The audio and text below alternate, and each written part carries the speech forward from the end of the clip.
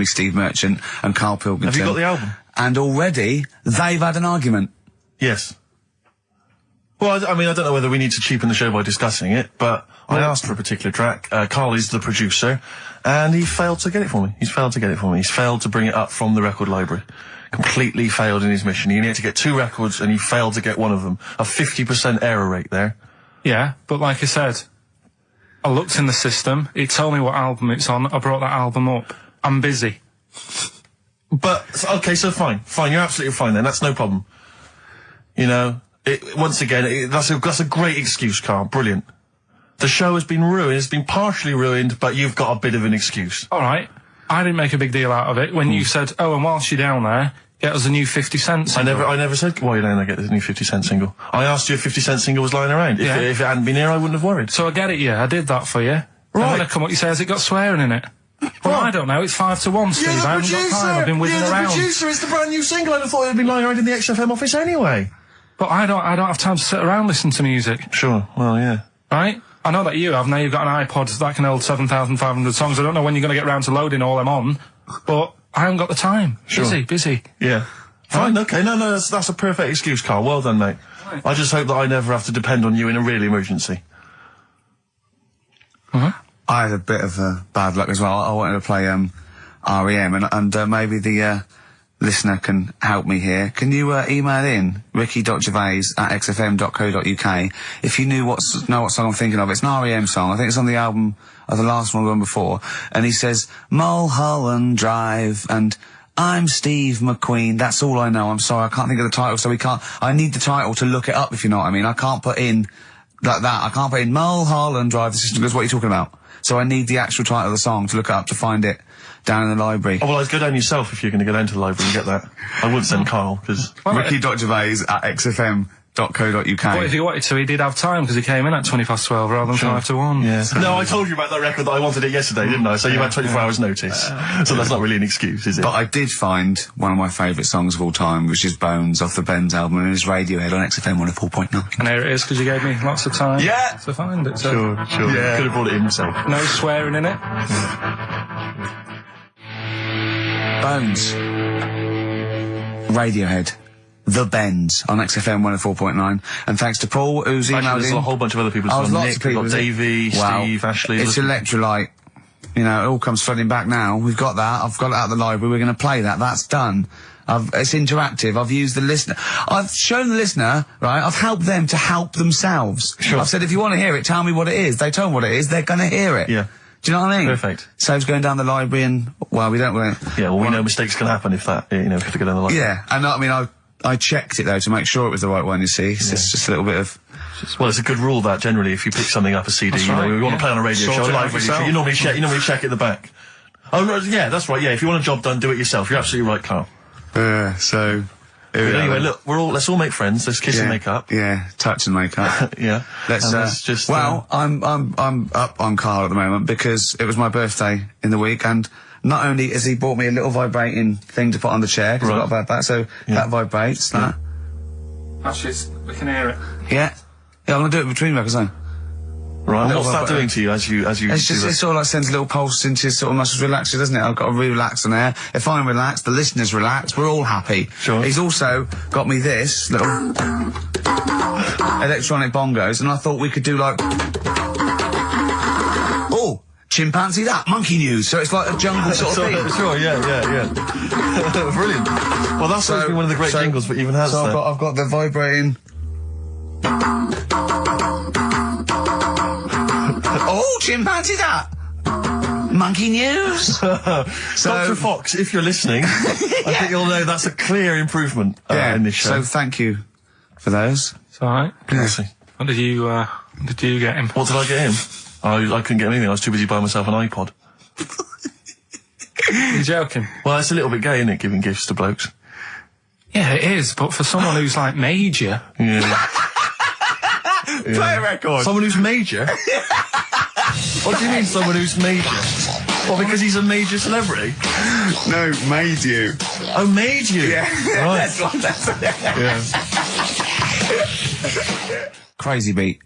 Blur, alright? On XFM 104.9. Brilliant. Yeah, so I also got, Jane got me a few nice presents, including my favourite of all of them, a real bow and arrow. A real bow and arrow? Yeah. Right. And what, you know, you're going to rob from the rich, and give to the poor? Yeah! I just got to make the little outfit. You and your merry men. She's got me like 2 yards of green felt. Sure, yeah. And yeah. I've just got to find and a tailor. tree house. Yeah, and someone who can make me a lovely little natty outfit. Yeah. Why has she bought you a bow and arrow? You live in central London, so where are you going to be using We've got this? a garden, I did it yesterday. I've got my finger though, because I'm meant to put protector, so it's just, it goes so fast, isn't it?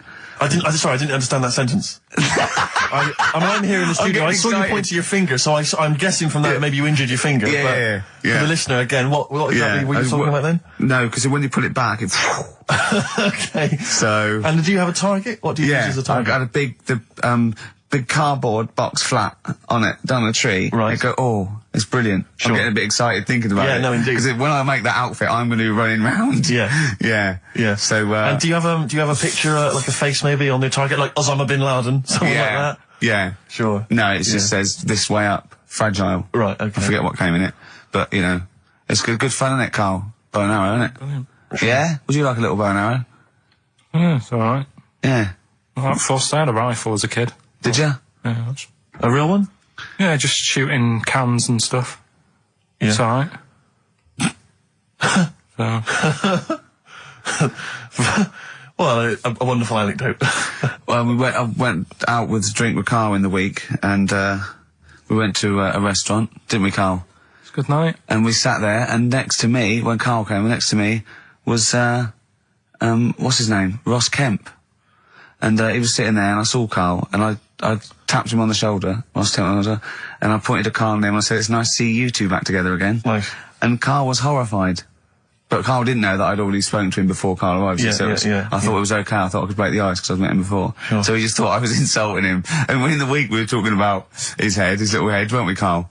And Carl suddenly stopped the conversation and said, if I had hair, what would we be talking about now? I think he'd had enough of everyone talking about it. And he looked good though. It's a special little do. He had it sort of, you know, cropped a little bit more. I like it when he's just freshly had it dane. Mm. Do you like? Yeah. Has that ever happened to you, Steve? If you're somewhere, say if you sat somewhere, does someone sort of, you know, is he anyone else who you look like, or would you say you're a bit of a one-off? I love these two. But to be fair, to be fair, he seems to be having a go at me an awful lot more than I do at him now. I mean, he just starts it. You know, he starts it out of nowhere. I think his is sort of a get back for the way you treat him as a producer, not, you know. But he's not a producer. If he produced the show, I wouldn't have a reason to criticise. But I think this is it. But seriously, I mean, it really winds me up though, because, you know, it started as a joke, but now it's abuse. Yeah.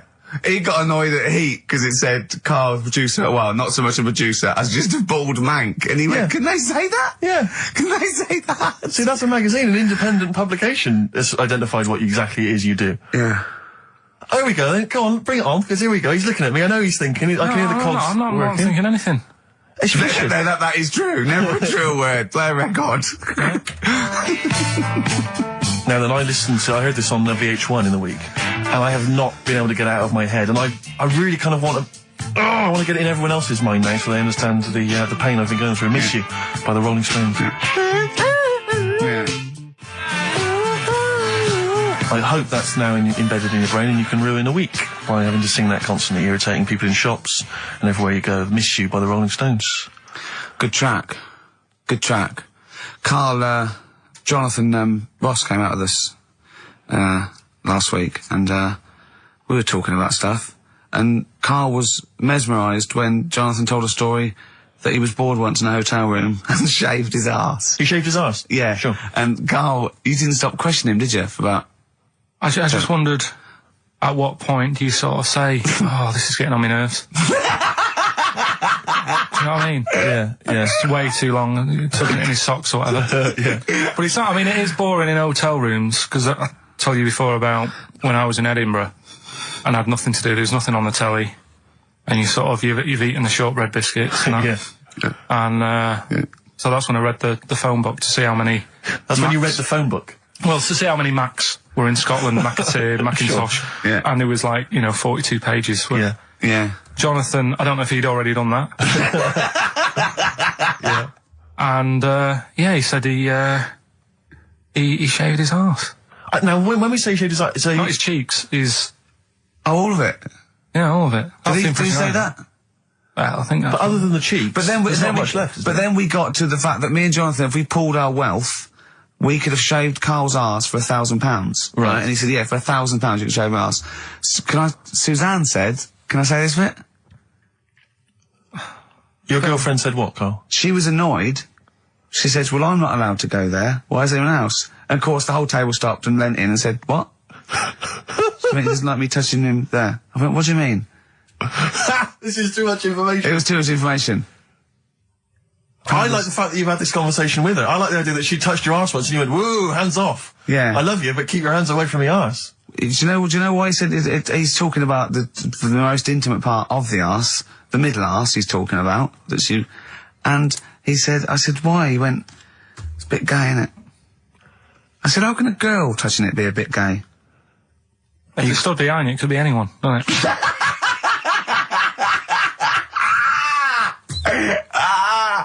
Oh, God. And it seemed, I mean, you can imagine the conversations we were having, right? And it's that thing that the waitress heard something every time she came over. She heard the word, like, Yeah.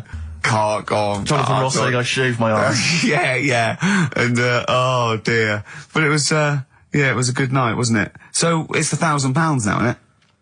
But presumably you give Suzanne half anyway, so everyone will be happy. You've used the arse to best effect. She's got half out of it, so she's made as much out of your arse as you have, in a sense. Me and Jonathan are happy. Yeah, but to be fair, it's his arse on the line. So... I know, but I mean, it's not like she's getting a bum deal. Well, she's getting 500, Yeah. quid. No, I understand that. But, do you reckon? Just thinking of some more... Play a record. Can I just ask, before you play the record, if we were to shave your arse, let's say we did it for charity or something, got sponsorship, how would we do it? Would we use one of those big kind of old-fashioned razors? No, I'd use a Bic Safety. I'd just straight And away. would you use a gel or a foam? No, first of all, yeah, I think I just, lather it up. Right, So you'd lather foam. up his arse first? I do the outside bits, just goes straight down, big broad strokes, clean, right? Then I'd have to go in the crevices, and I'd need an assistant. I'd pop it apart, and just very gently go in there. I might even use electronic equipment, just so there was no sort of, like, nicks. Okay. So, So an electric razor? or I might wax the internal middle arse. How did Jonathan do it? Because he did it on his own, didn't he? I just use mirrors. Why do I'll ask him, we'll call him later. But, I don't know. Well, perhaps you listening have once shaved your arse, maybe during an exam or something. What I think, and this is conjecture, but I think he was probably there, he'd had a shower, he's shaved his face, right, and thought, oh, he was naked, looks down and goes, oh, what a hairy arse.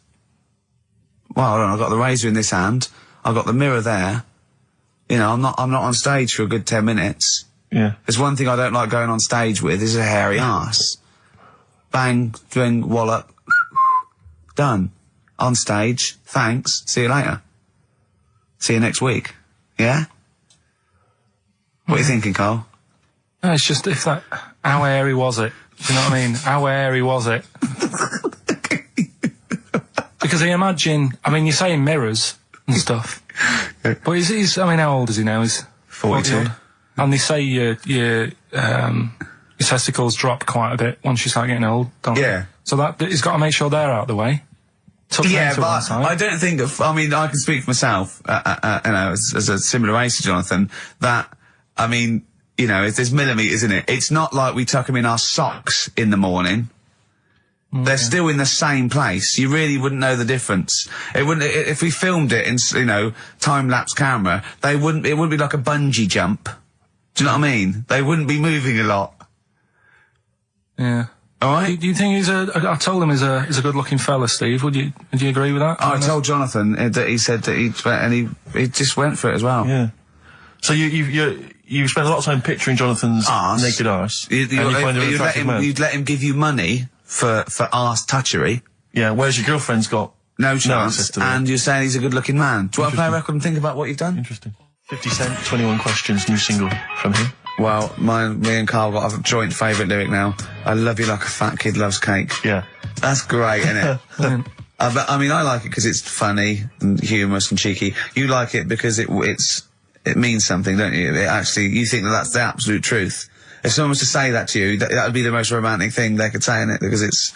No, I'm just thinking you know what it means. It's like the Elephant Man, right? The Elephant Man, that's what he's called. Again, you know what you're going to get. The fat kid loves cake. You've said it all, you don't have to say any more. I can't believe it. I'll tell you what made his day the other day. I love it. Jonathan Ross said The Elephant Man is one of the best films ever made. Yeah. Endorsed by a celebrity. I know. Well, by a film buff, really. It is good though, isn't it? It is a very good film, yeah. Right, come on. Quick recap. The first one is B. I don't think them birds should be around in this area. Right, that's B. Right? Second one, he doesn't like women, yet he's got a few kids. It's a bit weird. That's PD. And the final one, that bloke who does sport on the telly, he's got a little kid. Right? D, C. All right, and it's ricky.gervais@xfm.co.uk if you want to enter for Hellraiser. Oh, I'll tell you what, continue to do a little theme of like some old stuff people haven't heard of. If you're under 30, you probably never heard of this band. It's also a new thing I want to introduce. It's Show Up Camfield. Camfield talks the talk, he doesn't walk the walk. He doesn't play some rock classics on his show because he's scared. I'm going to play the tracks that Camfield's too scared to play. This is Kansas and Carry On Your Wayward Son, alright? Kansas. Carry on your wayward son. No, like, again, I spoke to you in the week, and I had much better things, like when I tell you about Brian Blessed climbing Everest, and for some reason it made him, it played havoc with his belly, and he followed through, and he had to clean up. Shut himself? Yeah, using ice and snow. Why are you telling me that Brian Blessed... in what way is telling me that Brian Blessed shit himself once in any way educational? Because I was saying how he was climbing Everest, right? Right. I give it to him, he's an actor and that, but he gave that a go. Yeah. Right? It played... What's the point of that, you'd say, wouldn't you? You'd say, God, he's you know... So he's alright. Me doing a boxing match for no reason is rubbish, but him climbing Everest and shitting himself... Yeah, he did that. It's commendable. Right, and he's only going to, like, go and do it again. He's going to climb it again. Yeah, but he might not shit himself this time. Yeah, what's the point in going? Nothing's changed up there. Yeah, good point. Yeah, What's it been? Well, it has. They've probably cleared it up by now. Right, but it's slip on it. I can't even be bothered telling you this one, because... Come on! Just do it, or do it now! Steve, how we doing? Look, no, never mind that. Look, just tell me what that means. Oh, he's a nuisance. Oh, this is so annoying, Carl. I'm going to go mental. Right, talk. Right, listen, I'm just putting this in here, right? Right, nuisance is a bit of a nuisance. Yeah. Apparently, the old fella who used to hang people... 1800s? Yeah. He used to be able to tell somebody's weight just by looking at them. Right? That's a bit of a bonus fact. We'll be the judge of that. The thing that I wanted to tell you is money for old rope. Do you know what I'm saying? I can't even be bothered. Yes, you're going to tell me now. Come on, Carl. Right, I mean it. Basically, money for old rope came from the... Right. What was all that about? You can tell someone's weight. What was all that bonus for? fact. And Brian Blessed shitting himself. What are you... What? Look, no, tell me... That now, you nearly made me swear then. I'm getting really annoyed. I'm getting really annoyed now. Tell me this back, Carl, or I'm going to go mental. Come on, Carl, time's running out. More that people, years ago, when people used to be hung, right? Right. If you didn't like the person who's been hung, you'd go, God, I really don't like him. And so you never forget the time. Because if they're being hung, we take that as read. Yeah. So they never forget afterwards to get the hangman to get the rope and to cut it up into little pieces, and he'd sell them. He'd sell the little pieces of rope to people. See, Carl, that's the most interesting thing, if it's true, that you've come up with. Right, okay. And so so they sell the rope? They sell the rope, and it's money for old rope. Money for old rope? Meaning, like, you know, God, it's easy to make money, all they have to do is cut it up and sell it. I'm cynical. Sorry, you were telling us a story about... So anyway, she'd get the newspaper, right, and she'd stick it in front of my eyes, and... what does that say? Go on. So she'd... You inherited a lot from your mum, didn't you? So she'd cut me fringe, right? Yeah. But then she'd go, oh, it's not straight. It's not very good.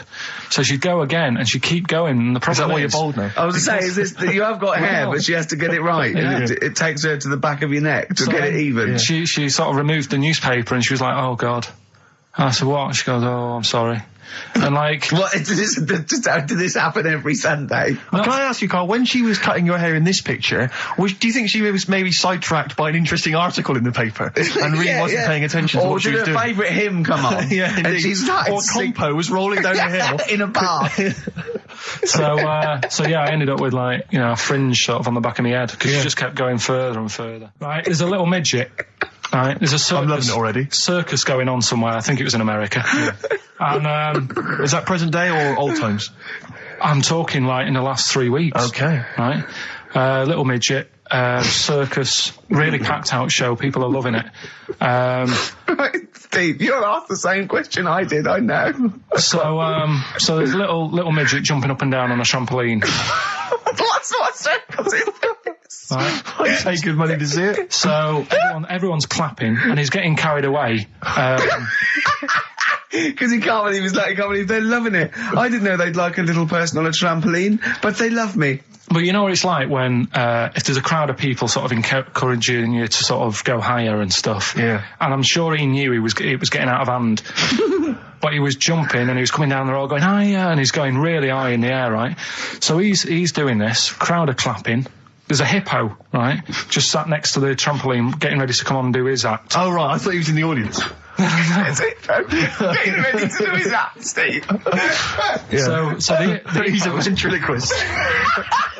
What do you mean he's sitting by the trampoline waiting to do his act? Because why does he sit in the dressing room and they go, 5 minutes, Mr. Muss, 5 minutes, Mr. Muss. So anyway, right, so the hippo's there. He's getting annoyed, is it, because the midget's he's going, how can I follow this? This is really annoying. They're going to be, no. So he's thinking, he's already done the trampoline, my pogo stick act is never going to work. Yeah, go on. So there's a hippo waiting. See, it's a great story, and I just know he embellishes it or it gets slightly wrong. Go on. So there's a midget jumping up and down. The hippo's getting annoyed. The crowd are going mad. The midget's loving it. Can't believe his luck. Although you think he probably knows he's dicing with danger. Yeah. So next thing you know, they're all saying higher. He gives it one big, like, heavy sort of landing on the trampoline. Goes really high, but goes off at a funny angle. Oh, hypotenuse. Okay. Yeah. And sort of flies up. Hypotenuse! Sure. Flies off at a funny angle. Ooh, Hippo's there, swallows him whole. Crowd are clapping, thinking that's why the hippo was waiting there. Rubbish. Rubbish. Right, that's Aqualung.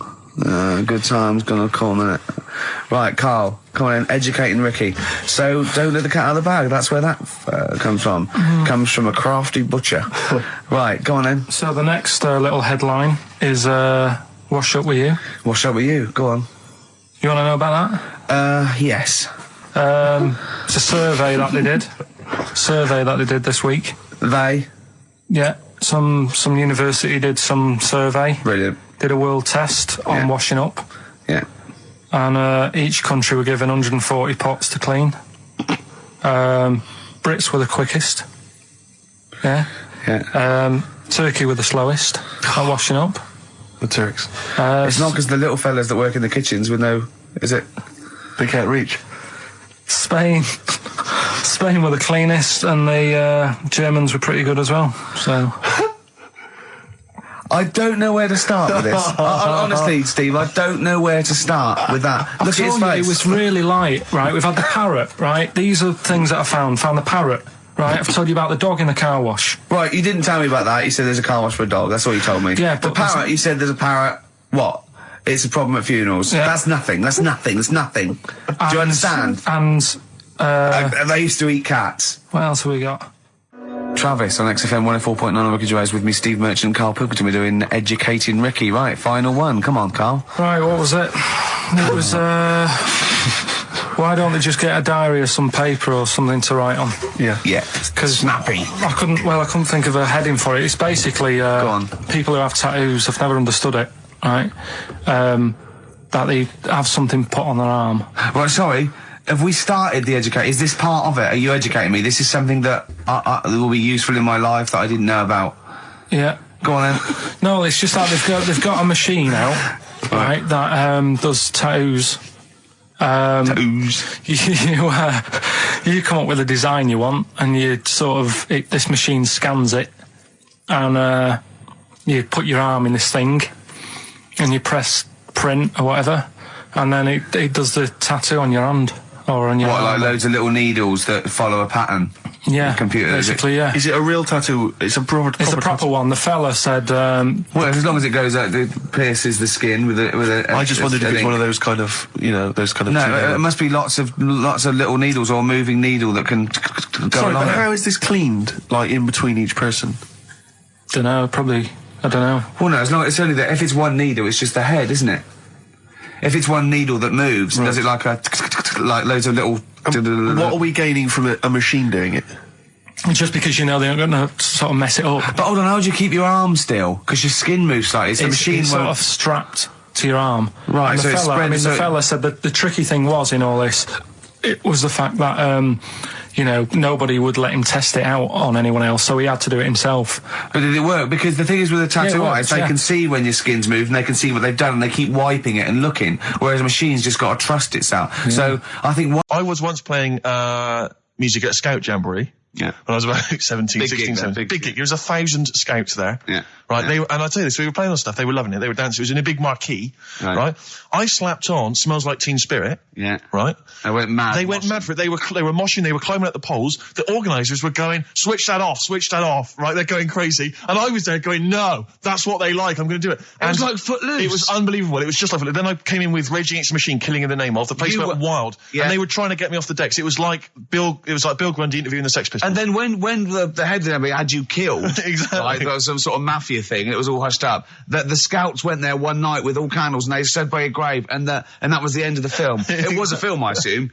No, this genuinely happened. I assume this didn't really happen. Yes, it did. I swear to God, I was playing Smells Like Teen Spirit, and it went wild, and the organisers were going, switch that off. They're going crazy, and I was going, no, it's what they want. Can I say something? It was brilliant. That to me, I've known you for about 4 years, and I've heard all those things. That must be the highlight of your life. Unbelievably so, yeah. You've never had anything that good or exciting since, have you? One day I hope to sleep with a lady, and hopefully it'll slide into second place. I saw a programme about a parasite the other night. Yeah. Apparently they get in through your eye and eat their way up through your genitals. Anyway, here's Radiohead. Yeah, exactly. Play a record, Carl. Stone Roses, yeah? Oh, Fool's Gold. Classic. Stone Roses, Fool's Gold. XFM, 104.9. Brilliant. Can't help but notice you've brought some sandwiches in, Rick. What's in them there? Cheese and onion. Cheese and onion? Yeah. Because I've never, ever seen you make sandwiches before. I've seen you take a piece of bread out of a loaf and sort of fold it in half. Crumbs everywhere. Well, Jane made that for me because I was in a bit of a hurry. I didn't think for a minute that you Why? made Because it looks neat. Well, they're wrapped in the tin foil.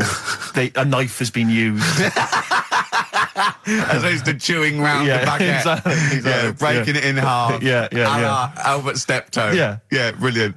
Yeah. Nice. It's great, but the onions are strong. Are they? Making my eyes water. Yeah. If I come and breathe on you, it'll cure any sort of skin disease you might have. Skin disease. We watched that, Carl, that Carl was raving about that thing about parasites, about worms coming out your brain and that. And I watched What is this? Is it a TV show? Yeah, called Body Snatchers. Right. And it was pretty fascinating. And, amazingly shot as well. I mean, it's got to win an award for photography. Yeah. And there was one bit that this little girl had been bitten by a mosquito and it laid her eggs, and it went to the doctor. She had a lump on her neck, like a boil.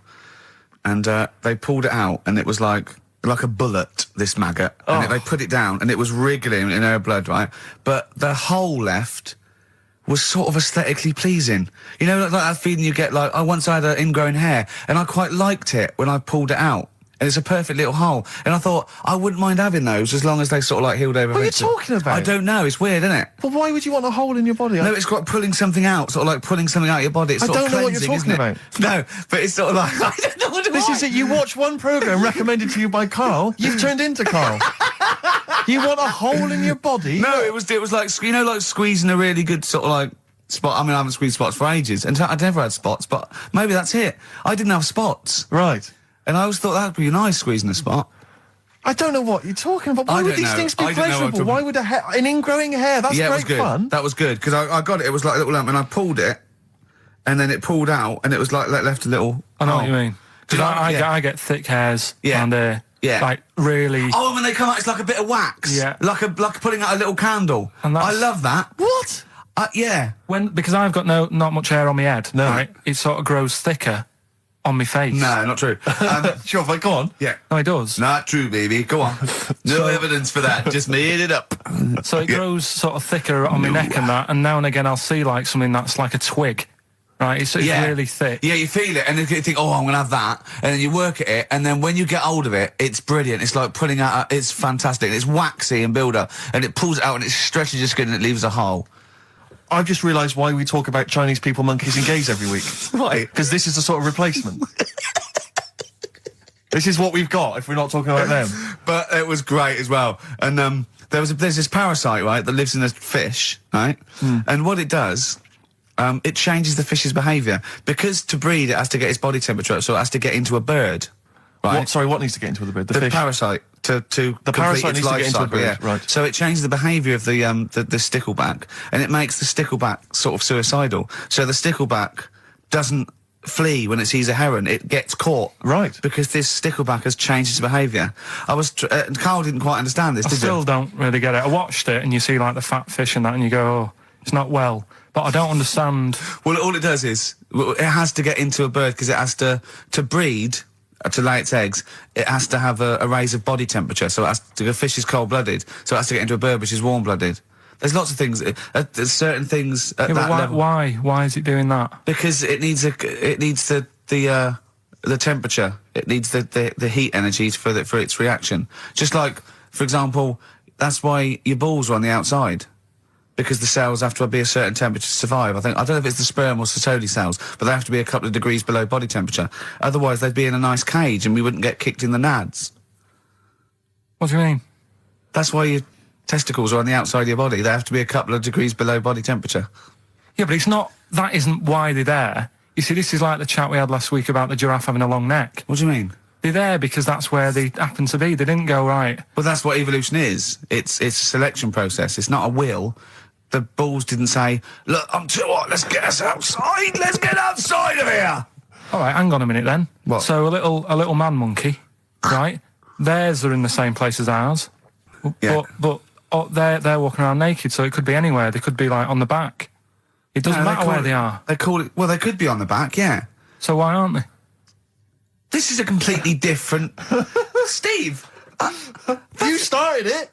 I wash my hands of the whole affair. And we're not only back to balls, but we're back to monkey balls. Yes. In one thing from about parasites, we're back to monkey ball news. Yeah. How do we get back to chimp testicle news? All right then. So this worm's in a fish. Yeah. It's like a little platyhelminth. I think it's some sort of. But what I mean is, why are they about? What do you mean? They Why? evolved. But why haven't they died out? Because they're very successful. Yeah. What do you mean? Yeah. What do you mean? Yeah. Tell me the brain event that made you say yeah in that 1 second gap. Because in a way I don't get it, and if I think about it too much, it hurts a bit.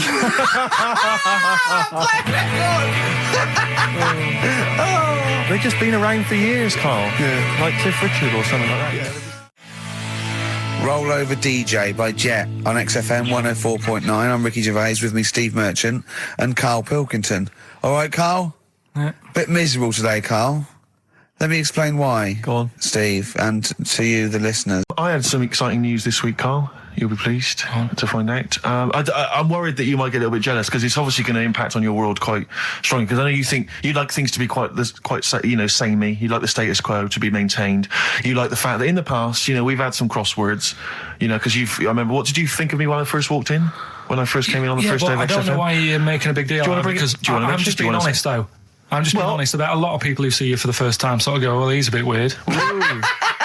I love that, Steve, that you brought it up, and then you're again. But I'm sure that wasn't what he said before. No, did he say before? Yeah, well, he's a bit weird. Yeah, well, he looked at you, and I knew. I could see by the look on his face. You know when you know your kid, and your kid's sort of scared of something, and they go, "Why's your kid?" He goes, "Oh, he doesn't like pigeons or spiders." Right. It was like that when I saw Karl, and I brought you in, and I went, "What do you think of that, Karl?" I could see the look on his face that he was disturbed. Sure. And then, as he said, you get used to it, don't you? Yeah, you get used to it. And you have changed a little bit. Your hair's a bit smarter now, and you've got some nicer glasses and that, I think.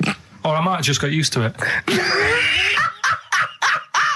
Whoa, don't bring it up, Steve. Don't look at me like that. So you say that you think some other people in the office thought the same? Do you know that for sure? Carl. Did you discuss it? Carl. Yeah, I think they do, yeah. Okay, leave it there then. But not just in the office, as you walk through the building.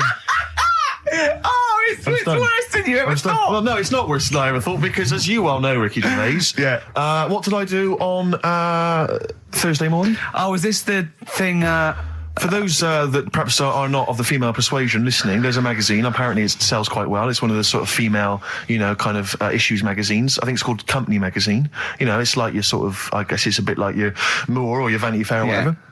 Anyway, they run every year the 50 most eligible bachelors in Great Britain section. Ding dong, hello. Who's in there this year? In the 50, in the top 50 of the entire country. And then they vote, and they put them in order and see who's the most eligible bachelor. But that's 50 people, right? It always annoys me slightly because bachelor, it kind of seems like a more sophisticated word for loser. Yeah, doesn't it? no. Which always sort of unnerves me And also slightly. they try and do a different 50 every year, so they're getting pretty desperate to get different ones. No, because also a lot of people who are sort of like successful, are married, so there's very little to... No. There's a huge... I don't know if this is international. It could even be international. I'm not sure, actually. So I could be up there with the likes of Justin Timberlake, etc.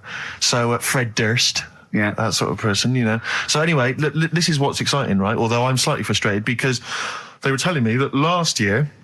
All right, because what happens is the readers of the magazine, they vote for who they think is number one most eligible bachelor, right? Last year, the prize was a 2-week trip in the Bahamas. Okay, this year I'm rather annoyed because all I'm going to win is a moped. That's the prize this year. That's the prize this year, a moped. Whoa, backtrack. What? Sorry, last year was a 2-week trip to Bahamas, and this year just a moped. All I'm going to get is a moped. All you're going to win is a moped. Yeah, you got no chance. You've got no chance. Who else is in it? Well, I mean, I don't know lots of people you'd never heard of. I know Duncan from Blue. Ding. So you're second to him at least already. I imagine you're going to come behind the other 49. But because there are people voting for me. They get to vote for me. Yeah, Steve. They'll see my photo and then they can vote for me. That blew me away, right? That the fact that you got the name, you got the number. Spooky bit, right? I'm walking home. I called you up a couple of times and I left a message on your phone because it was just amazing. Not only was he good at magic, but his maths was brilliant. No, well, that thing adding up to 42 was like, how did he do that? I mean, we didn't even make a big deal out of that. He said that to me. He said, all Carol Vorderman's got is the maths. Do you know what I mean? Imagine him on Countdown. Yeah. He'd even know what they were going to write down. Do you know what I mean? So a bit of a wasted talent. I should see him again about that. I think it's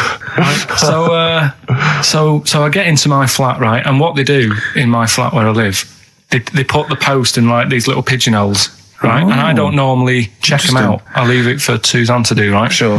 But this time, for some weird reason, I thought, right, I'll check it, see if we've got any posts. Open it up. There's only this.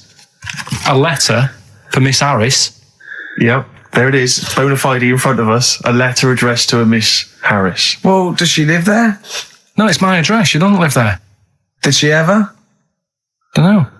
It doesn't matter. It's weird, isn't it? But we've never had. Normally, I think there was a guy who lived there called Yaki Shoki. Mr. 42. It was definitely wasn't an Harris, right? This is the first time we've had a letter for this woman. Yes. Right. But what are you claiming? Because Darren Brown himself admits that it is not paranormal, it is not supernatural, it is a trick. It's a trick. Is it? But he would say that, wouldn't he? Hitler said that. Play a record. Well, can we open this? No! It's illegal!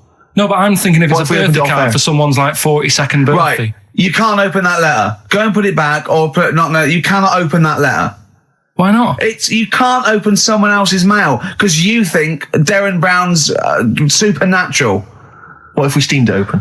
Then resealed it, no one would know. It's only a letter. You can't, you can, but I don't want any part of it.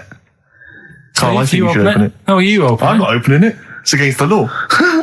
You should open it then. We won't open it then. They won't send you to prison. Forget it. You'll get off. Cure? Yeah. Bit of cure? There's no cure, no. I'm tempted to open it. Well, Do you want to, Steve? There you go. No, I'm not going to open it, but I think you should, definitely. 6 Different Ways by The Cure from the album The Head on the Door. We've enjoyed that.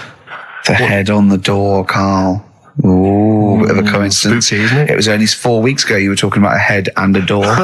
Exactly. Has the door got a number on it? 42. Oh, dear. So we're not opening it? No. Well, I can't open it because as the producer, right? Oh, yeah, because your standing in society is such that they'd make a real example of you, Yeah. a producer of a tin pot radio show once a week. Yeah, he should know better. He can press buttons and talk at the same time. Sending down. But they wouldn't try you in an adult court. You would get away. You allowed. would get away with it. Just they'd hear you speaking for a little while, and the judge would end up squeezing your head and letting you off. It'd be like those people who train monkeys to break in. Do you remember down in South London? We talked about it in the past, and they were going around robbing stuff, and they trained them to do it. Yeah, I think so I think that I don't think those monkeys would have got in trouble. It would have been the keepers. So, I think XFM would probably take the rap. Will you open it? No, I can't be seen to open it. No, he's a writer-director. Exactly. So am I. I can't be seen to open I'll it. give it here then. Right, I'm having no part of this. That's against the law, but Right, I'm having no part of it. open it. Come on, you started now. Right. The thing is, right, if it's important, we can say maybe she's listening. But do you need to stress? What it could be anything. What are you going to say? We're going to say, oh, and if you are listening, Mrs. Harris, you have got gonorrhea. Call the clinic. Do you know what I mean? It could be anything. Oh dear. Oh well, I think my talk did well. Well, what is it? It's the number 42 on there. What is it? Can you say? Be careful. What? Let me see what it is. What is it? Dear Sir, Madam, your periodical dental inspection is now due. Would you kindly contact the surgery to make an appointment? Harris, Mrs. Harris, if you're listening, your periodical dental inspection is now due. You might want to contact the But the dental surgeon that you normally go to. she could have a faulty tooth. 42. 42. 42. I don't believe it. 42. 42. Oh my God. There's only one bird that has a penis. It's Which not. bird It's is not it? a joke. No, it's not a joke. It's not a joke. This is a genuine trivia question. I'd say. Oh. I think I've seen one on this. Is it an ostrich? Right, you're going for ostrich, Carl? I'll go for ostrich as well. Right. Did you come up with that yourself, or? Yeah, I was going to say that before you said it. Well, guys, you went for ostrich. Chicken? You're both wrong. It's actually the swan. I larged into chicken. Yeah. What? That's a bit worrying then, because I thought I saw an ostrich penis. So what was I looking at? I don't know. Were you just examining it closely at the zoo? What? Were No, you? I just. It's probably a strap on. It was probably two leather ostriches giving each other one. Exactly. And that's how that can influence people. Things like that. Dirty, filthy leather ostriches can Confuse a child if he's at the zoo and he doesn't know. A swan's got. That's really annoying. I'd never give a swan a knob. So it's the little puffiest of all It is the birds, puffiest of all isn't birds. it? Yeah. Oh, I'm protected by the queen. But I need a knob. If I had to give a knob to any bird, Good question. No. I wish I'd posed that myself. If you could give a knob to any bird, what would it be? Phone in. Oh, vulture. of course, a vulture. That they need a big vein bang stick. Yeah. What about yourself, Carl? If you could give a knob to any bird, and don't make it rude. Or if I could give a knob to any bird, What I'd make bird it do you that suit Jordan. up? It's got to be a bird of prey or something like that, isn't it? Cool.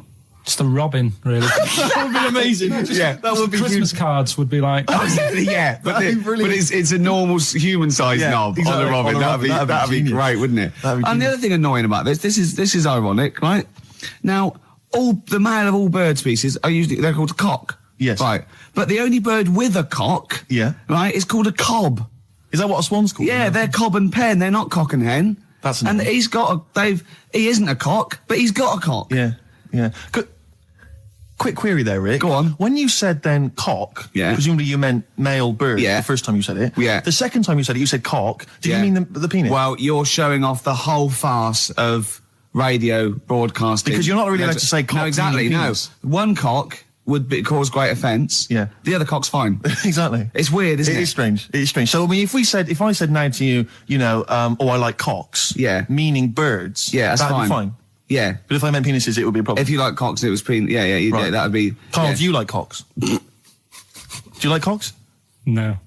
Right. Okay, that's fine. That's fine. I was asking if you like. No, I like, you know. Yeah. Well, I mean, I'm a big fan of tits. The small birds that come down and peck at you. Yeah. Yeah, you like tits and cocks. There's nothing. Tits and cocks, There's nothing nothing wrong wrong with. There's nothing. Carl, don't worry. There's nothing wrong with saying tits and cocks. When I said tits, I meant the little birds. Yeah, and when I said cocks, I mean the big birds. Yeah. Do you know when Go on. No, go on. No, it's just that it's when you talk like tits. Yeah.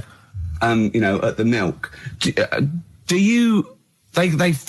I like the fact they flutter away when they hear the milkman coming. Oh, come on. So when What? What are you talking about? What are you talking about? No, when the milkman's coming, when he's walking up.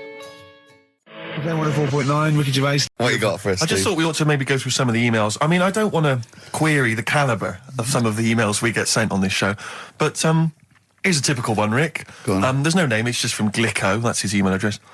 It's just a question to you, Rick. Did I see you walking around Marylebone High Street last Sunday?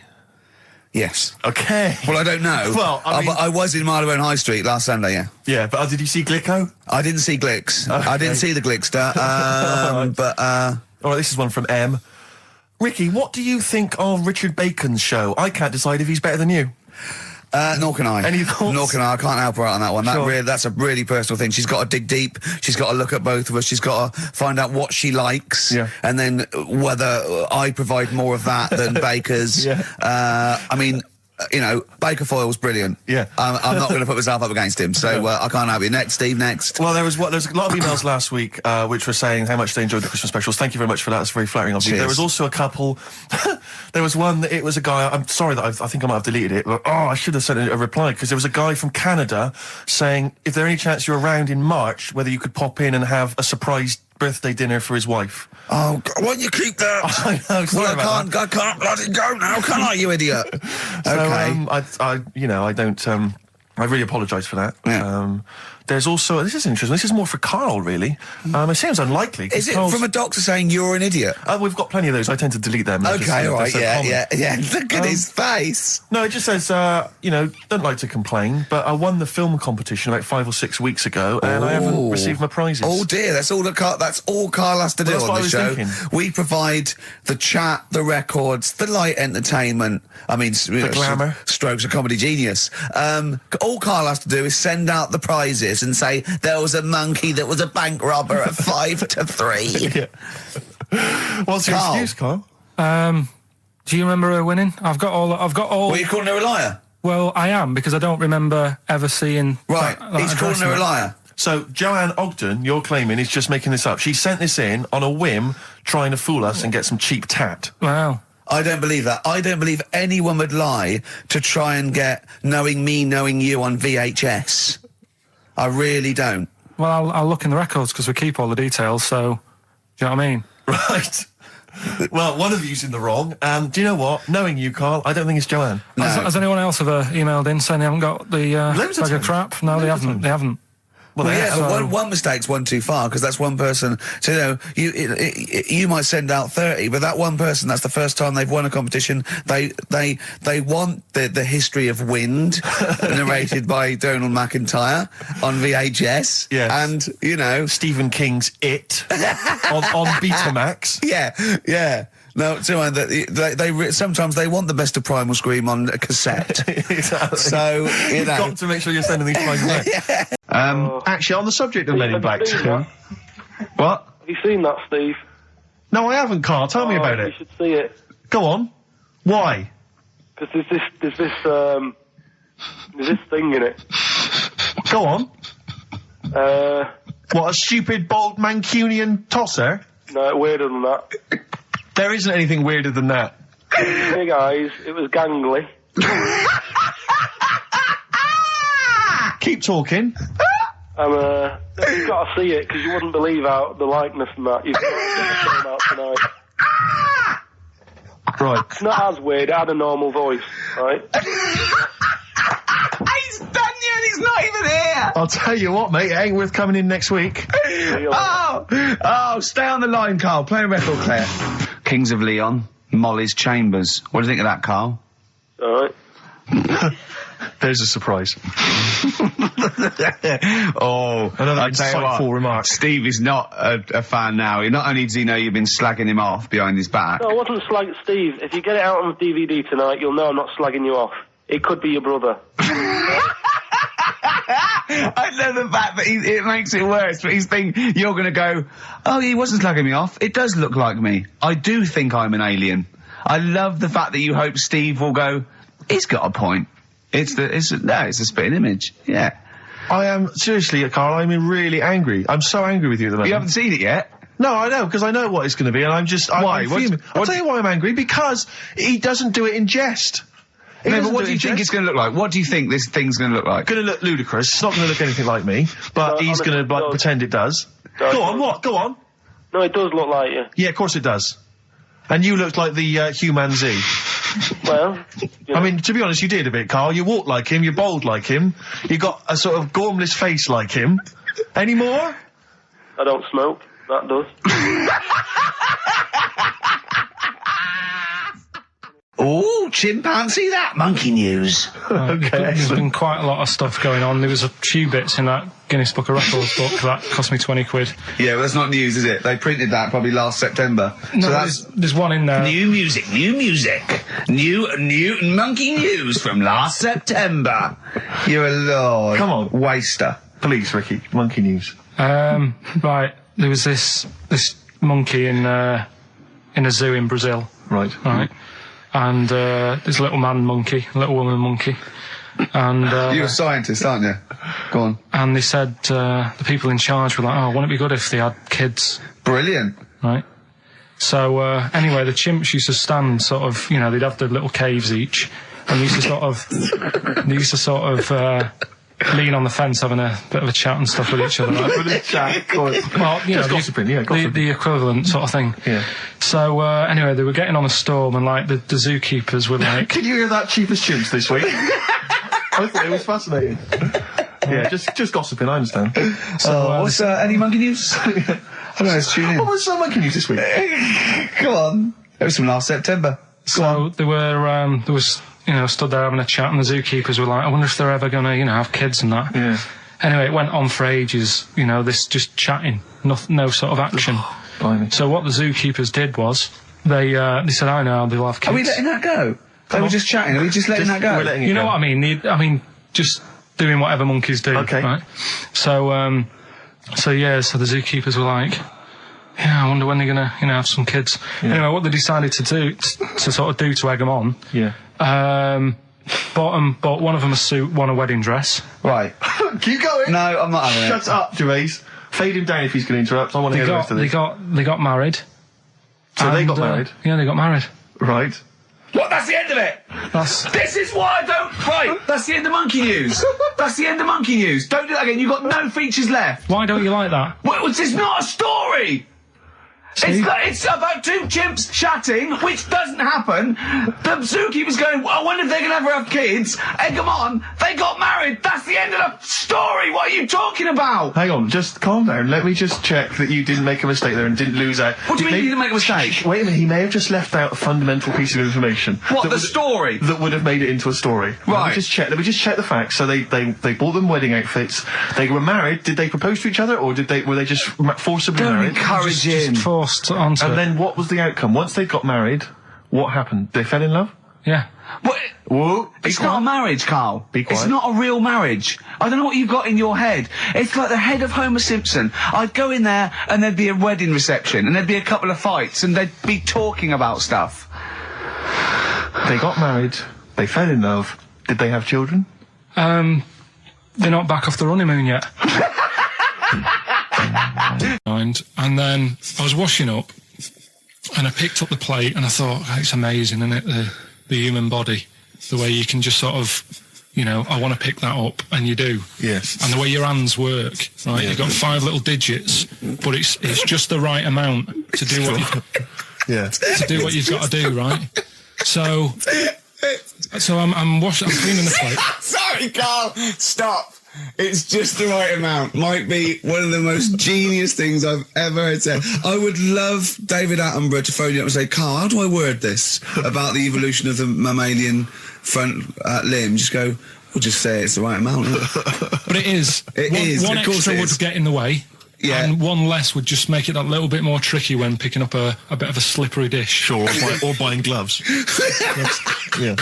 A slippery dish. So then I was thinking, right, imagine like going to the doctors and they're saying, yeah, everything's all right, your heart's good and everything, but Your art's good? What, your Larry's, or...? yeah, your heart, you're in good form and what have you. It's good news. You know, I had Gianno in earlier. He's not looking good. Yeah.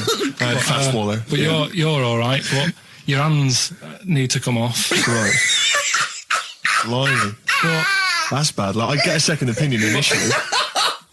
but a bit of good news. I've got a nice pair of feet I can sort you out with. Yeah. And he puts them on, and then I was thinking, right, first of all, washing up, what would that be like? I thought, Steve. that'd be tricky. Yeah. And then the second thing was, it'd probably ruin the sort of the shape of your jumper. Because you have to keep putting the feet through there. Yeah. And then I thought, I could still cycle in Okay. to work. You could run in. Well, that's the thing. You'd be really fast. Well, that's what I was thinking. I thought I could still cycle because I could balance, and then I thought, but the only thing is I probably couldn't pull the brakes. Because of the little short things. Yeah. And then, like you, I thought, but then again, you're running in half the time. So that's what was going on in last night. So she said, yeah, it's a nudist beach. So I said, well, why, what? I said, we're all it's all mixed up. Normally on a nudist beach, it's a nudist beach and you don't go wandering on there when you get clothes on and that. So it annoyed me a bit, because there wasn't any signs.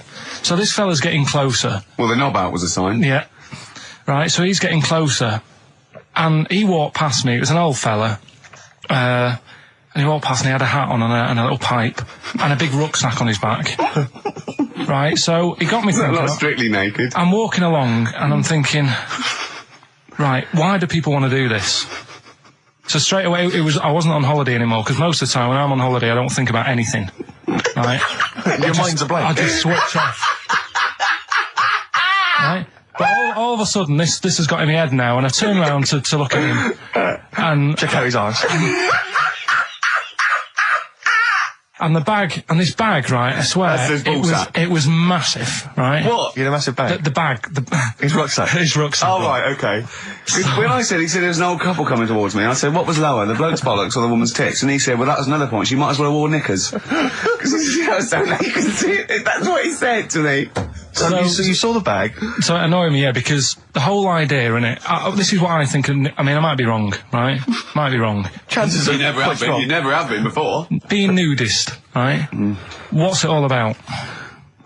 So I'll tell you, on that point, Carl, let's play a tune, let's come back and we'll discuss... What are we going to play? We'll discuss that very issue. We've got some ideas. We did chat about this last week, Carl, in your absence. All right. Well, we'll play the choral. Okay. It's a good one, this. Yeah. I'm sure if there's a doctor listening or a nurse, they will clarify Right. that if they pump you with all sorts of stuff, it wants to come out. Right. So you're sat there having a serious chat. It's a quiet hospital. The woman next door with the blue hands suddenly starts seeping gas, right? Well, I start laughing. Because if there's one thing that makes you laugh, it's that. Is a 98-year-old woman with blue hands fine? So you try to hold it in because it's a really quiet hospital, and it'd be obvious that that I was laughing at, and I didn't want to be mean, but it was funny. And then it got me talking about my auntie, because my auntie Nora, she same thing, pumped her with loads of drugs. She used to have a cabinet next to the bed is like boots. She's got loads of stuff, right, for all sorts of stuff. And I mean, she's not that old, but she's on loads of stuff, right?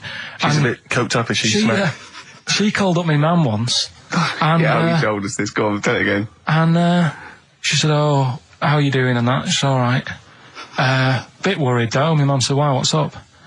She said, I've been breaking wind. So she goes, well, you know. She says, no, but this one is going on and on and on. And she was like, she was like, what do you say? What's like passing wind, farting for 5 minutes. One thing, not like, you know, trumping and then nothing. Yeah. Continuous drone of a fart. I'm eating. Hey? I'm eating. So am I. Carl, you have to carry on. Right, yeah. We're all eating. Those crisps, food crisps. So last week, you were playing your feature, that song I shouldn't switch off because I'm enjoying the story. Yeah. And we played Living for the City, only you played the single mix, which doesn't have the entire second act, if you will. Yeah. So, Carl, you've not heard it before. You're excited. Heard it before. You're excited to hear the second act because, as far as you're aware, there was a young guy. He's living with his family. They're fairly impoverished in Mississippi, but they're happy. They're getting on all right. But you're not even aware that he's moving to the big city. No, it just fades out. Well, that's the city in question. I mean, I've liked this song for must be, 3 or 4 years, and I've always listened to the single version. I had no idea that I didn't know the full story. So yeah, it's not. I mean, I know your attention to detail. You like to know the full story, like where everything. Well, was. the whole idea of the feature is to say, you've got to listen to the song. Where was the lead plate thing? Where was the lead plate thing? That was like a few years back. Where was it? In Britain and Scotland. Yeah. It was a problem all over the world. They had to deal with it. You're making it up now. Is it something you saw in Lord of the Rings? Yeah. Right. So anyway. Yeah. So the Lion and the Witch. Yeah. Go on. Go on. So far, then, what did we learn in this story from? We learned so far from Stevie that there's a young lad. He's got a family. He's fairly happy, except they're very poor and they struggle to get by, but they're happy. They're doing it anyway. He's moving to the big city. Carl, this is the bit you didn't realise. Just play the track. Okay. Here we go. So this is halfway through. This is halfway through the tune now. You've not heard this before, have you? Let's go. Sorry, I accidentally played an episode of Kojak by mistake. We were going to play a song. Oh, what did you make of that then? Yeah, what's happening there then? Eh? He was living with his family. He was fairly impoverished. He's moved to the new bus he was on, was it? Right. So what's your take on it, Carl? After hearing that, what I've worked out by it, the first part that we heard last week, everything's all right, but it's not that great living in Mississippi, right? So he goes, I'm going to go to New York. There's plenty of work there. Yeah. They'll sort of accept me as, and everything. So he goes there, and the weird thing is, he's hardly, been in New York for a second. He gets on a bus, all of a sudden some cop is arresting him. He's like, what's going on? And then he's got 10 years. I mean, what you can't hear, because the levels are quite bad. I mean, I work with sound. I can't really hear what's going on. You're criticising Stevie Wonder, I'm sort of guessing that he didn't pay his bus fare or something. And 10 years. He got 10 years for that. I really don't know what was going on. And the last one. Got that one. That's terrible. That's terrible. Okay, quickly. Oh, God. And the last one is that bloke who does. Come on! It's making me laugh. Come on, Carl. Be professional. Right, the last one. Right. I can't do it. It's making me laugh. Oh, come on.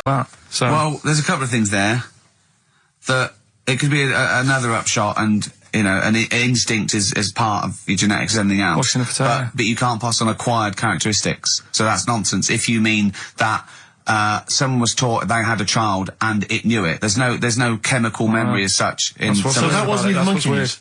No, the monkey news. We've covered a lot of stuff. There was sad stuff, wasn't there? Yeah. There's some funny stuff in there. Yeah. Do monkey news. Playing robbers and that. Football team. A monkey football team? Yeah, in Costa Rica. Oh yeah. Got all the team members here, right? Right. All the different things. Little goalkeeper. Apparently he's on transfers from some other club. But the bit that got me attention is, apparently he's a holder of PhD of physics. Do you want to have a look at that, What, the goalkeeper? Yeah, just the goalkeeper. The others haven't done that much. The others haven't done that much. Well, I believe that he's got better exam results than you, Carl, but I don't believe he's got a PhD in physics. Obviously. Do you know what the name of the team is? Coconuts. Oh, so if the Telegraph are listening, that is the sort of quality entertainment you get. Well, you don't anymore. Let's just put a song on then. Yeah, that's the end. Goodbye, everybody. Have a lovely summer. Yeah, the rest of it, and we might see you in October. We might not. It's up to Karl Pilkington. Chances are slim. So call 0207 766 6000. Ask for Karl Pilkington. Or email him. What's this? This is Tim Buckley to end with. I think you'll enjoy this. It's called Once I Andrew Was. Phillips. Call Andrew Phillips. See ya. Where's the monkey news? It's been a bit quiet, hasn't it? I've been. What, in the last keeping an eye 3 out. months? Okay, there was something that I found last week about one that was in an old people's home. It escaped from some zoo. It was wandering about. It was enjoying itself. And then when it got to the night time, it was like, oh, what am I going to do? And the first place it came across was like this old people's home. Went in there. I think it was there for about a week and a half without anyone realising. No, it did. No, so the helpers and the nurses and the social workers and the matrons and all that, they thought, well, Mr. Sanders looks a bit hairy. But I mean, that happens, you know, it comes out your ear and your nose when you get to about 70. And he stooped over, yeah, of course he has. He got bow legs, yeah. And he eats more fruit, of course he does. Well, that's when they realised. Why? Because someone in the kitchen said, hang on a minute, getting through more bananas than we normally get. What else you got? Monkey news. Yeah. Well, let's do monkey news. You want to do it now? Yeah. Oh, we might as well have some monkey news. Let's have some monkey news. Do some monkey news. You made enough noise there, Rick? You want to... Sorry, but sometimes I like to move around, lounge and that, and the mic... Sure. You know what I mean? Yeah. Well, let's have the jingle. We've not heard it for a while. Oh, chimpanzee that! Monkey news, Right. I haven't read this through properly. No, I'm just zoomed that. Right. What do you mean you haven't read it through properly? Basically, right, it's about problems with chat rooms and that, right? A lot of people, it's like the new way of meeting people and that, in it now, chat rooms. You get on there, you can have a chat. If you say someone was having a meeting with someone, they wanted to meet... Right, okay. Please don't preempt it. Right, there is not an animal in the world that can operate and understand... Do you want to know the story? You said did they get married? It was 3 months later. She realised, oh, there's a lot of bananas gone from my fridge. I want a divorce. This is what annoys Bobo. You say that monkeys can do Shakespeare if they're given the time. No, that's not it. Let's not get into the whole Shakespeare and monkeys. It's a philosophical conundrum. Please, let's not get into that debate again. It's about Right, so this one then. Oh. So this chat room, right? And the thing is, with chat rooms, you have like a big boss who's looking over it and making sure nothing dodgy is going on. Right. Right, so certain keywords come up and... Who's that, Dr. Zayas? Right. So anyway, they were looking over it, trying to look for dodgy stuff, but they kept coming over like really strange things. Like, instead of saying, do you want to meet in a restaurant or bar? Right, it'd be like... Do you want to meet in a tree? What tree do you want to meet? Right, okay. Are you shooting off? That's the end, yeah. I'll see you later, Seriously, because that's gone. I'm just going to listen to the end of it anyway. You're an idiot. You're an idiot if you believe that shit, honestly. No, I'm just telling you what's online. Let's hear the rest of it. You're ill. Okay, well, I don't know the PC term for this, so I really apologise. You're nearly retarded in some aspects. Instead of sort of saying wear something sexy, they'd say make sure you bring plenty of bananas. Right, you're talking absolute... Okay. Are you making up the monkey news now because you can't find it anymore? And instead of saying, should we get married, they're saying, how swollen and red is your arse? You stupid fool. No, that was me. Mark Ronson and Ooh-wee on XFM. Well, what a great show. We've had... Informative. It's been fun. We've learnt some, haven't we? Yep. What have we learnt? All sorts of stuff. We've learnt that Carl is an idiot. Yes. That he believes that monkeys can get on That's more of a confirmation of... It really, we always suspect it, but that's... I just read a little email from someone who just said that in Northern Ireland there is a town called Muff. Is there? Yeah, it's worth knowing. Yeah. What else we learned? Monkey news. No one's got anything like monkey news on radio, have they? Think of that as a boast. Yeah. No one has got anything like this gout. Yeah. You call that a boil? Look at that and look where it is. Yeah, exactly. Brilliant. But that's how proper DJs fill up their time. They don't talk about monkeys and, and all that kind of drivel. Oh, do you think monkeys are drivel, Carl? We'll still be doing a bit of monkey news. It doesn't matter how much you have a pop at it. It's coming up in a bit. Yeah. Got some good stuff this week. I know it's been a bit dull. Yeah. Last 2 weeks. Well, no, it's not been dull. It's been totally untrue. As ever. Bordering on the impossible. I mean, monkey dating, saying, what tree are we meeting in? You believe that sort of drivel. So, I mean, oh, God. Jonathan Ross told a story about a chimpanzee once. It was about, but it was about how it escaped from the zoo and it jumped on a bus. Right. Okay. Interesting. Funny. I right? did that one. But is there possibility in that one being true? I did that one I think you said something like he drove the bus, or he was conducting it, or I collecting think you fares. said he took it to Spain. Do you see the difference? It's that little stretch of credibility that means it's all shite. How is Jonathan Ross? All right. Is he? I wonder how long it would take before his name popped up. Have we got monkey news? Have we left monkey news behind? Monkey news, come on! What happened? You can't offend monkeys. I'll tell you what is annoying. What? Steve's told me about a film that is about a monkey going off with a woman. The Charlotte Rampling thing where she It's a film takes... called Max Mon Amour. Yeah, she has an affair with a monkey. Go on. Yeah. Oh, what happens? You wouldn't like Don't it. go- we can't go into You it. We wouldn't need like it. monkeys. You wouldn't like it. It's not like it's weird and you wouldn't, Carl, it's not like a nature program where he wears a bowler hat and can talk. Okay? The nature programs that you seem to see. Yes, I'm trying to think. I haven't seen that one. No. Yeah. Come on. Do monkey news. Well, monkey news this week. Play the jingle. Oh, chimpanzee, that monkey news, Right, it's about this monkey that was knocking about in the 1950s. Right. It was known in the sort of LA area, right? And apparently, again, I haven't really checked all this out. I've just picked up bits that look interesting. Yeah. Wore a golden mask and like a cape and a leopard skin belt and stuff, right? So people didn't know that he was a monkey. Of course they didn't know, yeah. They thought it was this bloke who's going around and he was helping out crime situations and stuff. Right, you're an idiot. So this disguise, that you see a 3'6" bloke with arms the length of his body. No, but that's the funny thing, right? They sort of thought, it's a bit odd, he's stocky, yet extremely flexible. Yeah, and hairy, because he only wore a white mask and a belt. And a distinctive jawline and stuff. And then, Right. apparently, like, he used to sort of get to his... Nothing we say gets through, does it? You've decided you can Just picture telling this you, just monkey telling going you around what's going solving on. crimes, and it's... telling you. Let him finish the story. Time's running out. So it sort of get to its crime by, like, swinging from the trees and Of course stuff. it would, yeah. right? But people just thought it's a normal fella. Of course. Then what happened was...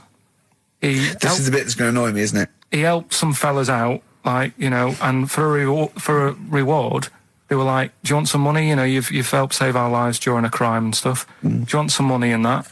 And he just went straight for the shopping bags, got a couple of bananas and apples, right? And as he was bent down, looking into the bag, getting the bananas and apples, they pulled his mask off. Little monkey. So he wasn't allowed to work for the police anymore? It ended there. Sure. Weird, isn't it?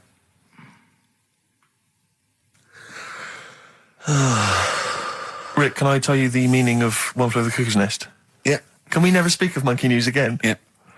It comes apparently from an American children's nursery rhyme. 1, 2, 3, 4, 5, 6, 7. All good children go to heaven. Some fly east, some fly west. Some fly over the cuckoo's nest.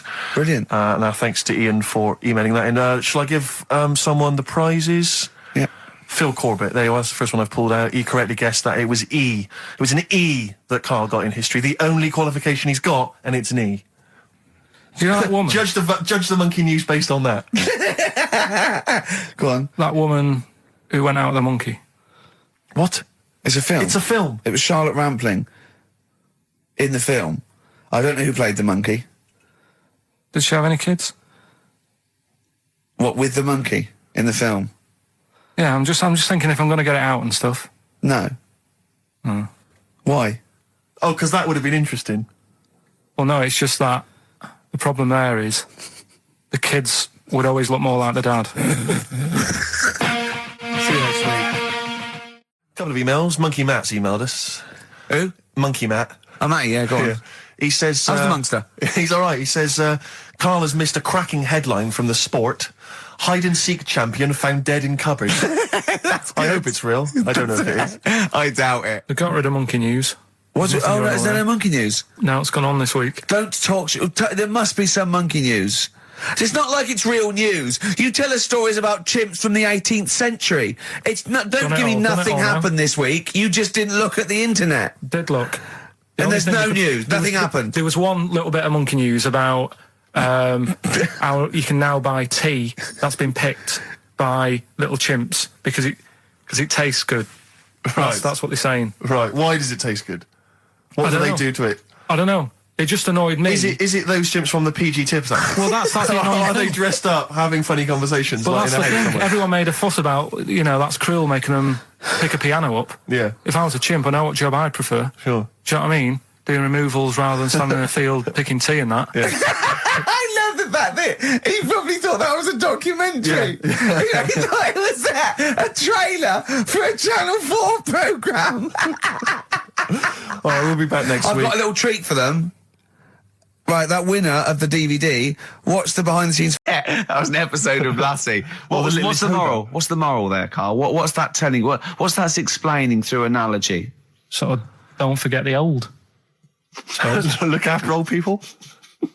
I remember there was one I heard once about a young boy who got trapped in a lake inside a cage. But he loved his trainers so much. He wasn't going to get them wet. But even though he had to get out there, and even though he thought that was the important thing because it's material value, he actually drowned, and the trainers were no good to him then. That was Bowie and Waterloo Sunset. Love that. Love the original. Love Bowie. Bowie was my gig of the year.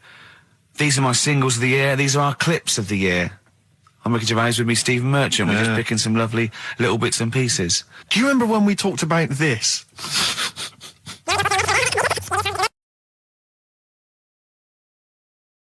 So we just had a text here that says, and I don't know what truth there is in this, as ever, but John says there is apparently a nude bike ride today in Hyde Park. Now, I can't believe that's the case, because I don't think it's allowed, is it? You can't ride around with your veg, can you? I don't know. Why would you want to? Well, good point. On a bike. On a bike, I love the fact that that's what disgusts him.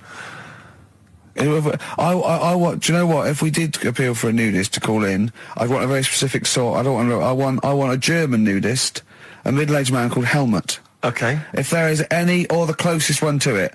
So I want a middle-aged man from Germany. If your name is Helmut, you're in. But I'll accept Hans.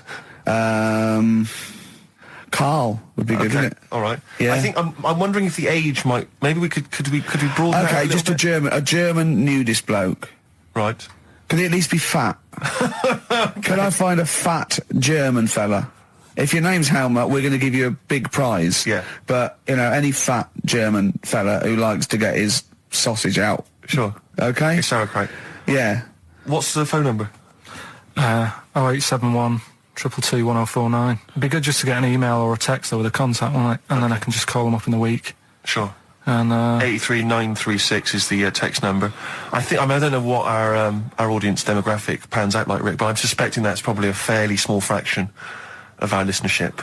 I know, but there must be someone out there, if you know a fat German who likes to get his tackle out, of phones are going. Straight away. Just answer it, Carl. Just answer it. Just potluck. it could be anything. Well, just see what it is. To be fair, it could be a nutter. But just say hello. Just tell your turn. It's not straight away. He'll stay there, won't he? He'll stay there. Well, answer it. Answer it. Leave it. Answer it. Oh, you see this? It's gone. It's gone. There you go. He bottled it. So, just as well. Well, you took too long to answer it. There's a vicar in Australia who started sort of doing his services and all that in nude. Hot, isn't it, out there? Yeah, Where'd but you get the churches aren't. Churches are pretty cold. It was on some website. Of course it was. Yep. Just saying about a vicar and that who's there's a lot of nudists and that who want to get married. Do it, don't mess about with the wedding dress and that. Just snip up. Cheaper, isn't it? Well, I suppose it's so. I suppose if you believe in God, you believe that that's the way to be, innit? Because Adam and Eve and that. Yeah, but then in Adam and Eve, the shame made us dress up, didn't it? Yeah. Eating the apple and things. Yeah, but God didn't want that, did he? No, he wanted to see it all. He was loving it. He was having a whale of time getting a life full of all of that, and then the snake said, cover yourself up. Stitched him right up. What exactly is there then? Is it just a kind of moon-like kind of surround with just kind of dust and rock? That's exactly. You see, I was there when the Mars thing went wrong. Yeah. I would have just sent a camera crew there, filmed a bit of that, right, and say, here we are, this is it. Yeah. Ignore the little coffee shop in the background. Yeah. Right? This is Mars, because that's where it's like just loads of dust. Yeah. Holes everywhere.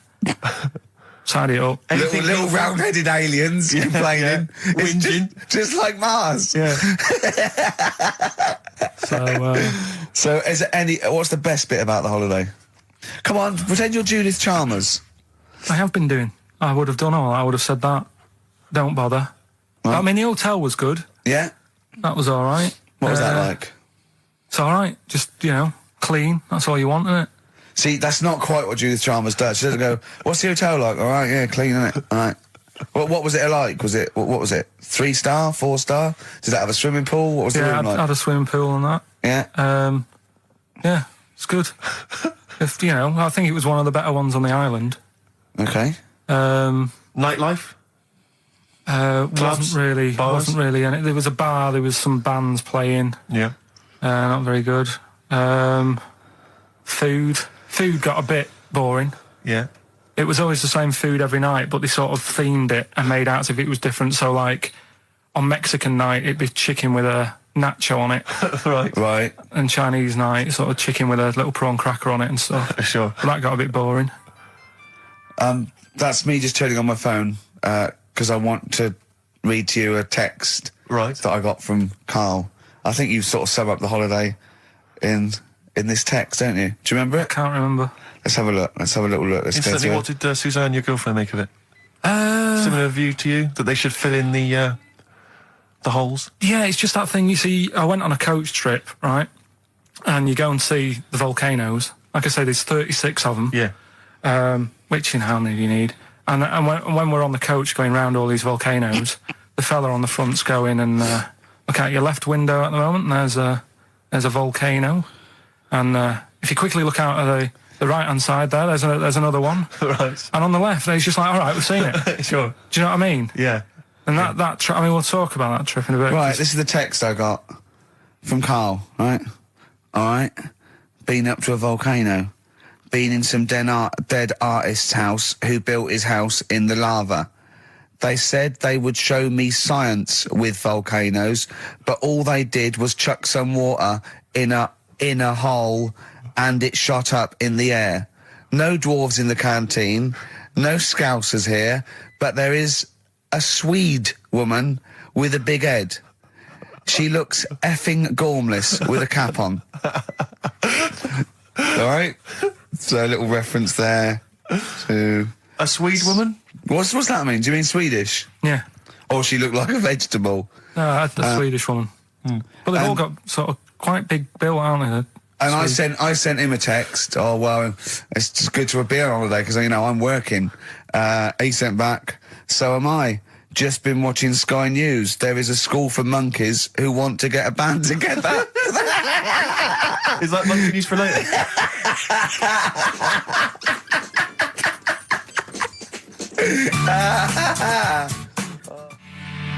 Oh My Corazon by Tim Burgess. I can't get enough of that. I love that chorus. On XFM 104.9. Ricky Gervais, Steve Merchant and little Karl Pilkington. But it was a nice holiday.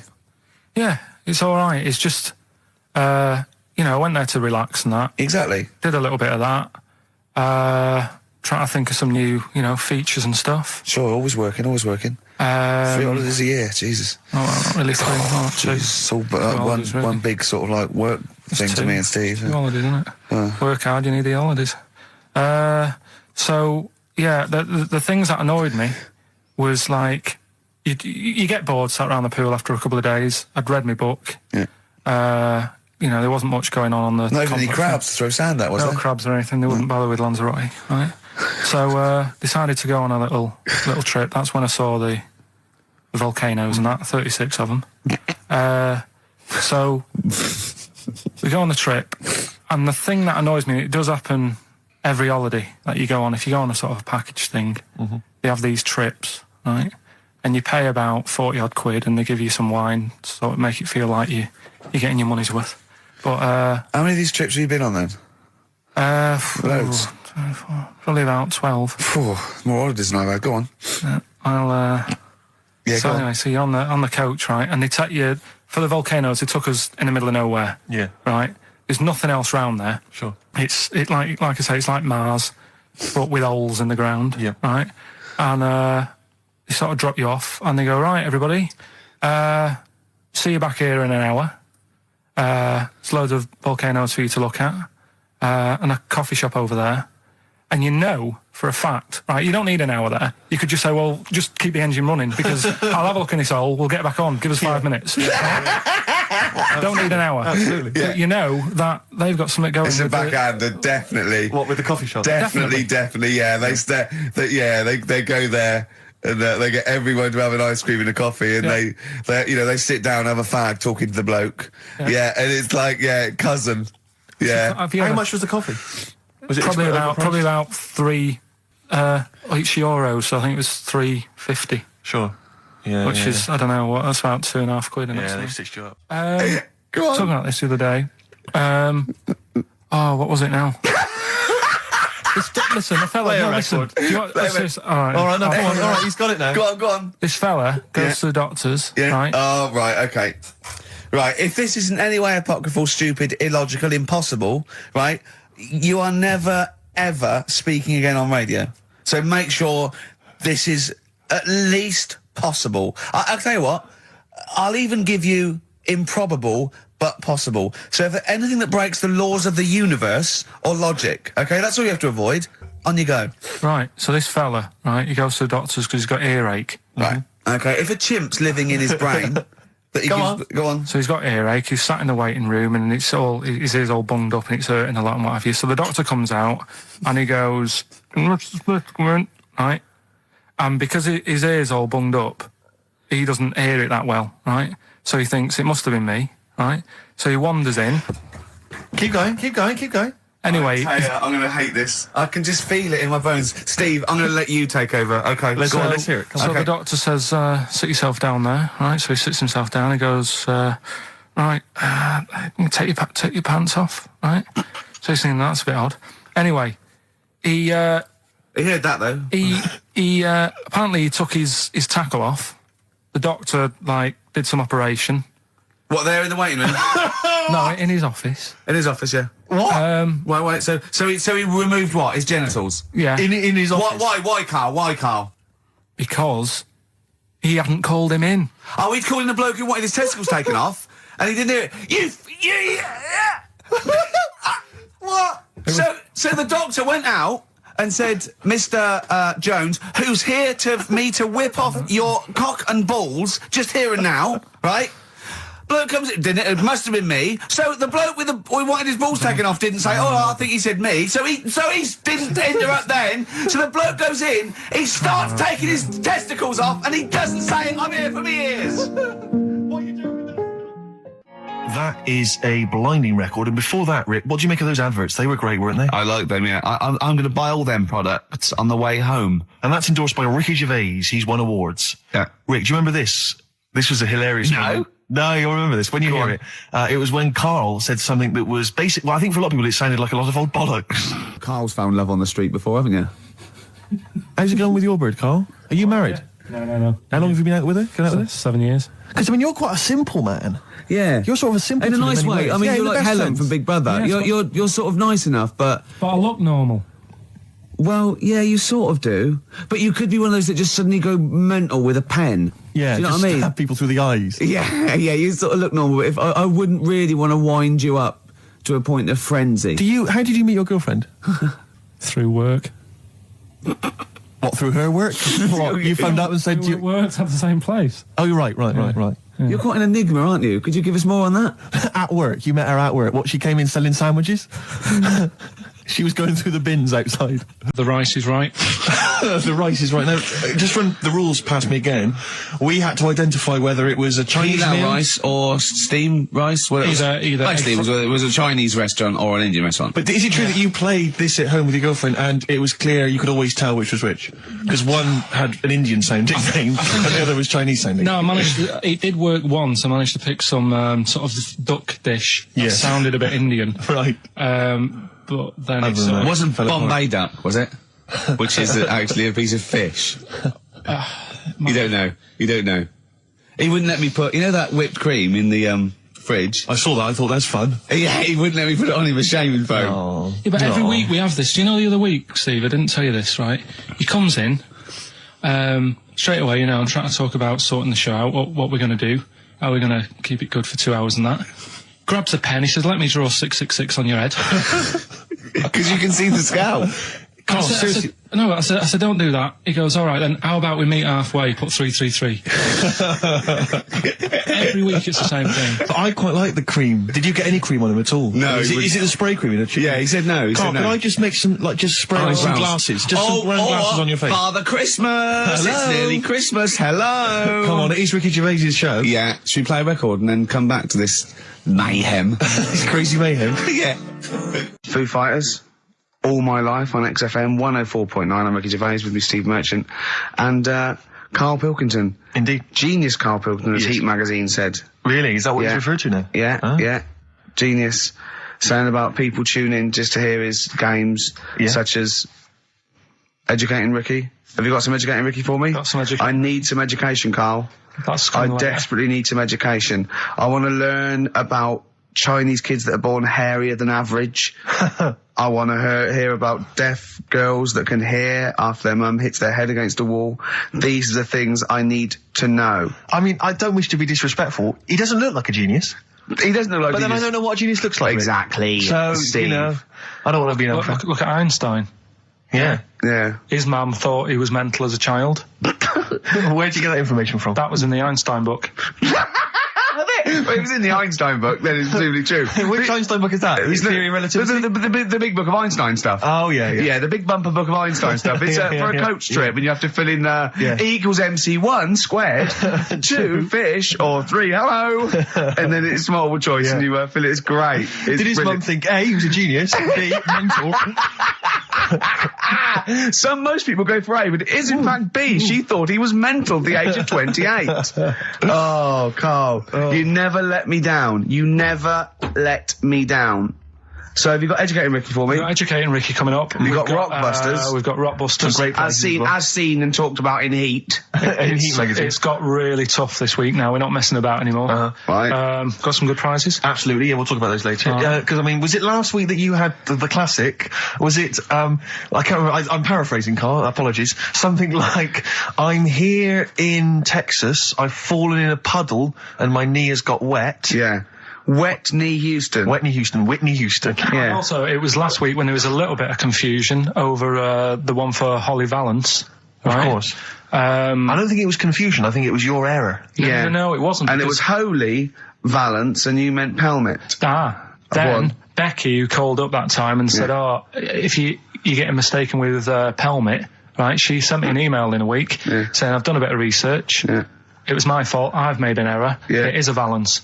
Okay. And I know about Valances. As I told you last week, at the very end, my auntie loves them. Yeah. Right? She makes them. She started off just like putting them on top of the sort of window around the curtain. And then she thought, I can do more with this. Yeah.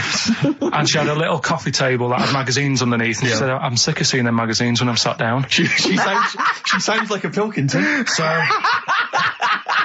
I'm sick of seeing them magazines when I sit down. So she put a Valance around the table. She just got Valances around everything now. Yeah. Then, next step, she tapes everything. She never actually watches telly. She tapes it all because she gets sick of listening to the adverts and that. Yeah. So she tapes everything. So she's got loads of videotapes and that. And the video used to get on her nerves. When she was watching a film, she'd see the clock changing. Oh. And it distracted her from the film. So she put a Valance around that. That's genius. Yeah. So that is or is it mental? Only Mrs. Einstein can tell. I don't know. She's even made a little Jack Russell look like a hovercraft. Yeah. It's great. So everything's got a Valance. If you go round and you stand still for too long, the chances are she'll put a Valance around your head. Yeah. This is this is Auntie who? Auntie Nora. And this is the one that farted for 5 minutes. Lest our listeners forget. Farted for 5 minutes. Called his mum saying I'm farting. 2 minutes into the fart. She said about 2.5 minutes in. Yeah. God. She said I'm about 2.5 minutes into the fart. My mum said, how long's it been going on for? She said, well, it was about 2.5 minutes before I called you. Yeah. And then it went on for a further 2.5 minutes or something. And then it stopped. She couldn't time it because there was a Valance over the clock. Yeah, she used to annoy her when she was on the phone and you put her off seeing the time. She was guessing it was 5 minutes. This was one consistent fart. Yeah, I mean, it wasn't making a noise, it was just... Oh, it wasn't making a noise? Just gas. Right, endless gas. So, There you That's go. fantastic. Well, we started off with a new one, a little bit of Foo Fighters. We like new and old on this show, don't Indeed, we like to mix it up. I'd like to play the Smiths from their debut album, I Don't Owe You Anything. Red Hot Chili Peppers on XFM 104.9. Yeah. We've got one more bit left. Brilliant. One more fact. The French, right, when they were at war, David Sharma, I just imagine him just introduced it. It's amazing. Which war was this? it was still the World War... One or two. World War Go II. on, it's 50-50, go on. yeah. Right, World War II, what the French did, everyone needs a code. Everyone needs a code. Yep. A code when you're in the army. This is a Disney song. Right? And, you know, to sort of give the go-ahead if you want to go into battle and stuff. Okay. Right? So, Everyone needs a code. but the weird thing is, right, the weird thing is, do you know what theirs was? Go on. Do you? Yeah, I know what it is. It's So what a bit was weird. the French code? For what? To sort of say, right, yeah, go on. But they had more than one. on this day. But I don't know what day it is. On this right. day. And what, it's like saying, what am I thinking of? What was the battle? What was the... Okay, so all right. What? Look at him, look, he's genuinely confused that I've asked this question. Right. It was... No. If you ask me a question, ask me the question correctly. What was the code for battle during what battle? World War II. No, that's not a battle. That's a war. Yeah, it was in a war, yeah. I don't know what to do. He confuses people. All right. Okay. What was it, Carl? What was the Yeah. code? What was are the you French thinking code? of? Right. John's got a moustache. What are you talking My about? lungs are gonna That burst. was a code that the French used. You know, like, I mean, I just think it's a bit daft, right? Because you could come up with that by mistake. yeah. Two French blokes talking in the trenches, and they see a major walk past, and they go, "Oh, look, John's got a moustache," and they all go and go, "No, I was just talking. What are you talking about?" Well, the way... I don't think that's a good code. I'm not... I you don't know, believe it is the code. No, it is, seriously. And what?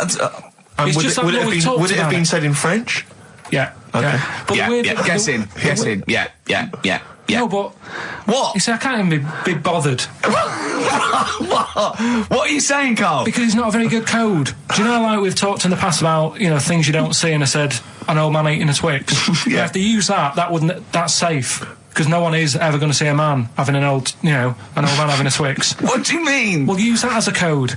Don't use a saying, John's got a moustache, that could crop up. It's like the war's kicked off. How did that happen? Well, I said John had a moustache. Oh. Two French folks would never be saying John's got a moustache. Why would they? Because back then they were fashionable. He nearly makes sense, doesn't he? I assume it would have been Jean. Yeah. No, probably John. And how would this code have been? I mean, who would have announced I this just to read everyone? it. I read it like that, Steve. That's what was on the internet. This is a code that was used. John's got a Don't be moustache. angry with me. I know, but you're always asking questions. That's because I'm interested in history. Yeah. Go on, Carl. Got that right. Go on, Carl. Go on. And there was also a fella in the week who said that women shouldn't be wearing trousers Why? because they don't look good in them. Right. And who was this man? And from what era did he- French fella. Last week, Did he mean walk around naked? he just said women should wear skirts rather than trousers because no woman looks good in a pair of pants. Right. How old was he? He was probably about 67. Uh-huh. About that, 67, 68. Yeah. Wasn't happy with that. What do you think? What do you think about that? It's rubbish. Yeah. These are the only things that have caught your eye over the last couple of weeks. This is the entire news. Galileo did something with light. A French fella said women shouldn't wear trousers. See, that to me wouldn't pass as education. It's not education. I don't know where you could ever use that. I don't know when that would ever be applicable to life. I just like reading stuff that sort of reminds me of. Do you know what I mean? If I read it and it gets me thinking, I think that's a good little piece. But I mean, but surely can't you just sort of like sit near something that vibrates to keep your brain going, or shake your head every now and again? I mean, what does this do? You mean it makes you start using your brain? But what aspect of a Frenchman said women shouldn't wear trousers got your mind working? What questions were you Because I asking? thought after that? that's a bit. that's a bit daft, isn't it? Right? Yeah. Okay, And it I was ends there thinking- with me. There's nothing else. There's nowhere else for me to go on that. He closes Your the mind's gate. still worrying. Yeah, go on. What did you think? Let's go through this. Oh, I wish we could download his I know, thoughts. I know. Just watch it. Yeah. Wouldn't it be great, like a DVD? And Like a cartoon. imagine that extra footage on the Office DVD. Yeah, Carl's brain. That would be With a commentary. amazing. Oh, with What I a mean is- commentary. Go on. Women wearing trousers and that, right? On the estate that I grew up in, Yeah. on, right? There was a woman about 4 houses down, right? Right. Rough. She's the She one was, who, or the estate. she was, right? Yeah. She's the one whose kid took a horse into her house. Yes. Right. Right. Now, we won't go over that again. No. If you're a new listener, I think we covered. I think they get That's the all you idea need to on, know. Right. Yeah. Now, she used to wear leggings. Yeah. Now, they're a bad idea. They are a terrible idea. I agree with you there, Carl. If you're a lady of What the colour? normo persuasion... Were they pink? No, they were sort of black, but with all bits on them. Oh, right. Do you know what I mean? What, toast and Just horse bits. droppings? Yeah, go on, yeah. And she used to, she's quite a big woman. Sure. Pauline Quirk, I think Yeah, we well, described her as. Look like a light bulb when It she was is those bending kind over of in women that are leggings. attracted to leggings. Yeah, I know, yeah. They are drawn to them like a moth that shoots on a flame. Yeah. She yeah. used to wear them, and that's what I remember when I read this piece. She used to work on one of those sex line things. Right. Right, she used to do that. But What, was she, an engineer? the weird thing with her was, she had big eyelids Right. Go on. that were too big, and this is what I was thinking. What right? do you mean she had big eyelids? How big do eyelids have to be for you to go, they're big eyelids? What was she shoplifting with them? Would she come out of Dixon's with, like, radio stored in them? What do you mean she No, had it big was eyelids? It was another one of them popular things around our way. Do you know? Like, What do you mean popular things? They think didn't people go, have they go, oh, I'll tell you what, they're all the rage. Can I get some big eyelids, please? No. It was just like one of them things that people suffered with. Just big eyelids. They could hardly open their eyes. What do you mean? What do you mean? That's one of them popular things around where I grew up. People had big eyelids. They could hardly open their eyes. What does that mean? What sort of freak town were you born in? You had webbed feet people with big heads. You got women with big eyelids. What does big eyelids mean? Are you confusing her with the horse? yeah. Did she have hooves? Look, what? Just too much skin. It was like the neck of a chicken,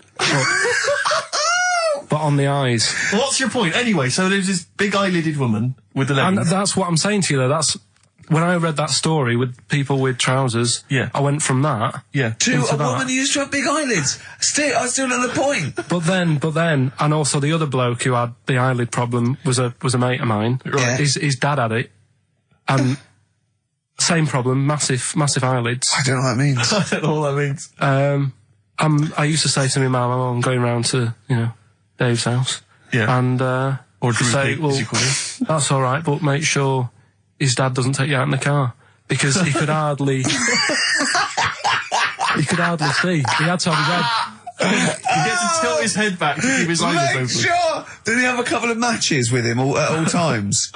Oh. What a load of gobbledygook. I know. But this began as educating Ricky. I know, So it's what, like he was people thinking, with eyelids. But it's like you're supposed to make that leap as well. Yeah. If I mentioned the trousers, Ricky will probably be thinking about people with big eyelids and women wearing leggings. Play a record, Carl. Got nonsense. Adverts.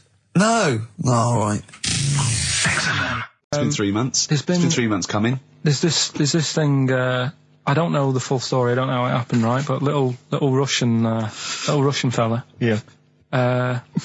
He was sort of having sort of emptying his bladder, right? And Yeah. somehow electrocuted himself, Right.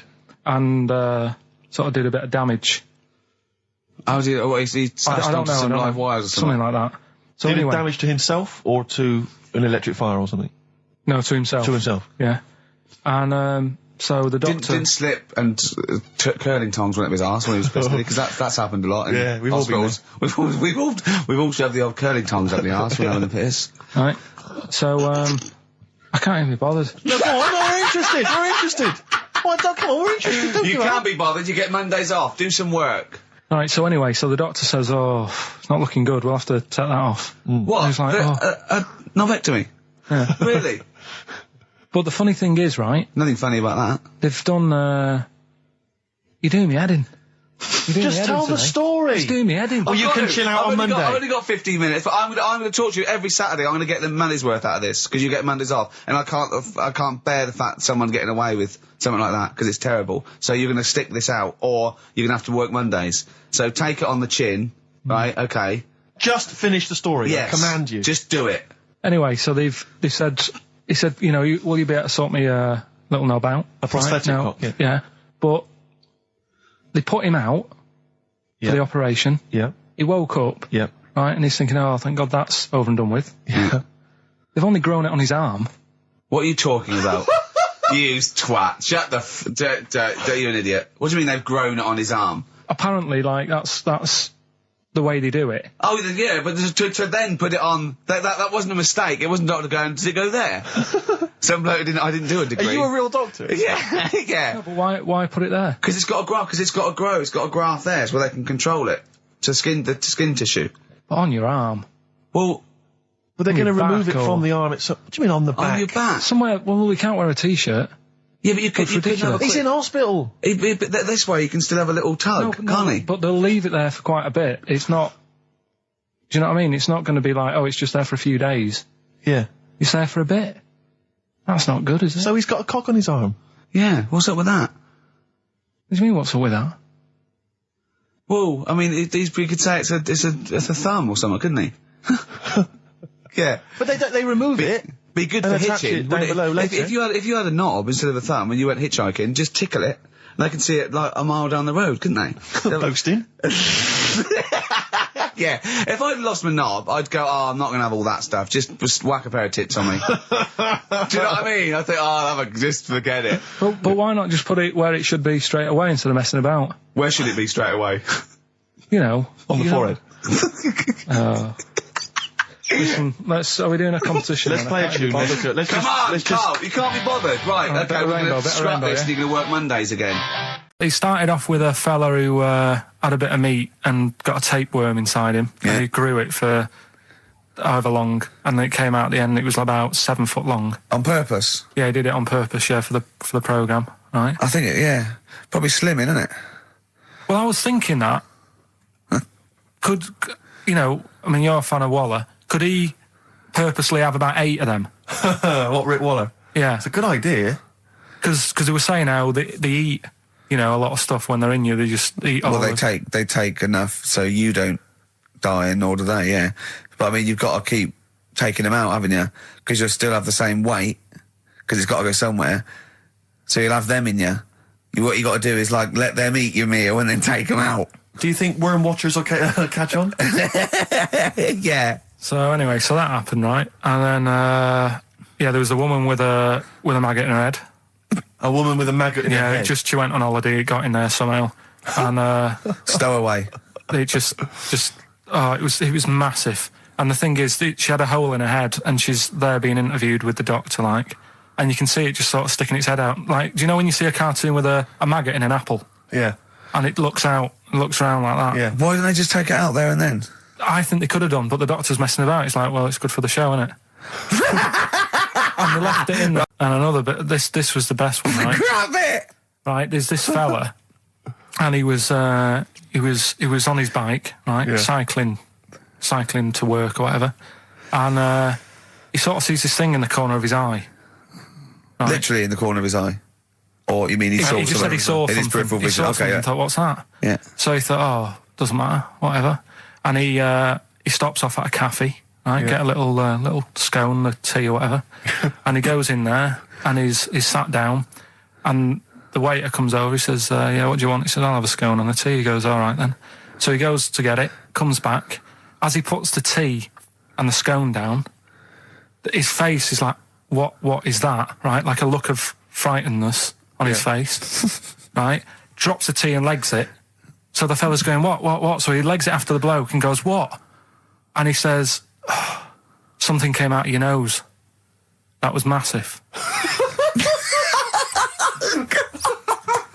Sorry, something came out Listen, of the this guy is all serving. true because people would have watched it, so don't start saying it Sorry, didn't but hang on, I happen. just need to clarify. The guy I on the don't. bike. I don't believe he ran away. Wait a I minute. don't believe he legged it. I don't believe he had a look of frightenedness on his face, and I don't believe he said something massive came out your nose. Wait a minute. And I don't even believe he had a cup of tea and a scone. These are the things that I think are embellished. But who had something coming out of his nose? Was it the guy serving the scone? The one who was on the bike who ordered the scone. Yeah, but what it was came it? out of his nose. Yeah, what was it? Came out of his nose. Right. So he goes home and he thinks, I've got to sort this out because it's not good and that. So he But sat. what? No, it was out of his nose. So you mean it poked out of his nose? It didn't come out. It just said hello and then it...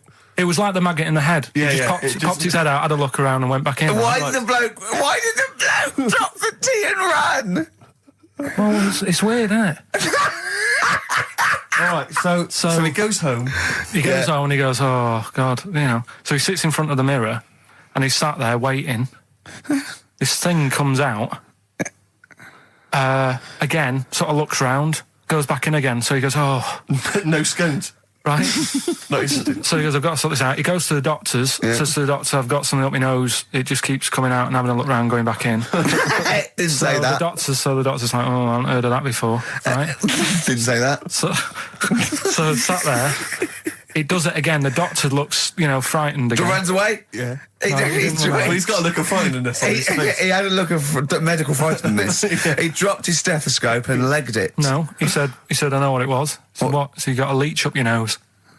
He had a leech about that long. What's radio? Well, how long's that? 4 inches. 4 inches coming out of his nose. Next time it stuck its head out, he grabbed it, pulled it out. That's horrible, though, isn't it? Isn't it? Can I just remind people, just let people know, when Karl was saying it was about that long and Ricky said 4 inches, he was using his fingers. Oh yeah, he didn't have his Something else there. fella out. No. So he had a leech up his nose. How did he get a leech up his nose? Don't know, again, I'm not that bothered about that bit. It's just all the footage and stuff. Oh, play a record. Brilliant programme. I'll tell you what. Go. Right. Okay. After. Okay, we're going to play a song now, and I'm going to tell London Karl's confusion over evolution. Right. Better you two? Oh, brilliant. Sweet. Listening. Good. 104.9 XFM, 104.9. You2, the sweetest thing on XFM. Ricky Gervais, Steve Merchant, Karl Pilkington. So we're with Karl in the week. So what can we do this week? I was saying, well, don't do Rockbusters. That's dead in the water. I hope the listening public agree with me.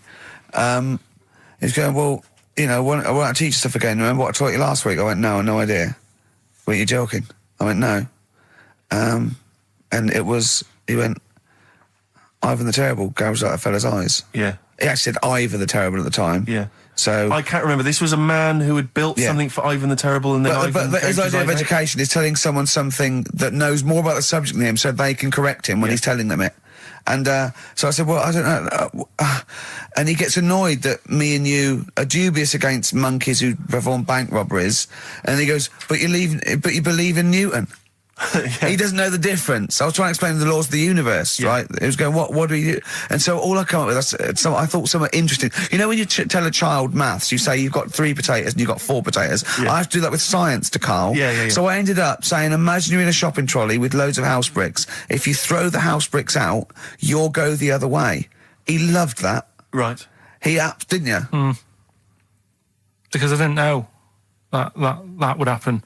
And it's sort of useful to know. It sort of explained a bit to me and stuff. Yeah. Right? And that's why I like doing stuff every week. I think listeners go away going, well, I didn't know that. Do you know what I mean? Karl told me something there. They forget it instantly, just like we do. We're don't. friends of yours, and we forget it instantly. No, the annoying thing with you is, Steve, not so much, Ricky, at least he'll listen now and again, he'll just dismiss stuff straight away. I told Karl- you loads of stuff yesterday, I taught you loads of stuff. But Karl, what you consider education... What did you hang do? on, what you consider education, I consider tittle-tattle. Well, It's not education. Do you know what I mean? You seem to think it's education. It's just kind of gossip, stories you've sort of half read. right, all right, example of yesterday. Goldfish have longer memories than people think they do. Yeah. You said no, it's rubbish. No, we didn't. We said, No, where'd you get that we from? said, We where'd said, you get oh, the really? information from? Yeah. There's not enough information there for it to be educational, because what you've said Because is it's also longer than you relative. think. I don't know. Because that as a statement, it has no objectivity. Goldfish's memories are longer than some people think. That isn't a fact. Exactly. Because we don't know how long do people think a goldfish's memory is. Do you see what that isn't a fact? Whereas Newton's laws of physics and the universe are. Right. Yeah, but it was just a little thing. And I taught you more than that. I said about there's loads of Chinese people. If you put them in a line, you can't get to the end of it. I don't know what that means. I don't know what that means. There's loads of Chinese people. We know that, but what? If we put them in a line, we can't get to the end of it? We just say there's about 1 billion Chinese people in the world. But what really annoys me is, right, I read something on the internet the other day, because I'm always trying to learn stuff. Yeah, no, you are. I know you are. Right? Yeah. And you're having a go at me because you're saying, well, what does that mean? Yeah, there was a report on, I think it was on Anova or BBC News website. It said, the world may end in 32 million years.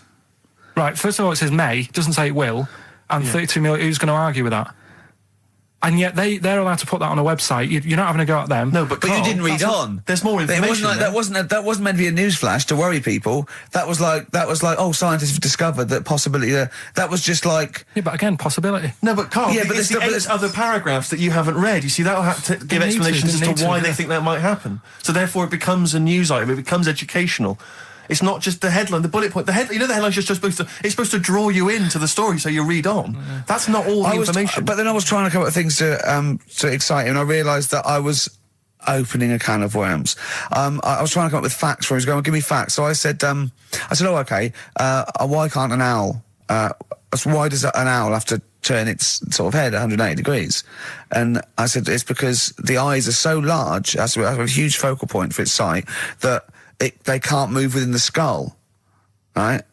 And he went, well, why'd they do that? Why didn't they just do it, give them normal eyes, and then after I've turned their head? I went, what do you mean? Why didn't they? He went, well, whoever did that. I went, well, it was evolution. He went, it's like giraffes. I read that giraffes grew their necks to eat food. So they didn't grow their necks to get the food.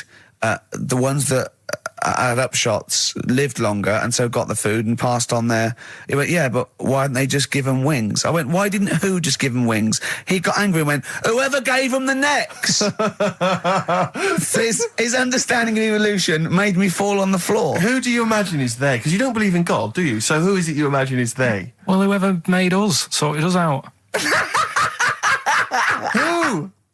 I don't know, it just happens, doesn't it? Yeah, exactly. Well, there's no will to evolution. It's natural selection, isn't it? I still don't get it, though. We talked about an hour, didn't we? I know. Yeah, but to be fair, I watched as Ricky tried to give you actually what was quite a concise and educated version of evolution. He tried to explain it to you, and I have never seen a person lose interest quicker. But I tried to use actual fact, then I tried to use metaphor and analogy, then I showed you some computer programs to show what biofeedback is and everything. I tried all these things, and Steve's right. You were looking out the window. Have you ever spoken, Karl, to someone who's got Alzheimer's disease? And you try to explain who you are, and they're listening, and then that's what you're like. It's extraordinary. But listen, seriously, I went home, I found this book, I found a couple of facts which I think are more up your street.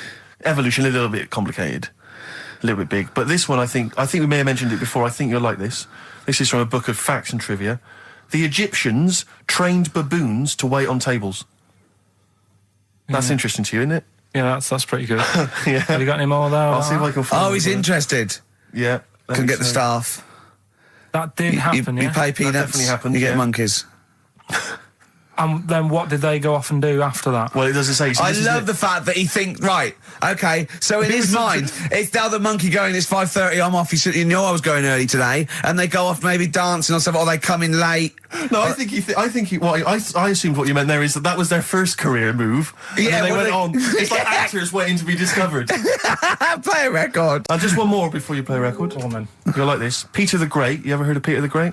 No. Okay, well anyway, Peter the Great had his wife's lover executed. You'll love this, Karl. Right, so his wife had a lover, he had him executed, and he put his head into a jar of alcohol, and his wife had to keep it in her bedroom.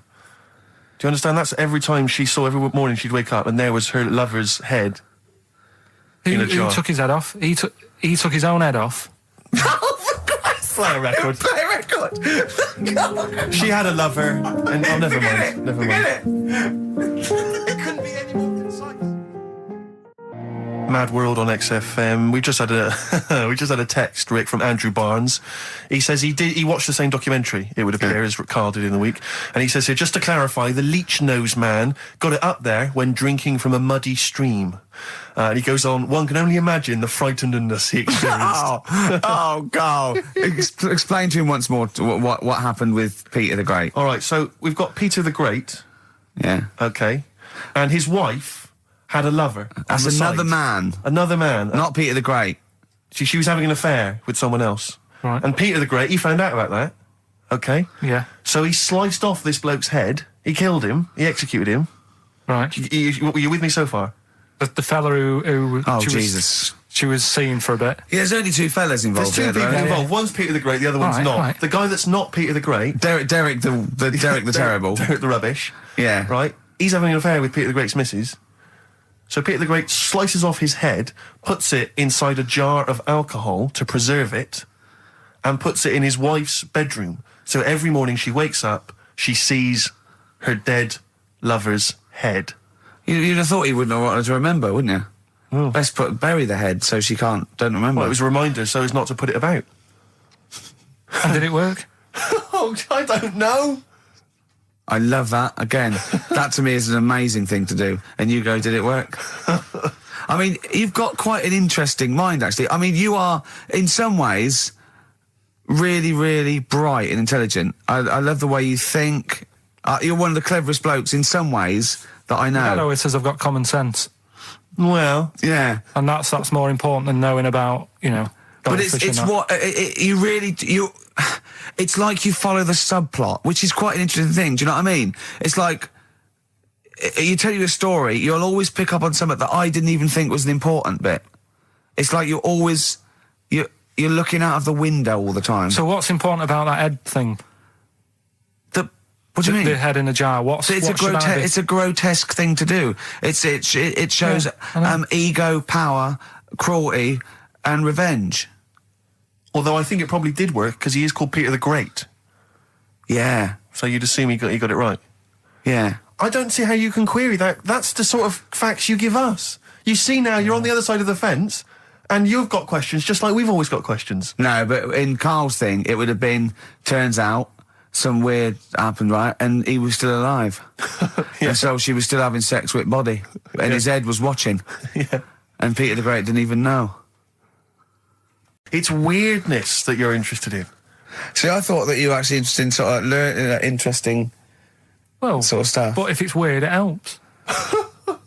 If it's weird, it helps. Yeah, I mean, it doesn't have to be major news. The other day there was something about this fella who, I think he wanted to be an actor, right? And he was trying all his life to be an actor. Couldn't get a gig anywhere, right? So when he died, he said, right, I'm going to leave all my money to the theatre as long as that theatre uses my skull in that play they do with the head. Hamlet. In Hamlet.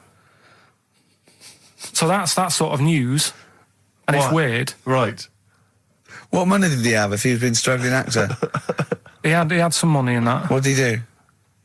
I don't know. Oh, that's what I'm interested in, what he did. Yeah, that's but what it me and doesn't Steve... matter, though. Yeah, that's what me and Steve are interested in, what he did, how he earned his money. So, because you were going to educate us this week with some interesting facts. Oh, yeah, come on then. Is that it, or have you got more? Well, that's weird. But that's not educational. You didn't give me his name, you didn't give me when, you didn't give me what No, theatre. but also to take from it. Do you know what I mean? If people listening and go, well, I'm a bit like that. It's like if you've got to be dead and have your skull on stage, that isn't the job for you. That's what I'm saying. If it takes that much, give it up, do something else. Right? 7-Up, the drink. Yeah. Right. We're actually on air now, aren't we? Yeah, this is right, it. okay. This is it, baby. This is a radio show that we're paid Forget for. that then, forget no, that. come on, 7-Up. It's not really not important. It's not interesting or Go on, important. no, come on then. Come on. The little red dot, that's above the 7 on the can. Do you know, it says 7 Yeah, up and there's a little red dot. Yeah. That red dot's there because the creator of it was an albino and he had red eyes. And he had that little thing there as his little trademark. Is that true? It's true. That's quite interesting. Right then. So that's what I'm saying. It's not that important, but it's interesting. If it's true, that's interesting. It isn't. It's true and it's interesting. Okay, that's good. You Any know, more? you know, Coke used to contain real cocaine. Well, they used to be medicines, didn't they? Tonics, yeah. No, they were medicines. I read that tomato ketchup and Coca-Cola started off as medicines. Probably not a medicine, probably more of a tonic, because it probably a pick-me-up, wasn't it? If I had coke in it and caffeine and sugar, and same as ketchup, probably lots of vitamin C and lots of sugar, it was probably more of a tonic. It wasn't really a medicine. They didn't say, cancer, have this on your chips. It's some HP. Wasn't a medicine, it was... Well, it was, kind of. All right, okay, let's agree to disagree on that particular one. Okay, all right, yeah. He didn't tell us anything about goldfish. This is your fact, right? You know what? Goldfish might have longer memories than some people think. That's not a fact. That under no circumstances would imagine Magnus Magnuson saying, what animals might have longer memories than most people think? This is goldfish correct. Imagine that as a question. How is that a fact? If you ever have children and you can educate them with this kind of drivel, is this how you're going to raise your kids? So their minds just pumped full of this That'd be my rubbish? job. I'd keep them interested with stuff like that. Right. Yeah. Suzanne does the proper stuff. Yeah. So you agree there is some proper stuff? Yeah, but I wouldn't make him do it. I'd just sort of leave the book there, and then if he read it, I'd go, that's good. That is. What book would you do? What, the 50th freakiest people ever to be born? Give him that to start with. What would you tell me your favourite was? The little fella who's playing the keyboard? That or the three-legged fella. Yeah, okay. So he's learnt that. That's the first day at school. What would you teach him the second day at school? I don't know, because Why do owls have to turn 180 degrees to look the other way? Because they've got big eyes. Yeah, and what's that mean? What do you mean? What's it mean? Can I just... I don't think you should have children. Well, Suzanne's always saying, she'd like to hear tiny feet running around the flat. Stuff. Yeah. I just said, let's get a little midget cleaner.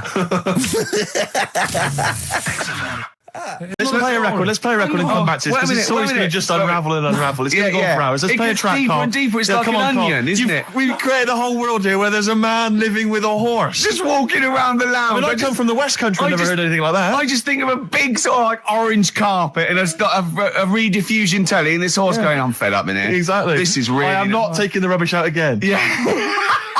Right, play a record. Let's have Velvet Underground. We've got that lined up. Oh, yeah, the classic from the first album. I'm Waiting for the Man. Let's come back to the horse in a second. Little flowers in pots. What do you mean? Well, that bootleg's going under the name of Nothing, Miss Jackson, I think, by Meats and Poultry. So there you go. I do love these bootleg things because they're so pointless, but they're so enjoyable. Yeah, it's great. It's fun to do. Yeah, exactly. They're really good they're fun. Great. But not as much fun as White Van Carl. White Van Carl, absolutely. Do you want to explain the premise? Well, we take the Sun asks someone else and asks Carl. It's as simple as that. The Sun have just taken a normal person. We flipped it. We're going to ask Carl the same questions about the week's news. Yeah, just basically your opinions, Carl, as ever. What do you make of, well, obviously the big news, David Beckham's broken foot? Is this a big concern for you? No, I mean, he's sad. You know, it's sadder for him more than anyone because, you know, to like be in the World Cup is like the main thing for him, isn't it? Yeah. But he's still a young lad, and I don't think he'll give up. I reckon he'll still turn up. He'll be all right. And yeah, good luck to the lad. You know, I like David. I'm not going to slag him off. Voice words. Yeah. He says that like he knows him, like he's popping round for drinks later. Yeah, like we tried to stitch you up. Go on. But obviously yesterday, was it yesterday? I think maybe Thursday. The Sun printed a big picture of David's foot and encouraged everyone to touch it at midday, because hoping that this would somehow, if we all thought and prayed together, somehow that would help his foot heal. Do you believe in that? No. Any belief in that? No, you're going down the old like Yora Geller route, aren't you? Sure. I know it's stupid. Yeah. I'm sure. I mean, it's nice effort and everything. It sort of cheers everyone up. Hold on, you believe in ghosts and warlocks and licking toads? Why is that any more stupid than all those things? It's not going to work, is it? All right, fine. It's rubbish. Okay.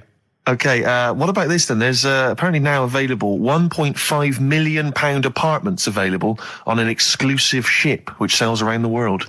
Yeah, it's like what do you make of that? It's a huge thing, and you live on it, and it's. I mean, in theory, how big is it? It's mental. Do you know it's like huge a town liner. centre. Do you know how like people said that the Titanic was the biggest ship? Was that only then? They've got bigger ones now, haven't they? Yeah, A lot bigger. oil tankers are much bigger, and Yeah. No, but actual Liners are big. Yeah. It was the biggest then. Yeah. Because my mum told me that there was one that was that big that it had like rough areas on it.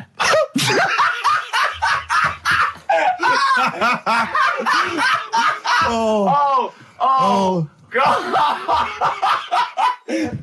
don't go starboard. Oh God! No, but do you know what I mean? Right. It was like we're thinking of moving. We're seeing Yeah. the captain. We're thinking of moving to a nicer area. Oh, yeah. I've heard they're very rough in aft. Oh God! Oh, that's They steal your fantastic. tyres. A ship's so big there was rough areas. Oh, how big is this one that you're talking about? Well, I don't know. It doesn't give me the specifications here, but they're it's huge. They're huge. In theory, I mean, it's that thing with it's obviously marketing, but they're going to solve the overpopulation crisis, where soon we'll all just be floating around the sea. Yeah, But yeah, I can see that. The Shining on XFM 104.9. We're doing White Van Karl. Got another one there? well, it's just your thoughts really on the Queen Mum's very British send-off that she was given this week. Yeah. What do you make of all those people queuing up to see her? Did you think that was incredible? Right. Well, what we said last week, there was I don't quite understand why there was so many people there who were like getting really upset.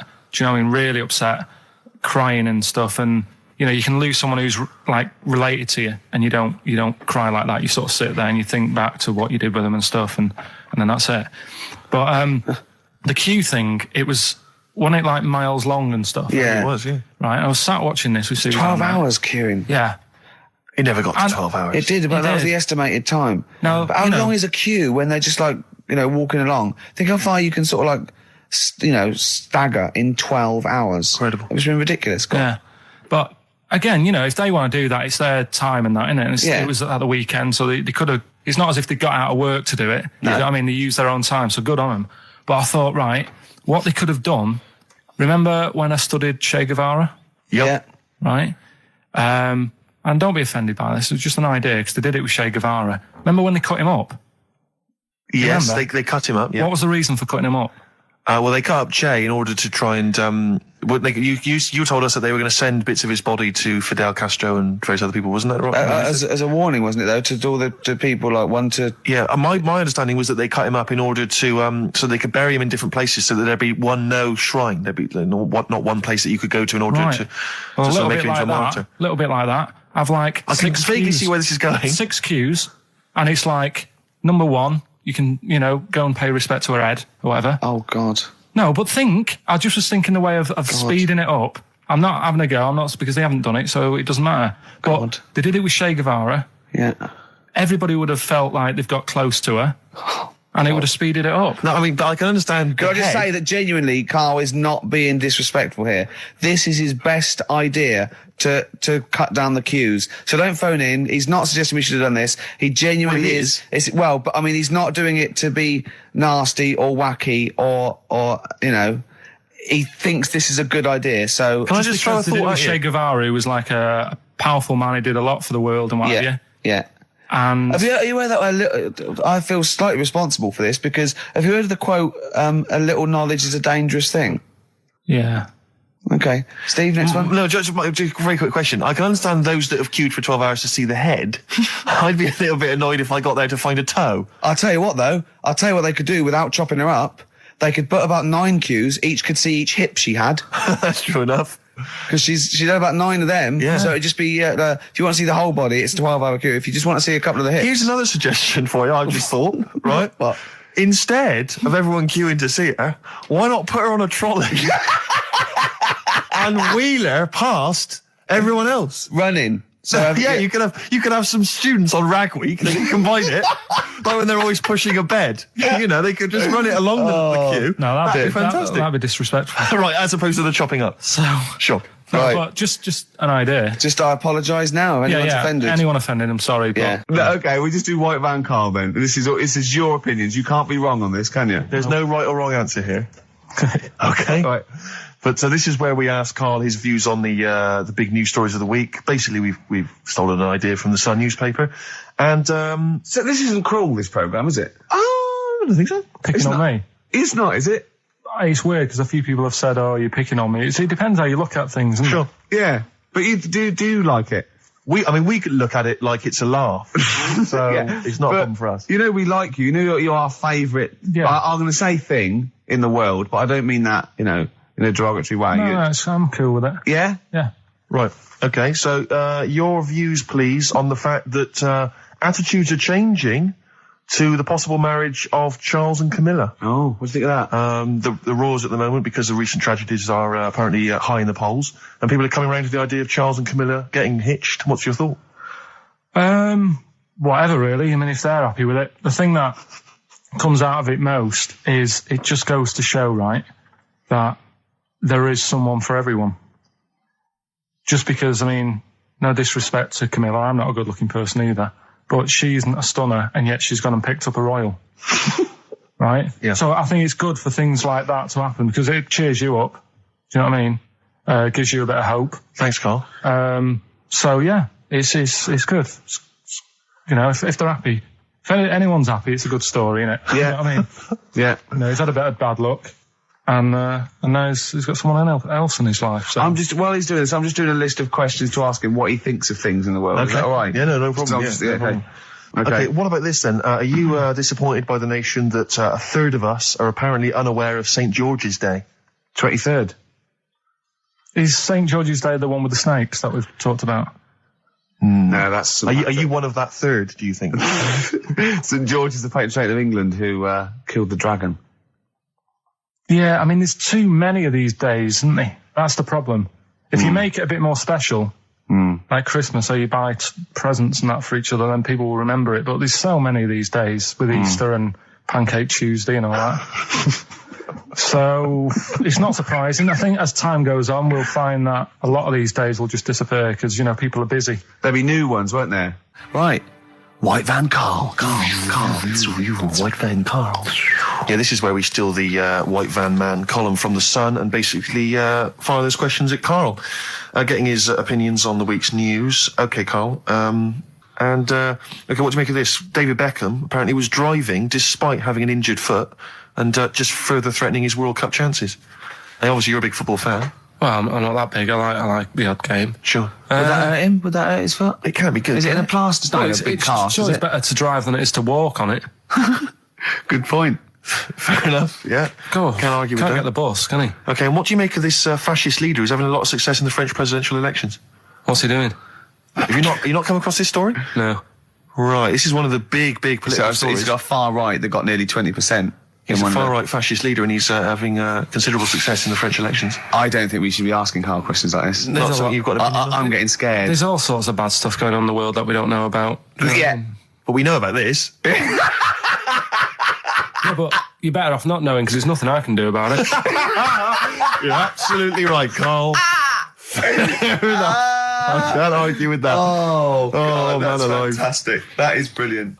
White Van Yeah, White Van Karl. I mean, for those that don't know, we do this... We on ask this Karl the questions that the Sun asked someone else. That's right, the Sun every day asks some, average Joe, his views on the week's big stories. Karl, let me ask you now, what do you make of Prince Harry smoking openly at a polo club? Are you aware of this story? No. Was it? Go on. Prince Harry, you know that he's one of the royals. Yeah.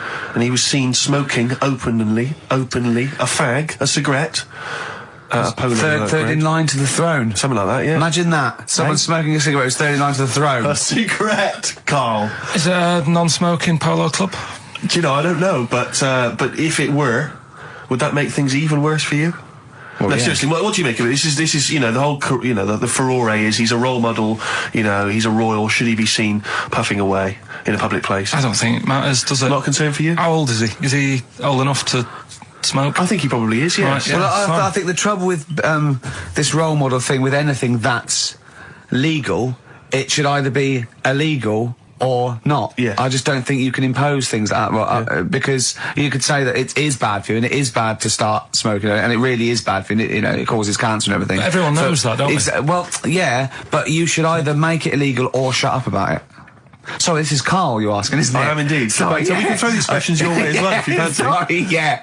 It doesn't matter. But Carl, what are your views generally? I mean, it's obviously cigarettes are perfectly legal and so on, but what about stronger narcotics? Because I know you're very scared of drugs and stuff, aren't you? I'm not a fan. No, what's your concern? What's your worry? Just like you might get into them. It's like you might have them and go, oh, this is all right. Exactly, Carl. Exactly. Although I was talking to you about it earlier, and you weren't very sympathetic about a lot of young people who have perhaps gone to crack or smack. Didn't you describe it as their own fault? Sometimes it is, isn't it? Yeah. I mean, I could have turned to it where I grew up, but I said, well, don't want to do that. It's not good for you. Sure. And I avoided it. You turned to ghosts. So you've got no sympathy for anyone who's a drug addict. It's their own fault. It depends, doesn't it? Sure. Do you know what I mean? You can be an addict if, I don't know, something. I'm trying to think of a nice way that Well, you most might people end up. start on stuff like that because something really traumatic's happened to them. Very few people go out for a laugh one night and go, let's all try it. Sure. So, you know, but yeah. Just say no, I suppose, is the Just say action no. in the end. Listen to the cast of Grange Hill. Now, this will scare you. Now, Carl, you will be a little bit unnerved about this. Have you seen the film Jurassic Park? Yeah. You know what happened there? Well, according to the Sun here, it says scientists are planning to clone mammoths for a theme park. Look at his face. Look at that. He looks like a dog caught in the headlights of a car. He's terrified. I love Carl. He sprung to attention Carl. there. Is that the best news you could have? Man moths.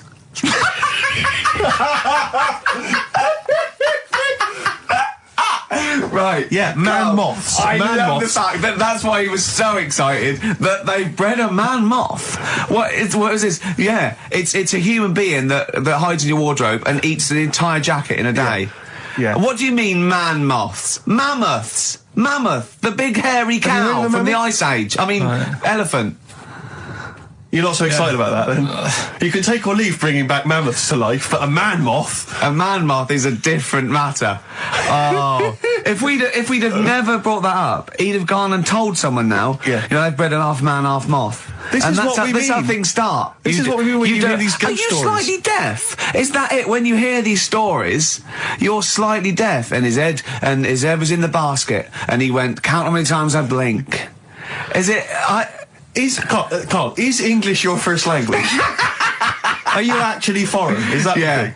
Yeah. Should we speak when we say sour? foreign, we mean not of this planet. Yeah. Should we speak sour? Would that be a help to you? No, go on. Next What do you one. make of Do that? you think that's good? The Would you think idea that's of good to bring back mammoths? prehistoric animals. These giant elephants. They're slow, aren't they? It's not as if they're going to like get out and run fast and they can't capture them. They'd probably be a like fence, to be elephants, honest, aren't Carl. They'd probably be a fence. they? No, but This is but you're asking it as if like, oh, it could all go wrong, but it couldn't, could it? Well, Really? but the point was about Jurassic Park is they thought it wouldn't go wrong. They thought they had it all under Yeah, but control. that was and Have you dinosaurs. learned nothing from Jurassic Park, Carl? Dinosaurs would say, oh, think about it before you do it. But with a hairy elephant, it's not going to. Not a concern for you. Would you go along to see him? Would you be interested in that? If it was in the area. He's great, isn't he? I'd love a queue, Nothing right? impresses No, him. but what I'd like to do is Carl sitting like Yoda in a little cave, and I'd just like to see people like Tony Blair and, you know, Stephen Hawking's in a queue, and they go and say, Carl, got a bit of a problem. And thinking of cloning a man and a moth. Problem? Not an issue. No, if I'm in the area, I might cruise around and have a look at it. Otherwise, just don't send it near my clothes. Oh, that's fantastic. So it's just for a second. As the words man moth came into your head, how excited were you? I mean, were you both terrified and excited? For the moment when you thought that they cloned a man and a moth? I pictured What kind of face did he have? Did he have the moth's head or was it a man's head? just a little man head. Right, what was his face? What did it look like? He just was like a bit shocked. Perplexed, yeah.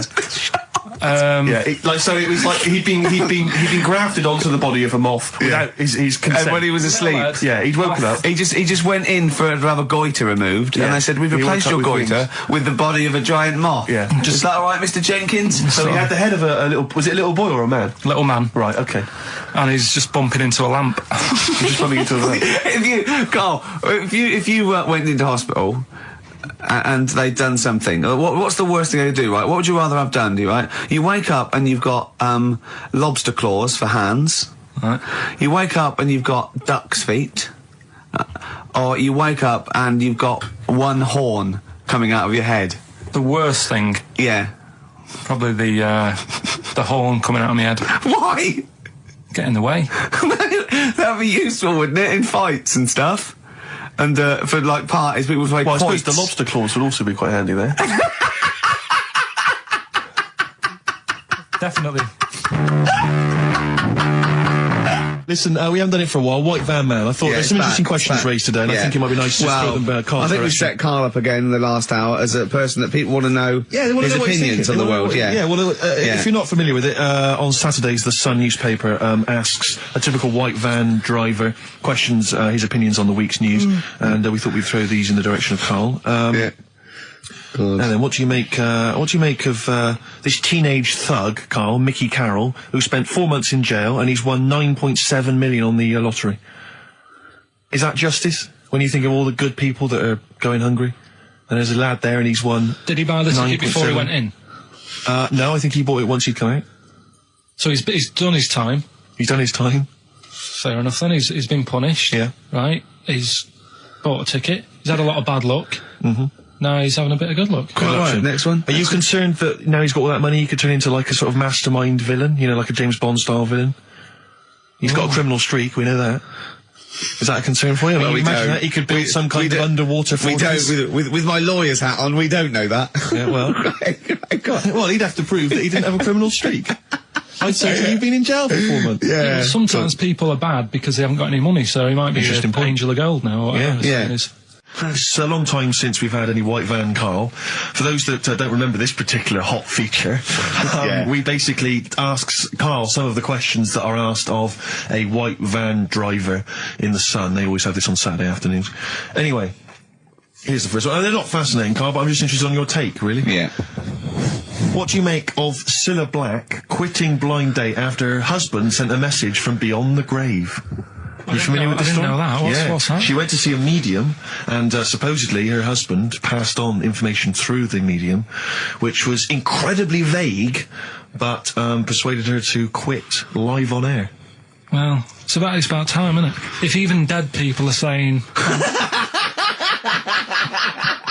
enough's enough. But I'll tell you what, though, talking about ghosts and that, do you know how I'm into them? Yeah. Right? How weird do you think this is, right? Well, it's not true, before you say it. Excellent, good old Pete. Nice to have him back. Good to see you, Steve. Got some here brought in. It's just a normal soup. It's Rooster's Pride. What flavour soup's that, Steve? Oh, I know you brought that. And it's all it's a genuine article, and it's cock soup. Can I have a closer look at that? Maybe there's some more humour I can draw. What, you want a closer look at my cock soup? Just a cock soup. Let me just. It says here, delicious, appetising. 3 to 4 servings. Because you know what I'm thinking of when you're talking about the soup? I'm thinking of innuendo. I'm just thinking of a man's cock. Penises, yeah. Let me just. It's the darkness. Use Rooster's Pride cock soup as a snack with crackers or toast. Still thinking of a normal knob. An appetiser, again, or a soup base. That doesn't really work as an Indian. No, that's disappointing. We'll work on that, though. The darkness growing on me on XFM 104.9. Going well, isn't it? I've enjoyed it so far. It's been a bit naughty and everything. Yeah, a bit smut. Nothing wrong with that. No. Carl. All right. Having a good day? Not bad. Yeah. What mood are you in this week? What we always mood is trying that? to assess each week. You know, it's a bit edgy. He's got a red head. What's all that? You've got a red head all around the side and the front. What's that? Sunburn? No, I think I'm allergic to having my head rubbed. Right. Right. Now, who would rub your head? That sounds a bizarre thing. Your girlfriend? Weird, isn't it? Yeah. Well, rubbing your head. Well, yeah, but I was squeezing his head, fair enough, and he was screaming in agony. And then he went and made me a cup of coffee. And as he came over, just spilled boiling hot coffee on my legs. I'm all wearing shorts, and he went, "Sorry," just like that. It's like a series of Jackass out there this morning.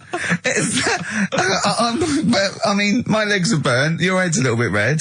But apart from that, having a good day. Not bad. I was on the way in today, right, Steve? Walking in? Always walking in. I get left early and stuff. I like to get in early, get some bits done, that. Monkey News, songs of phrase. That sort of thing. And living in London, right, there's a lot of shops that open early and stuff. Do you know what I mean? People say that's a good thing about London. Yeah. It's almost like 24-hour city and stuff, right? I'm walking in and there's like, you've got your news agents open. Obviously. Selling newspapers and that. That's good. They've got to be open early. Then you've got your coffee shops, your Starbucks. Have a cup of coffee in the morning. morning. Do you know what I mean? They're doing well in the morning. Then you see like the odd restaurant and you think, well, maybe they sort of got the doors open, but they're preparing for lunch. So you think, fair enough. Yeah. I'll let that pass. Yeah. Carrying on walking down the road. Bondage shop. Open. Sure. About 10:30. Yeah. Busy, was it? There's a couple in. Really? Some good offers. About 10:30 for a bondage shop. I'm assuming if you're into bondage, though, you stock up at any time, day or night. I mean, you don't... Yeah. Well, I assume it... I suppose you get up and you go, oh, I've got nothing on, I need to be a bit tied down. Yeah. I need some rope. These clothes are too baggy. I need more belts. Oh, God. I need more straps. Yeah, get some rubber on my face. Weird, though, isn't it? What were you doing in there? So, just having a browse. But, so a bit worried, really, because the things that I've noticed this week like that's probably a little bit small. You've brought your soup in. I just found it out there. Sorry, yeah. It is Rooster's Pride, cock soup, noodle soup mix, chicken flavour. But, I mean, do they not know that is obviously just going to be used on the Graham Norton show and Chris Tarrant when he's doing his show abroad? Yeah. I mean, do you know what I mean? Well, how could they call it cock soup in this day and age? Don't keep saying it. Well, no, it's fine, because you can say cock as long as it means the male we've done this. Oh, do you mean the chicken? Yeah, look, it's a picture of a chicken. Yeah, sorry. What did you think it meant? No, I don't know. I don't know. It's in my head. Okay. Sorry. Yeah. But, there's something else that's a bit sort of... A bit blue? A little bit blue, but then it's real as well, do you know what I mean? Well, it's a that problem. excuses it. Johnny, I don't think he's mine. So he did all this... I don't even know why I'm telling you about tattoos. No, nor do I, Carl. Hey, to be honest. Don and Blitzen from the About a Boy soundtrack by Badly Drawn Boys. Christmas theme there. You spotted the Christmas theme. Yeah. Carl's not really in festive mood, but, I can't imagine Christmas is your time of year, is it, Carl? Well, I'm not sure any time of the year is, really. I liked it when I was about... I think when I was about 7, I enjoyed it. Was that the one? Was that the year, the big year for You you? get loads of stuff, you don't have to worry about anyone else, but once you've, got a job... What did you get when were you doing your paper round? How old were you then? I was about 13, 14. Well, that was then you were a man, weren't you? I had to buy stuff. Oh. But you're still not You're quite a having a good selfish time. man, aren't you? I didn't realise this. No, it's just that And Christmas... that's coming from him, Carl. My dad always said... All right, steady on. Dad said Christmas morning was for, for me, so he used to stay in bed. So he never... That's brilliant. That's a great thing to say, isn't it? Yeah. Christmas morning's for you. Run wild. Do what you want. Just don't bother me. I'm going to Honolulu for 2 weeks. That's great. Dad, it's Christmas. Do I have to do anything? No. So my mum used to get up, because she used to like to see my face light up, when I opened the presents. And then, to give fireworks. And then, then I'd have to go to my bedroom from about 6 o'clock onwards, because, my mum and dad were into having big Christmas parties, and I wasn't, old enough to go. Right. So they'd say, right, you've had your fun there, you go up to your bedroom, stay in there. Really? Yeah, I remember one year, right, I got a train set, that's what I wanted. Yeah. Right? It's brilliant. Playing with it all day. I thought, I don't mind about the party, I'm happy staying up here, playing with this. Brother comes in, he's had a few, right, he's going, yeah, give us a go on your train. How old is he? He's a bit older than me, so he might have been let's see. Well, let him be must 18. Yeah, probably about 18, 19, And how old something were like that. I had a train set, so, I don't know, about... 14. something like that, right? So I'm playing on that, loving it and stuff, and then he comes in and goes, oh, give us a go. He turns the transformer up to, 14. He went really fast for about 5 seconds, broke it, and then he went back downstairs. Wow. So Christmas, I hadn't even got to Sounds Christmas like Day. the Conservative government with British Rail. Satire, that is. Rick, I just thought that there's satire. If there's any satirical shows listening or it doesn't work in any way, because there's the analogy falls down apart from there being a train. Think it through, though. British Rail was trains. Yeah. And the government broke the trains in many ways. They didn't break them, not officially breaking them, but they kind of... It does work. It's perfect. Oh, I'm very pleased with that. And I can't, and no one's asked him to be on Have I Got News For You. It's weird, isn't it? Because it's strange, that, when you've got a satirical mind that's as quick as that. Yeah. All and right. he's broke your little train set. So what did you do? I just watched telly and had some sausages. I bet you were happy with that, though, weren't you? It's a bit annoying, though, isn't it, when your main present of the year has been broke. And did it ever get it fixed? No, that was it. Put away. I'm intrigued why your parents wouldn't let you come and join in the festive fun. Was it really debauched down there? Was it eggnog everywhere? Well, no, but I mean, that's fair enough. 6 is a little bit early, but I just think, if you're a kid, he had his fun, put him to bed at 8, maybe. And you think so on Christmas Day? I thought that was a day for family. Well, not if there's a party going on. And Well, don't have the party on to Christmas Day. Well, that's another option. Yeah. Your parents are weird, aren't they? A strange breed. Well, I think that was the year, right? You're talking about buying presents and stuff. I think I did treat my mum to... I didn't buy my dad anything. I think that was when I got a bit older, I used to get my dad something because he wasn't that bothered anyway. No. So, got my mum there was a cheap shop, right? Of course. Thank God for that. Called Snips. Right? So I went in there and I thought, let's see what I can get her. And remember Victoria Plum? I don't think so. Well, it's like a fairy character. Right. Right? I mean, Mum's into gnomes and stuff, right? So I thought, right. She must be pleased with you then. Victoria Plum. I was thinking, is that one of the neighbours? Is it like a brandy Do you liqueur? remember Victoria Plum? Victoria Plum. Victoria Plum, yeah, it's like a little fictional sort of character, right? Okay. So I saw it, I thought, yeah, she'll love that, right? So I did my paper round, saved up for 2 weeks, right? Aw. Got that sorted, went to Snips, bought the Victoria Plum. Next day, I'm in town with her, right? So I think, I know what I'll do. I said, come in here a minute, right? So we go in and we're looking around, and I tested her, right? I went, look at that there, that's all right, innit? And she goes, oh, it's bloody awful. Oh, Carl. Oh, Carl.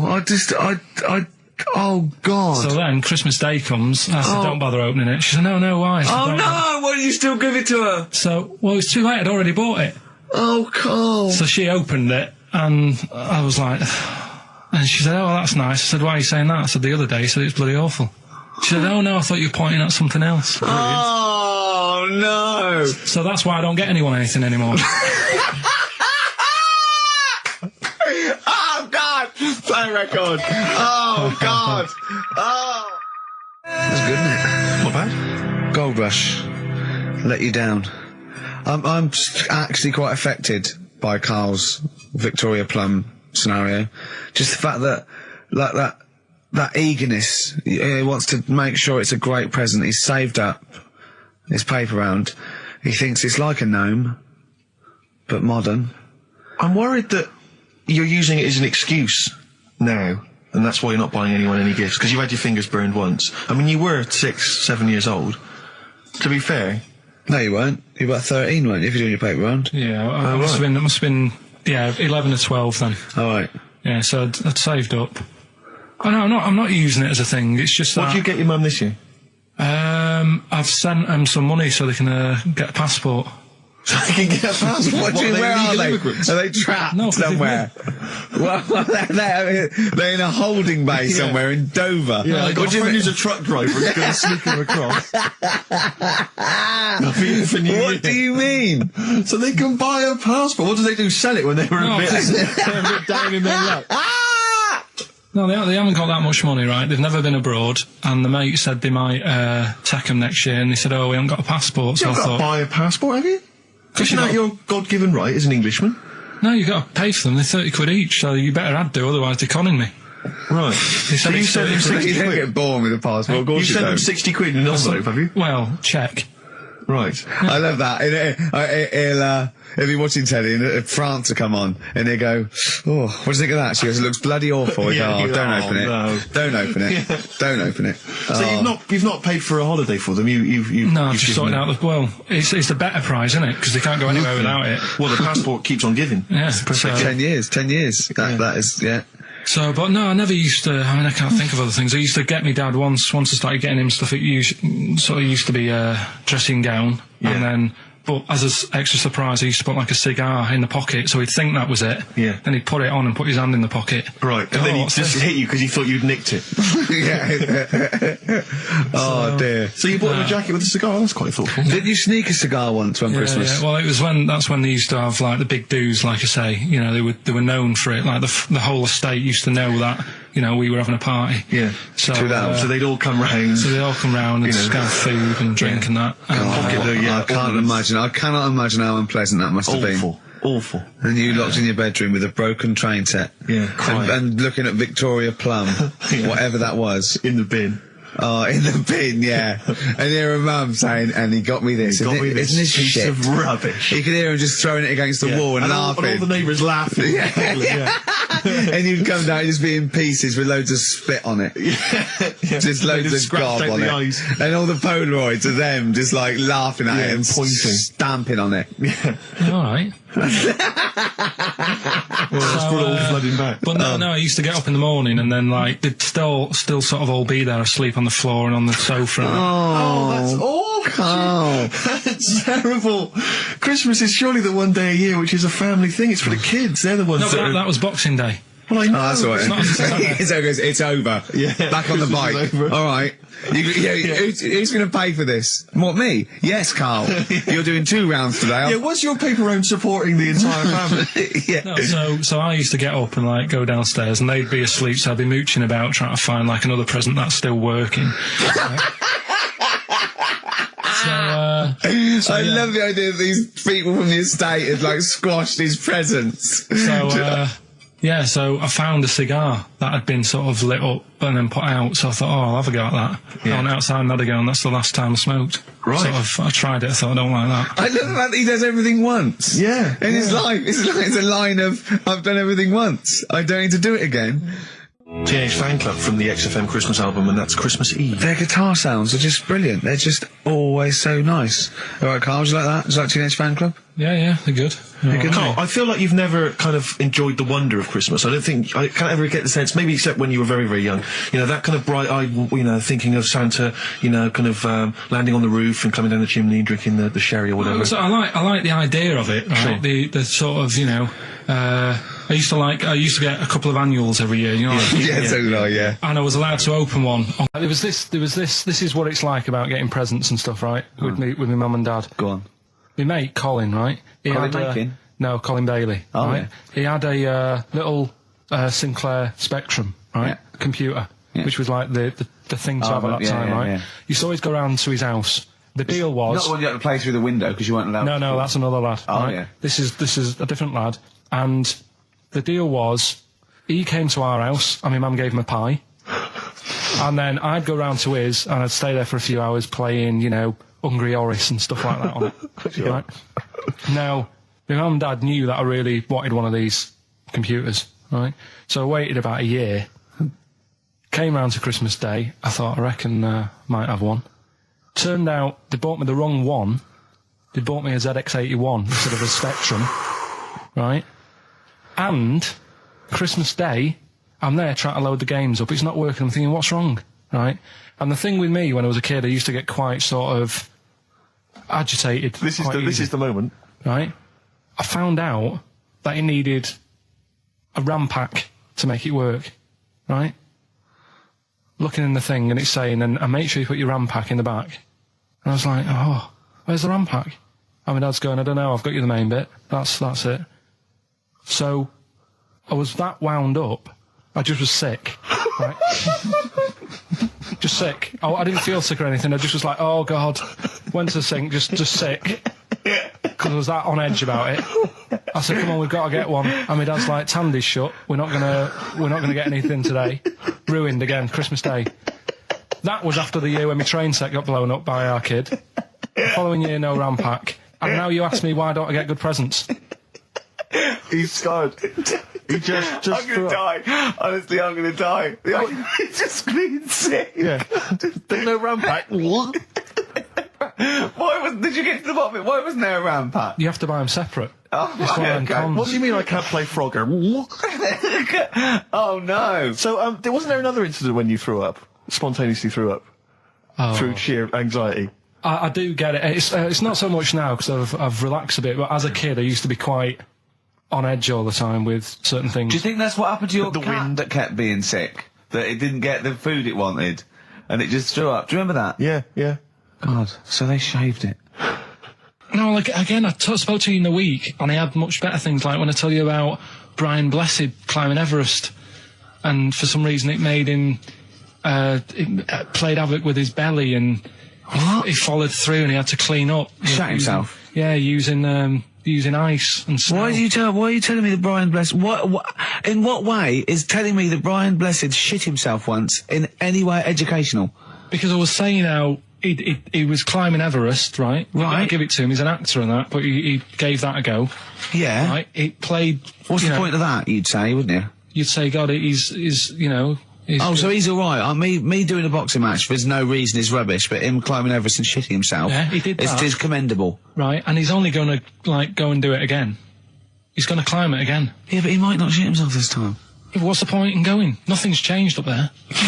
Yeah, good point. Yeah, Has it been? Well, it has. They've probably cleared out by now. Right, but it's slip on it. I can't even Read about Brian Blessed. Is it actually true, or have you libelled No, someone else? it was an interview with him in it. And what did he say? Oh, come on, what did he say? He said I climbed Everest and I played havoc with me belly. Let's talk about it next week. Ricky Gervais, Steve Merchant, Karl Pilkington. Well, look at him yawning. How rude is that? Carl, what's wrong with you, man? Have you been up late? A little bit. Girlfriend was away, wasn't she, yesterday? Yeah, I always have a problem with that. I always have, because you don't go to bed, do you, early?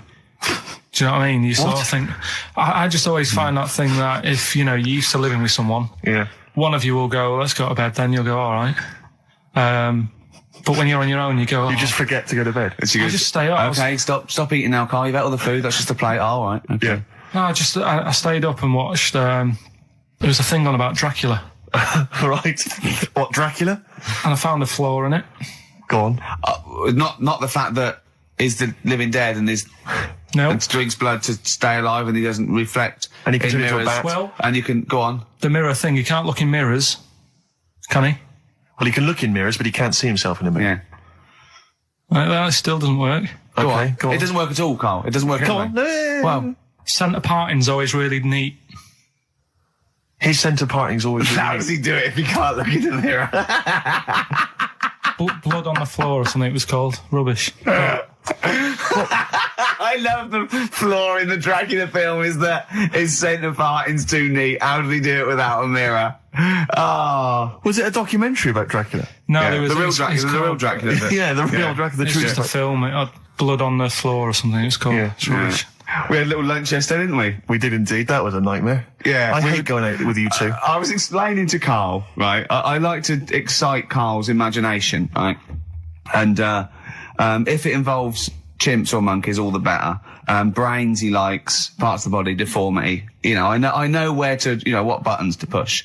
And I told him about this thing. I don't know if any of you out there know about this, but there's an experiment they did in the 50s, a clinical psychology experiment where there's your two hemispheres of the brain, okay? They're joined by a thing called the corpus callosum, right? Which is just a little flap of skin, like a little scarlet lead that joins your two hemispheres. And what they did, they cut that in half, and they thought it was a cure for schizophrenia, but what it turned out to be, or epilepsy, I think, I can't remember, was that your two sides of your brains didn't function together. You couldn't get information. I was telling Carl all this thing, and one of the things I told him was that they did it on a monkey, and it fought itself over a nut. Like its right arm was connected, by its left lobe of the brain, and it was fighting over itself. And Carl went, instead of thinking this is amazing experiment, he went, would it have been happy if you'd given it two nuts? Yeah, I know. Well, you started off by explaining it. I remember you mentioned, because I was watching the two of you as you were describing it to me. You said, of course, one side of the brain deals with symbolism. And as you said the word symbolism, I noticed Carl drift away from looking at you, pick up his mobile phone and start pressing buttons randomly. And I thought it was the word symbolism that got him. And I noticed it took you just a moment longer. And I think the first thing you said was, when did I lose you? Yeah, I knew I'd lost him. It's extraordinary. And he doesn't even try I to think I said disguise it. nomenclature at one point as well. Right, yeah. And I knew I was dicing with death there. Yeah.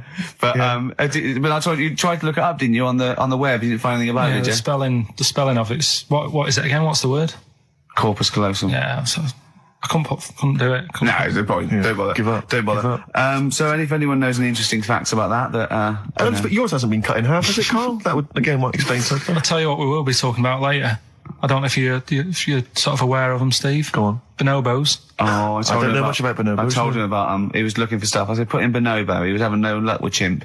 And they're a form of chimpanzee, but they're even closer to us, evolutionarily speaking. They've got their social groups are more like ours. They're more intelligent. And he was loving it, weren't you? So Just the look of 'em. is it human bonobo Carl? Is that how it works on the evolutionary No, ladder? chimp, Carl. Yeah. Yeah. Talking about So we're Yeah. talking about bonobos. You're excited about that? Yeah, That's yeah. Coming up in Monkey News? No, I think it's a bit of a monkey bonus. Oh, that was great. That was very, very funny What a indeed. wonderful clip that was. I enjoyed Do you it. remember that? Yeah. Wow. It was a few weeks ago, wasn't it, really? I mean, I think it was last week. we'd have to have very, very bad memories not to remember that hilarious clip. I'd like to hear that again maybe in a couple of weeks' time when I'm away. Yes, absolutely. It's embarrassing, isn't it? Mm-hmm. And we, but the good thing is, on telly, I feel a bit guilty about putting out shoddy rubbish because I'm getting paid an awful lot. Yes. But here, you know, I don't give a They can bleep that. They will do. They will do. Bit of David Bowie. When's that ever hurt anyone, Steve? Never.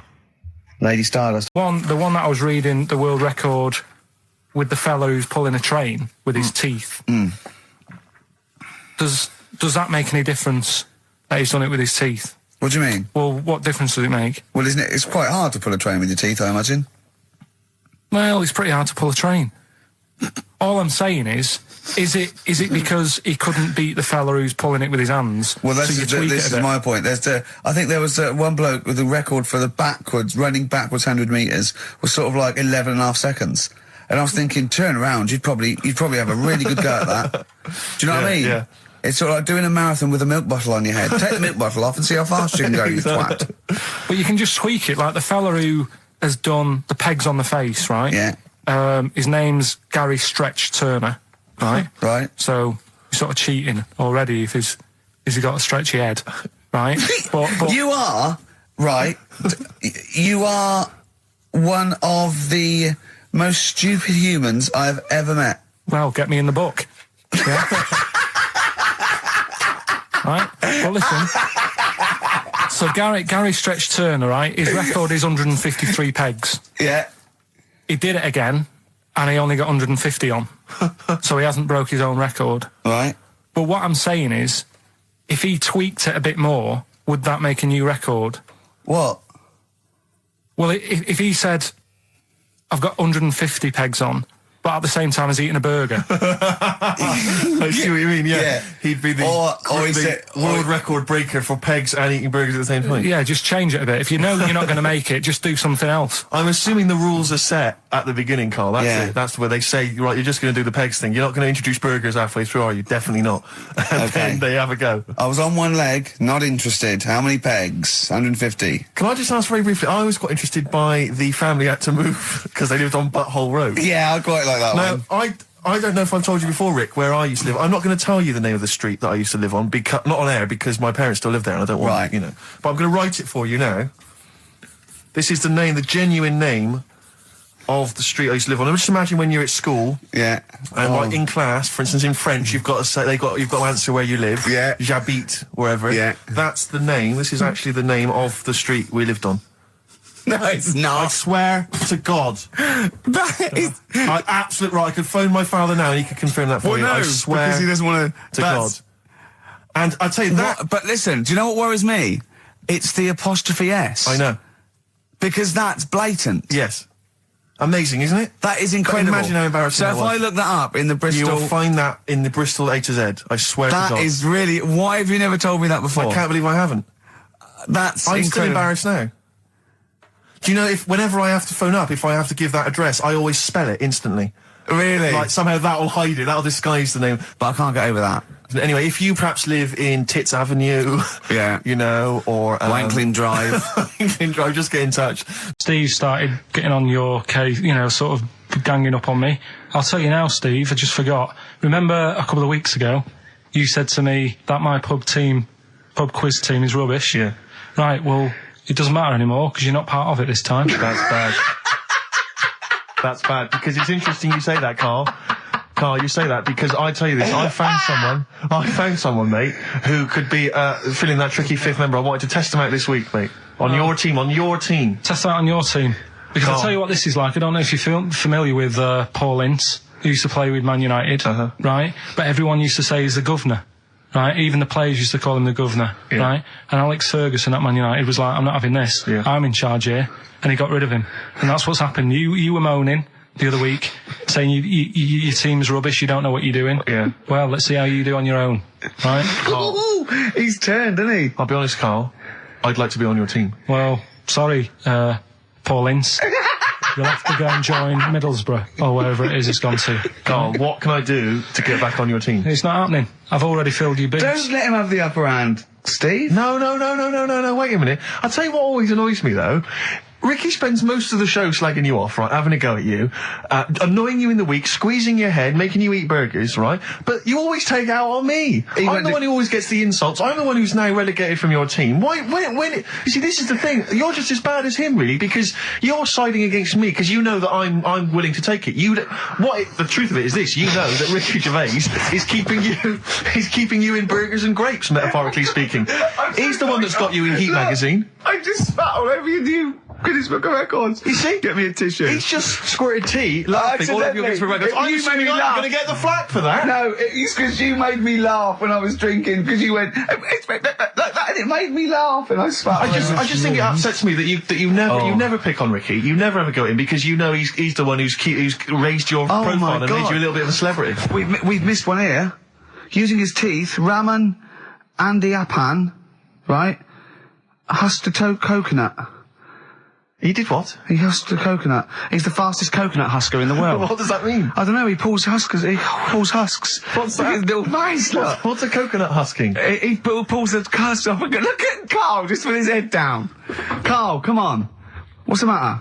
Because that cost me 20 quid. I know, well, I'll see you alright. I've Tea all over the world's smallest man. Why have they stood him next to the world's biggest man? Right, I'm in a bad mood now. Oh dear. I'm you haven't got a team? Steve, I'll sort you out. Come to me. I'll sort you out. Seriously, Don't no, worry. I found someone who would help you win this week, Carl, and No, I was going to Steve. tell you about it, and now... Steve, you can be on my team this week, and I know something about the quiz that Carl doesn't know. So... I'll tell you, I just think that it's so ungrateful. Whatever. So ungrateful. Right, Songs of Phrase, just give it a couple more plays. Just email in, we'll pick a winner soon. Ricky.gervais@xfm.co.uk. Well, this is rubbish this week. No one knows it because it's rubbish. Steve was right. There's 6 songs there, so if you know what they are, just That's the end of that, I think. That's the end of Songs of Phrase. email in. I think. We've got none there.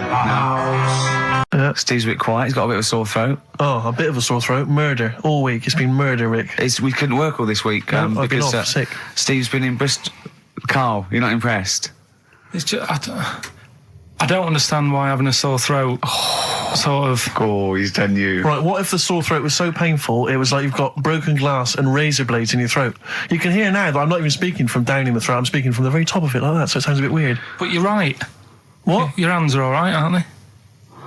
Yeah, but we talk when we're writing, don't we? I can barely talk. It was agony. I couldn't sleep because it was so painful. Even when I was just lying there, motionless, it was hurting. I just was surprised because I got back off holiday and called Ricky and said, alright, is Steve alright? And he said, he's had to go back home or something and he's stayed there because he's got a sore throat. Yeah.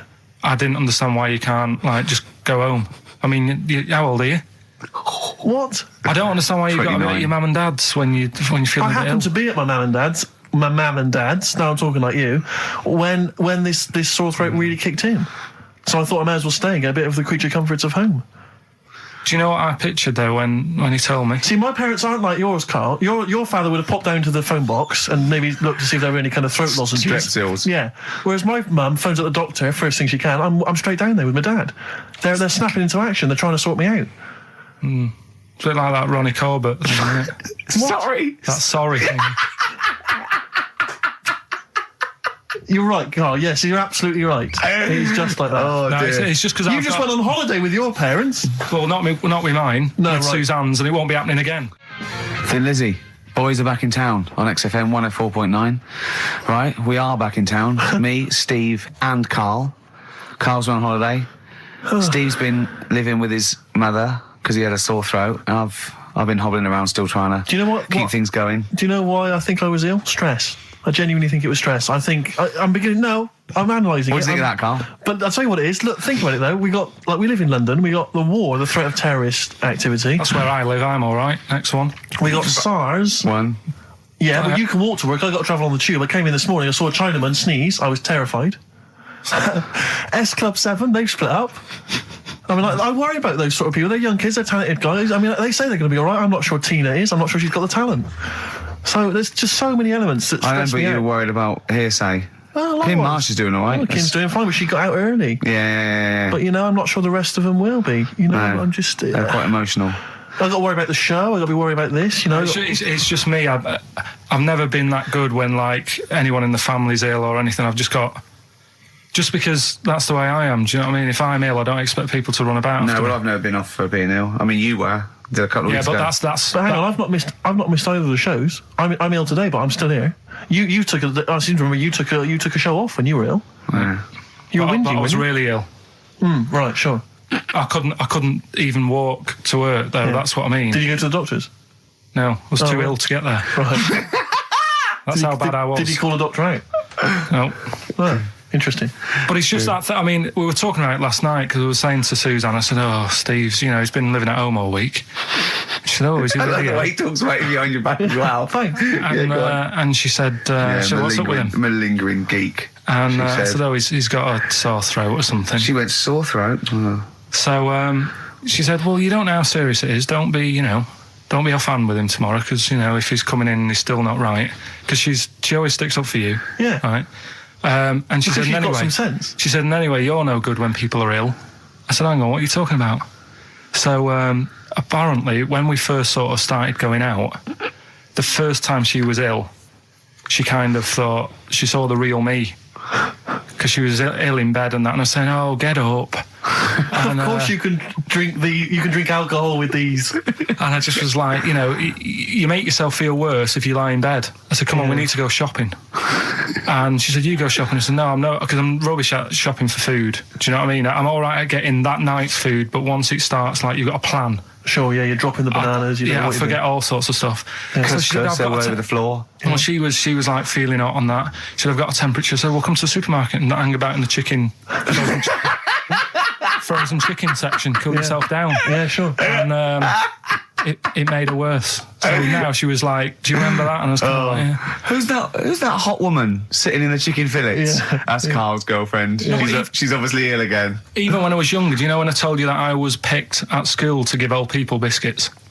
Right, yes. Because you had nice hands, Because wasn't they it? had nice nails, right? Yeah. And then because I went down a storm at that, Went down a storm at that. said- Bravo! Getting back with the Garibaldi's the best I've ever had. Bravo! What do you mean you went down a storm? because I'm into biscuits, so you knew your stuff. I was talking to him about I'm them, into biscuits. right? So then Did you make sure that they finished the first layer before you dipped into the second layer? No, there's no rules like that. Just No rules. what do you want? What do you want? What do you fancy? Yeah. So then, because I was good at that, we were going to like an old people's home where they were a bit iller, rather than just being old. They were like ill, Yeah. and I said no, not doing that. Not going there. Because they're old people. They didn't want biscuits. Well, yeah, that's the They're thing, too old to yeah. eat. So yeah. So Did you have to dunk them in tea before you fed them to them? No, it was just like Did know, you feed them like Did you feed have to chew? pigeons? Did you have to chew their food, then stick it down their throat with your face? Like a little bird. Yeah, just yeah. a little trolley, right? A lad who I didn't really get on with, he had good nails as well, so he was serving the tea. Yeah. And I just had a chat and said, oh, do you want a biscuit with that? Yeah. What about this one? Do you like bourbons? Yeah. Oh, you really did the whole. So, yeah. oh right, so you weren't just, it wasn't like their choice, you offered a selection. Well, I sort of sold them because the thing is there's only so many, so you've got to handle the situation well. Sure. You don't want too many in one type, so it's No. like, well, you've had a bourbon. Yeah. What a great life they lead. They probably only pay about 900 quid a week to stay in that particular home. Yeah. And they get a free bourbon by a kid with clean nails. Brilliant. Whoop-de-hoo. So anyway, it gets to this, you know, the Thursday night when I'm going out with Suzanne. Yeah. And her mum's like sat on the sun lounger outside, so where are we going tonight? I said, no, like I said, it's just us. We're going out having a bit of time to ourselves. So I could see as the day was getting on, she was realising that she's got a night in with like her husband, Yeah. right? Her face started to like look miserable. Sure. I thought, I'm loving this. Right? So I said, right, I'm going in to go and have a shower, go and get ready for the tonight. It's going to be great.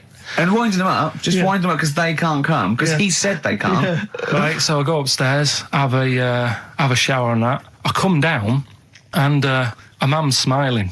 Oh, hang on. So I'm thinking, hang on a minute, what's gone on here? So I went to Suzanne. I said, why is your mum smiling? She's not coming. She said, no, but my dad said he'll take her out now. So in a way, she was happy because she got her own way, Yeah. which had annoyed me. That annoyed again. you, sure, because you wanted It's to... like, What, you don't go even on want holiday. her husband taking her out? Well, it's just the fact she didn't want to go out. She was happy to stay in and have sausage, egg and chips that they'd found from some shop that sold English food. So Right. that's almost like what they do if they're at home. Sausage, egg and chips. So she was happy with that if we were staying in and having that. Well, because we were going out, she was fed up. Right. So she's smiling. So she's going, yeah, I'm going out now. So I said, well, enjoy yourself. She said, where are you going? I said, well, it doesn't matter, does it? You don't need to know. Sure, Because you're yeah. not going to where we're going. Oh, you just don't want us to be in the same restaurant. So yeah, that's right. I said I want a night out on my own with Suzanne. It's our holiday as well. I don't know how you can talk to me like Amazing. this. This is not even his own parents. This is someone else's parents. These are the parents of the woman he loves. But even Suzanne sort of agreed with me. There's only so much time you can spend with your parents. That's why you leave. That's why when you're ill, you don't go home to them. Yeah? Yeah. Of course, the slight difference between me and you, Carl, is that not everyone in the world annoys me. Well, not everyone does. Just... I can see what I felt a bit guilty that week when he said I was annoying him, but I realise it's not my fault now. No, everyone annoys him. Yeah. So, yeah, it was an all right holiday. It was good to get back. Brilliant. Won't be doing it again. No. And what now would you say is your relationship with Suzanne's parents? Is it a frosty one? No, I just think they know that I don't like to put up with them for a long time. Yeah. I mean, Just when we were packing, a man was upset because, like, she really liked the place where we were staying, right? Because it was quite a big villa, because there was a few of us. There was a brother as well with us, right? Yeah. So, our mum said, oh, I love it here. She said, I'm definitely going to book this place again. I said, it's a bit big for two of you, isn't it? Just being sarky, like, we're Yeah. definitely... I said, because, I won't be coming again. You're like, I don't know what you're like, Carl. You're a monster. You're an absolute You're one of these people that monster. goes, I says that speakers are fine, I says that, and jibbered whap the wibble, Yeah. and never the wear slep. You're like a middle-aged man. You're like an old man. You're like an old man, and you're what, 30? I'm just imagine you scraping along in clogs and a flat cap going, oh, that tree's got to come down. Yeah. Yeah. Puncturing a kid's ball if he kicks it into your garden by mistake. Yeah. Refusing to give it back.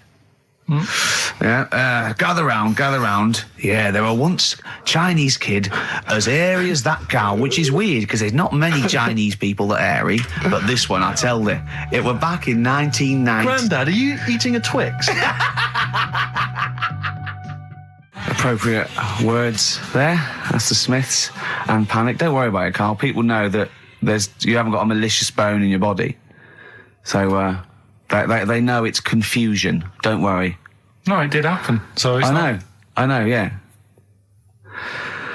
So, what have you been doing this week, Steve? Well, I'll tell you what, at the beginning of the week I was incredibly annoyed by Carl. Why? No, because I remember you had a little discussion with Carl a while back saying that you thought he was lazy at times. Yeah. And, you had various criticisms of his work. Yeah.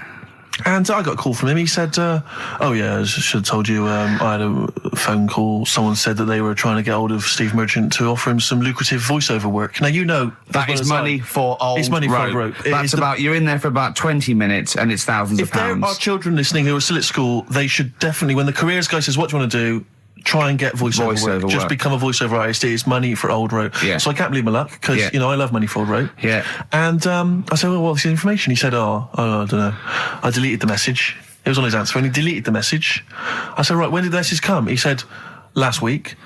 So he took a week to tell me that he had deleted the message. Why, just because it wasn't for you? I mean, I don't know how selfish that is, Carl. No, what happened is, right, I got back off holiday. I was at home. Yeah. So I called up my voicemail, right, because I can do that. Yeah. Remote access, right, because I've got to know what's going on at work. Of course. Called in, it was still my day off, I was going through the messages. Yes. Heard one from some company saying, we're after Steve Merchant, we want him to do some voiceover work, right? I can't remember the name of it, but Thanks. I thought, right, I'll remember to tell Steve. A week later. It doesn't matter, does it? You still got the message, and they What message? Yeah, but voiceovers have to be done in the next couple I of days. didn't get the message. All I got was there was a company, I don't remember the name, and they phoned you the what voiceover work. How does that help me? There are hundreds of thousands of media companies. You didn't take down a number, you didn't take down a name, nothing. I was more puzzled why they'd want you to voice anything. He's having a go. I don't know what. No, but listen to that voice. You must be annoyed. You must be annoyed. I mean, talk about rubbing salt into the wound. No, but listen to you. Oh, God. I don't know how you think. I don't know how your mind works.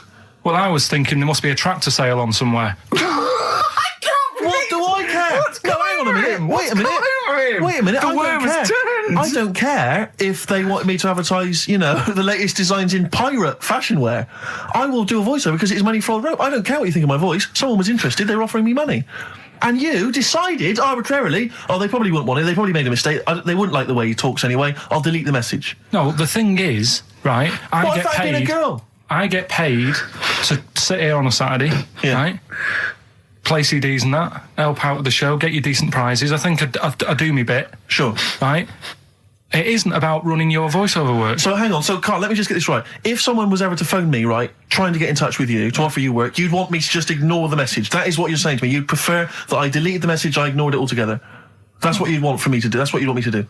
What, someone's calling you for Someone's phoned me. They say, I can't, I don't know, I'm a friend of a friend, I've got your number, Steve. I would love to use Karl Pilkington for an well, you've never exciting called me, sex so scene. has it happened?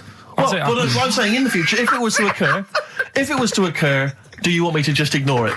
Is that what you prefer me to do? Well, it's not like that, though. I did tell you. I told you the message. You didn't what? You told me a week later with none of the information I needed. Carl, that doctor called last week. That kidney's ready for that little girl that you were doing that sponsored walk for. I forgot to tell you. Oh, I hope it's still all right. They keep it on ice, don't they? I think they do. Selfish, Carl. So selfish. And you've lost us a cent. Beautiful bit of Snoop on XFM, yeah? Mm-hmm. Kicking it with Ricky old Gervais. school, yeah. Sweet. Steve Merchant and Karl Pilkington.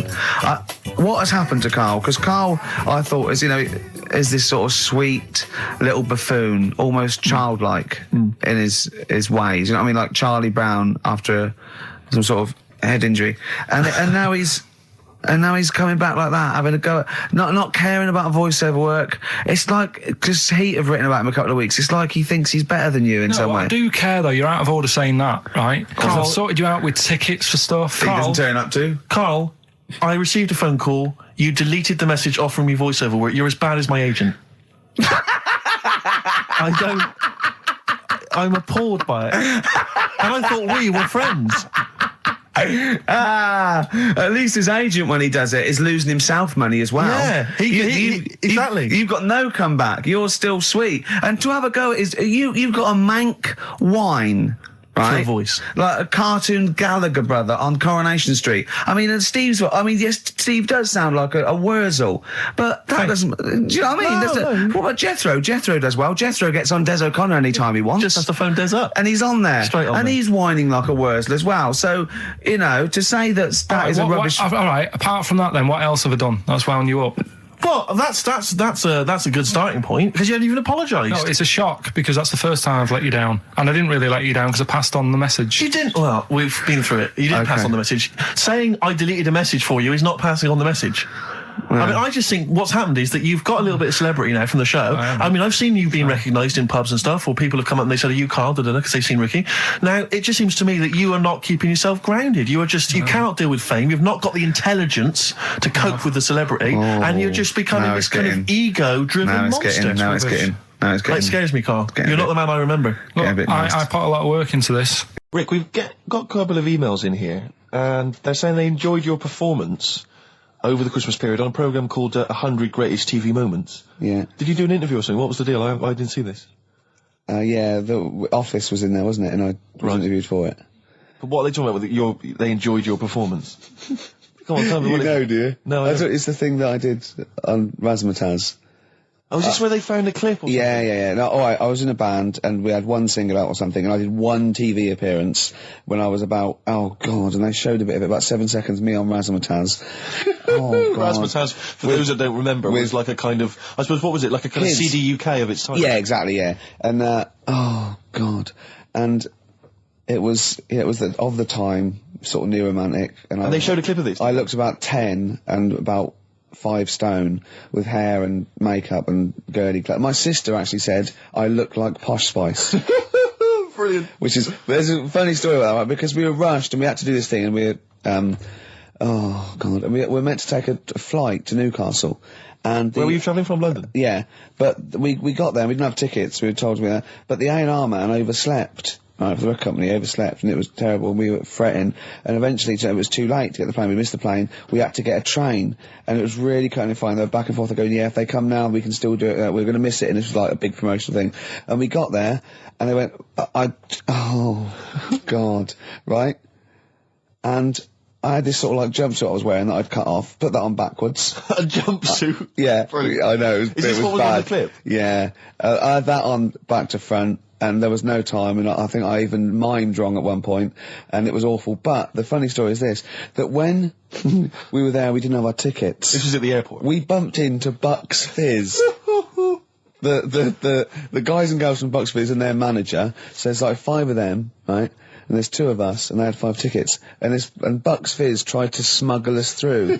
And so they went through the things, right, and they went, tickets please, and he just waved 5 tickets that he had, like that, goes, this is us, right, and they went, well, can I have a look at them? And they went, there's only 5 here, and they just looked at us and went, sorry lads, we tried. We were nearly smuggled through. By Bobby. Carol. They couldn't even with their powers, they were the height of their powers. That was like make-believe time. They'd already done making your mind up. I thought if anyone can get us through customs check, it was the Fizz. But even the Fizz what I like could though, not get that us reassures me, I have to say, about kind of airplane travel. You know, in these kind of troubled times, it's nice to know that even someone like Bucks Fizz couldn't get, smuggle someone through. That's good, because even, the top security man went, hold on, there's 5 in the Fizz, there's 5 tickets, those 2 lads are not going through. Exactly. Yeah, that makes you more secure about air travel now. Well, it's lovely if I'm in America, and I see 5-star, trying to get through customs. With 2 other lads. Exactly. I think, wait a minute, what's going on there? Yeah. Wait a minute, security guy stopped him, it's fine. It's fine, yeah. There's only 5 in 5-star. Oh. It's lovely to know that. Yeah. I love the fact, and did you know the Fizz previous? Was this your first run-in with the Fizz? No, they were doing the Taz, same as us. They were doing the old Raz, same as us. Did you recognise the Fizz and go, oh my god, that's the Fizz, let's try and sneak in with them, or did they recognise you? How did it work? They wouldn't have recognised us. Exactly, that's what I'm thinking. I love the audacity of going up to Bucks Fizz and saying, trying to smuggle us in. Can you try and break aviation law for us? Now, now it's time to make your mind up. We're going to the land of make-believe. I did that and they laughed. They went, brilliant. Yeah. We'll get you through, lads. Yeah. Just stay tight. I was actually on top of Bobby's shoulders in a long coat. Lovely. Yeah, but Bill... Well, seriously though, I don't understand what their plan was. Like they would have gone, through. It's the Fizz, land through. Yeah. Don't bother checking the It's like, wasn't even we couldn't even get to Newcastle. Do you think it was wearing your jumpsuit backwards that sort of gave it away? Well, no, but see, I didn't have it on then. I was just in civvies. I just had jeans and a t-shirt then. I didn't even have my hair gelled. I was just like cash. I saw it. I thought it looked all right. Did you? Did you? Well, I mean, for Then you. In a tight jumpsuit. Yeah. cheekbones. Brilliant. Yeah. I had some cheekbones. Yeah. That was the. If anyone else saw it, or maybe they taped it and they've got a clip, because I'd love to see it. I missed it. Well, I'll get you one. If you have it, put it. I'll tell you what. Why not create a website? And put that clip on there on a constant loop, and then send the address in, and I'll give it out, and people can check it out for themselves. Yeah, brilliant. Is that okay? Yeah. Cool. I'll have to lose weight now. By the way, with the education of Karl, last week he did Che Guevara. He did very well. Before that, the week before that, he learned all about Rasputin, didn't you? And this week you've been studying Hitler, haven't you? How does that go? How do you reckon that? It's a bit tough. Okay. I mean, I'll give you the full story later, Steve. Do you know much about him? No. So, they're all linked. All these stories I've been reading, they've all got a similar sort of thing going through them. They're born, they have a bit of a tough upbringing. Things aren't going well, and they seem to take it out on other people. Okay. But I'll tell you more later. Okay. Yeah, I don't think you can... I mean, I don't think Hitler and Che Guevara... It's the same thing. Che Guevara, when he was a kid, had, like, asthma, right? He wasn't an happy kid. Hitler, he only had one ball. Well, I was trying to find about that. Yeah, seriously, he phoned me up in the week. I said, how's it going? He went, I've skimmed it. I've just skimmed it. I was looking for the testicle thing. Now, I don't know if they left that out or it's not true. Right. He was trying to look up that Hitler has only got one ball. I think they only did it to wind him up. Because it's like, you know, you might be taking over the world, but we're all saying you've only got one testicle. Sure. And it's so did Did you look in the index and it's sort of Hitler, Adolf, family life, early childhood, testicles? Testicles, absence of. Sort of skimmed through, because... One of. Yeah. Mother, brackets other. Yeah. Albert Hall. Yeah. The only thing I could find was at one point in like, when he was trying to run the place, there was a meeting going on, and somebody had put a bag in the meeting room and it blew up. Yeah, And I'm but the wondering table whether it was under the protected him. table. Yeah, but... What, you're could have wondering been if under it the blew a table. testicle? The testicle was under the table. No, the bag blew off the ball. No, the ball sack was probably hanging below the protective top, and so that's where he could have lost. But why would he have only just lost the one? Because the way he was sitting. Cross-legged or something? Sure.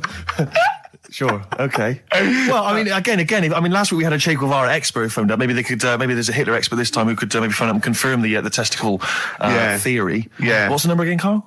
08 700 800 1234. You need to have at least done a PhD or something. I don't think we should invite calls about Hitler. I think we're asking for trouble. No, I'm talking about someone who's done a study of him and who's done a PhD. Oh, okay. I'm not talking All right. about any old nutter. And also, Carl's lottery numbers. He's a little bit more confident this week. Okay, good. He went there more like it. And I looked at him and I laughed. He went, no, even Suzanne said I'm on more on the right lines there. Is anyone who has done a degree in maths or A-level maths that can bear... Carl won't believe this, right? Carl thinks... I know I was partly doing it to confuse him, just see that look on his face like a cat, right? But there is the chances with random numbers, for example, the lottery, of getting 1, 2, 3, 4, 5, 6 are no greater than any other single combination. Right. Now, that's true. I don't mean you're more likely to get 1, 2, 3, 4, 5, 6 than any other combination put together, but than any other individual combination, they're all equal. It's counterintuitive, I know. I know you think that to get a run of 1 to 6 is less likely than anything else, but it's not. Any named combination... It's not, Carl. If there's a probability... Well, it's never happened. It's never happened. Yeah, but there's any number of combinations that have never happened. Every one of those combinations that have come up have happened, and they're just as likely or unlikely as any other combination, right? It's just that you feel intuitively, right, that 1, 2, 3, 4, 5, 6 is less likely than 1, 7, 12, 34, 60. You know what I mean? Well, I didn't win. Play record. Okay. Oh, that's brilliant. So they could throw it on the fire. I think It is so Have a quick skim through, do the word search right. Yeah. I think that's to light the cigar off the cooker. Oh. Well, anyway, listen, a good friend of ours, Ross Noble, the comedian, brilliant, he gave me this picture, Carl, which he's got from a magazine. He loves you. And I have to say, I think this... I just looked at it then. Obviously, it's not going to mean much to the listener. Oh, this is but it is currently available. I think it's in the current edition of Bizarre magazine, so you might want to buy that. It's not horrible, though, is it? There's a certain grotesqueness about it. Oh, it's a deformed person, isn't it? Well, to a degree, but I think what it's going to do for Carl is give him, I think for you and I, Rick, we're going to see his face. Light up. Brighten up, like opening a wonderful Christmas gift. Oh, you know what? I think I've seen this. Is this the one with the kid with the big head? I'll be honest with you, Carl, it is. Have you seen it already? Yeah. Let me just show it to you again so you can load it again. Like I haven't seen it. It's like... yeah. We shouldn't be laughing at that. No, but that is like the kid who I went to school with. That is the same. That can't be the So same. do you recognise him? Seriously, that is the same thing he had. I mean, I have to say, it does I'm look not like sure. it's been computer generated. It's so odd. Yeah. But look at the child's face. I Look know. at his Well, reaction. Don't take another photo of me. I'm not sure this is right. It's not right. It's not right. But I was hoping that would give you, Carl, just a little glimpse of. We've had a the request wonder. as well on the best bits. So someone wants to hear you talking about your mates with the big heads. I can't believe it, because every time we go there, we get some sort of complaint about something. About what? Just leave it. Well, that for some reason that always goes from the story with my dad going to Blackpool for taking those kids there. And what kids? And, leave it. No, what? I don't know. There's people that know what you're talking I'll about. tell you when we put a song on. No, well, I know what it is, but Well, you if can't you just say wanna that. know, well, Is it when? email Is in. it okay? Is it when your dad put a kid in the wheelie bin because he was getting it home? Yeah. So we're going to We can't go through it again. It's too controversial. We're gonna. What's the name? No, well, the thing is, right, you were just saying about what are you about Christmas. That's the funny thing, right? Because in our house, there's no one who's religious, right? No. My dad got annoyed when I went to church that day. He was like, "What are you doing that for?" Of course. I went to see a gig in Liverpool. Remember the band The Christians? Yeah. He thought I'd join some club. Yeah. I said, I've been to see the Christians. He was saying to me, man, what's he doing going out with them? Yeah, yeah. And then the other thing is, because I'm not christened or anything, my mum used to say to me, don't tell anyone that, because there's witches and stuff. I want to go back and see his upbringing. I just want to go back and see him at 7. One day in the life of Karl, age 7. Just to have 3 ghosts visiting tonight. And take him back through time. But we could go with him. We can be some of the ghosts. Yeah, the ghosts of Christmas past. Remember this? That's incredible. Because there's witches. Don't tell what. Just tell she you thought. So she wasn't christened, but she thought maybe someone could take your soul because you weren't christened. It's like there's cults and that, isn't there? And if they find out you're not christened, then right. I don't think they care. I don't think a lot of cults care. Well, but what can they do if you're not christened? I don't know. I just said all right because then through that time there must have been a time when. But hold on, now they know. Yeah, but I'm older now, so I'm all right. She used to worry about me playing out on the street. Oh, she was worried about when you were naive and stupid and easily led. Well, yeah. No. Good point. No, you're right now. Yeah. So yeah. Good. Yeah. I just have to show you something, Rick, before we move on. I know we've got another Educating Ricky, but someone just sent this in. Yeah. They've been looking on eBay for Victoria Plum. You're joking? Come here and see the photograph. Oh, God, that's fantastic. Yeah. Have a look. That's it. Oh, God, he got that for his mum. It's the worst piece of tat I've ever seen. Carl! Carl. Imagine how... Oh, gutted. Oh, imagine how... Look, think of him now, right? There it is. That's the worst thing I've ever seen. I tell you, it looks like a Diddy man gone wrong. It looks like a Diddy man prostitute. That is... Is that the one, Carl? Well, it was a different colour. It had a yellow at mine. No, but look, how do they get... Tell them they go into eBay. So you need to log on to ebay.co.uk. I'm sure you've used it before. It's the online marketplace, ebay.co.uk. And if you type in Victoria Plum, I'm assuming that you can track this down. That's amazing. It's the worst piece of rubbish I've ever just think seen. how cute he was as a kid, though, doing that. Just think of him, just going... just seeing that and thinking, she likes gnomes! It's the worst thing I've ever seen! I mean, to be fair, I don't know what her prize collection of gnomes looks like, but I can't imagine they're much better than that. I mean, gnomes are a fairly grotesque thing. But certainly your mum's taste and discretion is... Did you have those houses on your estate? You'd go in there and it was just loads of those dolls still in their packaging all around the room. And sort of like one of those homes that keeps the sort of packaging on the 3-piece suite. Why don't you buy another one for her for Christmas? Yeah. It's $3.99. It looks, but that's £2.49 because that was $3.99. Well, oh, buy it, Carl. No, because I've sorted out her passport this year anyway. I'll get her that next year. I've had an email from Andrew Forrest, who has just simply entitled it Karl Pilkington. Oh, Karl Pilkington. What do you think of that? That's got to be your new name from now on. Oh. I had a mate who used to use it. What, used to call you that? Yeah. Was that your nickname at school, Pilkington? No, it's not my nickname. It is now. No, it's not. It is now. Pilkington. Pilkington. Oi, Pilkington. Oi, Pilkington. Pilkington, do my homework. Where do you live? Where do you come from? Pilkington? No, there's this lad who called Mark, right, who I used to go to school with, who used to call me that. And his mum, right, was like obsessed with cleaning. And I was never allowed in their flat. He makes the place look untidy. So she used to, I don't know if it was just me or all his mates, but I used to turn up and she goes, yeah, he is in, but you know what you've got to do? And I used to have to go round the side of his flat, and he had a computer, right, which I used to play. I didn't have one at that point, but he had one.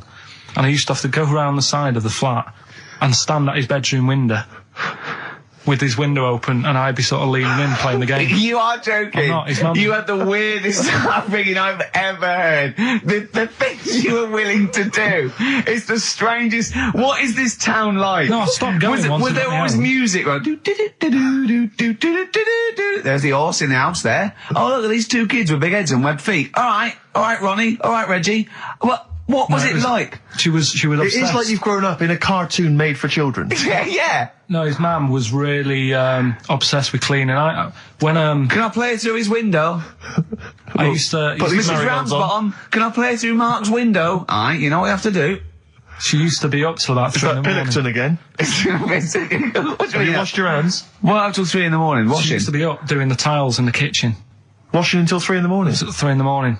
And for ages and ages, that saying that out on the tiles, I used to think that came from, like, his mum. Because she was out, like, cleaning them late. So, till I was about 13, I thought that saying, out late on the tiles, Yeah. was... And now you're not confused by anything. Well... There's no misunderstandings in your life now, is there? So he was allowed to walk in and out of the house, was he? No, he was alright, and he used to come round to ours a lot, and my mum used to get these pies from Hagenbach's, right? So... I don't know what that is. It's at that bakery where they used to chuck the cakes out the back, I'll tell you about. Yeah. And you ate six. He loved it, but I could never go round to theirs, or if I did, it was like, well, yeah, he is in, and I'd go, alright, and then I'd walk round the side of the flat. Stand outside. Why did you ever knock at the door? Why don't you just go around and knock on the window? Just to check he's in, because he wasn't always in his room. If he was in the lounge, he'd have to go to his bedroom, and then that's To meet you. This is the strangest. And you'd play a computer game through the window. You say it was a flat. It wasn't like a 5th story one, and you had to get in one of those kind of cleaning contraptions and, like, winch your way up. I love the idea of that. So. Oh, Pilkington. Clocks from The Cold Play on XFM 104.9. I'm Ricky Gervais, with me Steve Merchant, and back, Karl Pilkington. Hey. He's raring to go. It's nice when you have a bit of time off, isn't it? Yeah, how long have you had off now? About 3 weeks. About 3 weeks, yeah. We can't do that because we're sort of self-employed and we'd be letting people down, but it's different when you get paid anyway whether you turn up or not. But good to have you back. I'm never off ill. No, it's the first time I've ever been off ill. Like, well, no, I mean, just you're off 2 weeks and then you're off. No, I just wish I was the kind of person who could let down an audience of regular listeners. Yeah, but like I say... Well, no, we spoke to you, you weren't that bad. A cold, you don't go home for a cold. We were discussing this last night in the pub, and, you don't go home for a cold. Okay, then, so moving on, what have we got then? We've got some great songs. I've brought in the Smiths, I've brought in Buzz Cox, I've brought in Neil Young, I know Steve's got some hip-hop. Some great hip-hop. I've got some great Elvis Costello. It's going to be great. Carl, come on, concentrate, you've been away for 3 weeks. Just annoyed. No, stop saying that. What? You're annoying me now. Why? Oh, what you do? Go home ill? Oh, he's annoyed me. Oh, has he? Yeah, I got I'm a little bit annoyed. Can I have some time off but still get paid? Yes, of course you can, Steve, Carl. right, he called me up, winding me up about this. And, right, I'm 30, right? I'm 30 now. I can only remember being off 2 times. Oh, his memory's going as well. You'll have some time off. And both of them were when I was at school. What's school? One when it was windy. Why did you have time off? Because it was windy. But to be honest, Carl, that lasted for... You went to Lanzarote. Yeah. People said don't go to Lanzarote. They told you it was Lanzarote. They told you, were they right or wrong? You were right, yeah. Really? Yeah, it's a bit ropey, yeah. Is it? Why? Just, out there. If it wasn't for the volcano they had, it'd been knackered. That's their big draw, is it? That's it, basically. That's all they've got going for them. When you landed, was it really hot? Initially, were you quite excited? You were thinking this is okay? It was warm. It's, we can't complain about the weather. The weather was all right. Sure. You know what I mean? That's what I went for, but it'd be nice if there just was something else. Yeah. What did you do all day then? Did you read your ritual book? No, I didn't read that. I read that book, the book that I bought, and all the chapters were messed up. Oh, yeah. I bought a better version of that. All right. And I read that. Excellent. And then... Did it make more sense in order? Yeah, a lot easier to follow. Yeah. And then we went and had a look at the volcanoes and that. They've got 36 of them to look at. How many did you look at before you realised that you've, pretty much, you've seen one volcano, you've seen them all? Probably about 6 or 7. Really? Yeah. And then when you got to the 8th, you thought, now I know what this is going to be, Suzanne. This is going to be like a mountain with a hole in the top. Yeah. Really? But it happened years ago as well. It's like, just keep a couple, fill the rest in, tidy it up. Fill the rest in! Yeah, no, Well, getting some builders. No, seriously though. Okay, 4 million tons of concrete, please. They're an absolute death trap. Yeah, what do you mean fill them in? Do you know what a volcano is? It's just a hole, isn't it? That's happened. Well, it's more than the hole. It's more a portal to the magma in the centre of the Earth. Back in 1730 it happened, and they still haven't sorted it out. Well, when you say it happened, volcanoes were made a lot longer ago than 1730. No, but the one that did Lanzarote in. Right. Sort it out. What would you suggest? Well, How tidy can it they up. fill it in? It's joined. It's all joined. No, but what I'm saying is, the big plates of the Earth are all joined. It All was the a disaster, magma's wasn't it? joined. With the trade centre thing, that happened. They cleaned it up, sorted it out, they've moved on. That's what I'm saying. Whereas Lanzarote have just gone, leave it. It happened back in 1730. You misunderstand me. How, in the name of God, can you fill in a volcano? You ignorant twit. No, but it's not just the holes. They've actually left the lava everywhere. That's what I mean. It's not just the big holes. There's lava everywhere. But it's molten rock. They can't just pick it up like they're like a carpet. Put it in the holes. The holes are there ready. Just push it all in. That's what I'm saying. Do you know what a fable is? I've got a rough idea. Okay, it's a thing that uses sort of metaphor, analogy, just to explain sort of morals. I mean, they're very old for a start, and it's all. I'll give you an example of one. A quick one. Oh, the one about the dog with two bones. He goes to a dog's got a bone. He sees a reflection in the lake, and he thinks, "Oh, that dog's got a nice bone. I'll have that." And as he goes to get that one in the reflection, he drops the one he's got, and that's one about I think I was told one when I was younger. Go on. I think it was one. This young lad, he's got a dog, right, and he sort of is about 8 years old, and this dog, he's had it since he was about 4, and it's a bit tired now, and he chucks sticks for it, and it doesn't go for it, and he's saying to his mum, "Oh, I want a new dog because this one's useless. It doesn't do what it doesn't have any fun with me." So they say, "Oh no, but Rover's a good little dog. You should look after it." And he's like, "Oh, I don't like it. I want a new one." So they buy him a new puppy, and it's running around, yapping about, and he's loving it, and he's playing around with it in the grass. And then one day he goes to the park and he's messing about and rolling about with it, and he falls into the lake, right? And the little puppy's like yapping at him, and he's going, help me, the little dog's yapping. And then the old dog comes and gets his collar, and it pulls him out of the lake, and he goes, "Oh God, why did I forget about you? You're the better dog." And he loved that one again rather than the puppy. I got a feeling that was Lassie. Well, yeah, that was an episode of Lassie. What's the moral? What's the moral there, Carl? What's that telling? What's that explaining through analogy? Sort of, don't forget the old. Look after old people. I remember there was one I heard once about a young boy who got trapped in a lake inside a cage. But he loved his trainers so much he wasn't going to get them wet. But even though he had to get out there, and even though he thought that was the important thing because it's material value, he actually drowned, and the trainers were no good to him then. Out of Time by Blur. Luckily, we're not out of time. Got another hour and 25 to go. So it's not over yet on XFM 104.9. I'm Ricky Gervais, with me Steve Merchant and Karl Pilkington. We've had quite a lot of emails as ever, Rick. I should just say, because we're very lazy. It's a much listened to show. We're very lazy people, and we rarely reply or read out the emails. But I never read the emails. Absolutely. So I rely, if I haven't replied to them, or my mail, Steve opens my mail and reads my emails. So if I haven't replied, it's just because he hasn't passed it on to me. Yeah. Okay. But I haven't passed it on to you because I know you'll never reply. Sure. So, I'm just cutting out that. But I just want to say thanks for the emails. We do read some of them, and we do appreciate the fact people send in jokes. I appreciate it. I love it. We've not have to do anything towards it. Sure, we had an email from Jack. He just said he missed the last 2 weeks' shows. Has he missed anything? Not really. No, it's the same stuff. Same I think last week Carl was having a go at Chinese people not aging well. He had a go at the gays, and he came up with a ludicrous story about a monkey that was impossible. So I don't think Jack's missed much. Go on. No. We've just had an email from the Pringles people. Oh, right. Good, because it's finally started to happen. I hear these stories about people getting given cars and Armani suits and trips abroad, and we haven't had no, but finally people are starting to, realise what we're doing, our impact on society, and we've got a whole box of Pringles sent to us. Not on those little tubes, the proper tubes, the foot-long tubes. Yeah. So... and what have they said? Well, the Pringles guys want them back. No, they've said they like the show, and if you want more Pringles, give them a call and they'll send you more Pringles. Yeah. I bloody love Pringles. Yeah. Pringles are... The thing about Pringles is, they're Moorish, right? Yeah. But how would I put it? The sort of thing when I open them, and by that when I pop, right? Yeah, I have to eat the. Well, okay, how can I put this? When I pop, I can't stop. What do you mean? I don't. Well, when I pop them open, I can't stop eating them. Right, when you pop, you can't stop. Yeah. I think that's because of the chemicals. I think that might be the reason. But they're good chemicals. They're good chemicals. They're the best chemicals. Pringle chemicals. They're not bad chemicals. Lovely. Like using chemical warfare. Yes, I want some more Pringles. Bob Dylan, It's All Over Now, Baby Blue from 1960 something. Bit of trivia for you, Steve. Go on.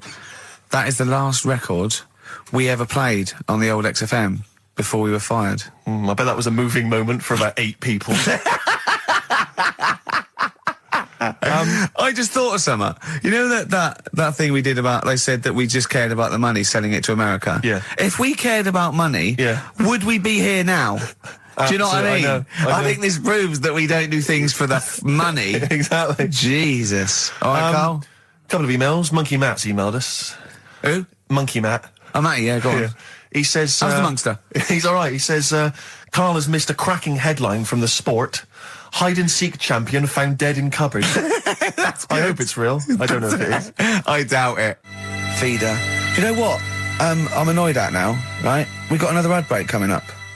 How many ad breaks have we had in this show? I know. Carl, how many ad breaks have we had in this It's show? only about 3 an hour, 3 or 4 an hour.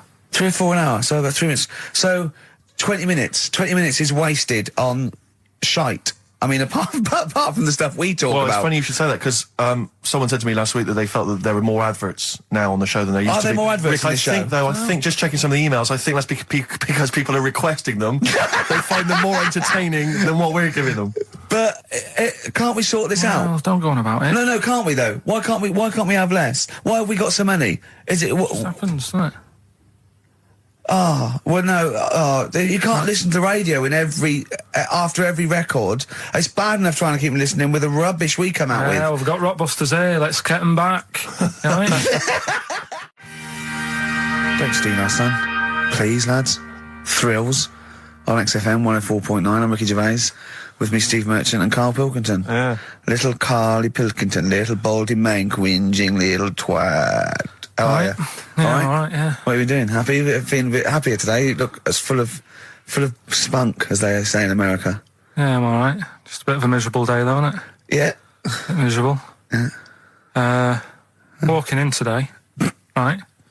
Do you know I walked through, like, the sort of the gay district of London and that? Right. You don't walk, you mince, don't you? Well, just walking through on the way to work, and I'm always interested in their little shops and stuff that they have, right? Loads of... Their little shops. That's don't be ashamed of. If you want to go in and buy something, go in and buy something. I'm just having a look at, looking in the windows and stuff. Little postcard just near the entrance. Yeah. That's meant to tease people in, to make people go, that sounds good, I'll nip in. Right? Little postcard. Free butt plugs with every sale. That's great. How did we get from 5p off milk to free butt plugs with every sale? Wow. What's society come to? Well, it's because we're liberated, Rick. Yeah. You know, it's an open What society. did you buy to get them? You didn't buy... Oh, I didn't but what's the purpose? What, of the poster or of butt plugs? Butt plugs. Because I really honestly You don't... shove them up your arse, don't you? Whoa, slow down, bum. Shove them up your bum. Yeah. But when? Is that just like when you're doing whatever, doing stuff around the house, or... I think it's not to keep things out. Is it like you would use a plug in the sink to keep, the water in the sink? Oh, if you're not gay. Get that, oh, yeah, no, I know what you mean, yeah. I don't know. No I mean, entry. What is it? I mean, I don't understand what I that's don't know. I assume it either feels good or are they... well, I've got to be careful here. Or are they sort of like breaking it in? Right, yeah. Do you know what I mean? Like it's like a shoehorn. Sure. or Yeah. It's like when you stick paper in your shoes if they're a bit tight. Or those people who sort of like put little bits of wood in their lips, and then as soon they've got big plates in their lips. Yeah. Same with the butt plug. It means you can, you're ready for anything. I don't know, do I? And look at Carl's face. Well, if you know what butt plugs are used for, then why not get in touch? Ricky.Gervais at XFM.co.uk. What do you think? If there's any... I can't believe we're already on this subject. I know. How is it? It's 1:05 and we're I was going to say then, if there's any people who use butt plugs, and I was thinking that Carl would have said, well, they're not up yet. Yeah. Because they go out late. No, but what is it? We're award-winning people. We've written a TV Not on show. It's radio, highly though. respected. Not on radio. We're rubbish on radio. I know, but We've got nothing to lose. But I always say to you, Steve, that I like educating people and that. Now, the way I see it is I didn't know what they were. Let's phone to go in. Someone might know about butt plugs. All right, we'll get No, get them on. Get them on. Ask them. No, because they might say something dodgy. Oh! Yeah, whereas, what have we just been doing? Just take a chance. Take a chance and tell them not to swear.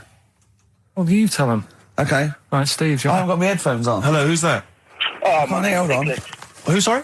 Nicholas. Nicholas, hello, mate. You're not going to swear, are you? No, I'm not going to. Keep it clean.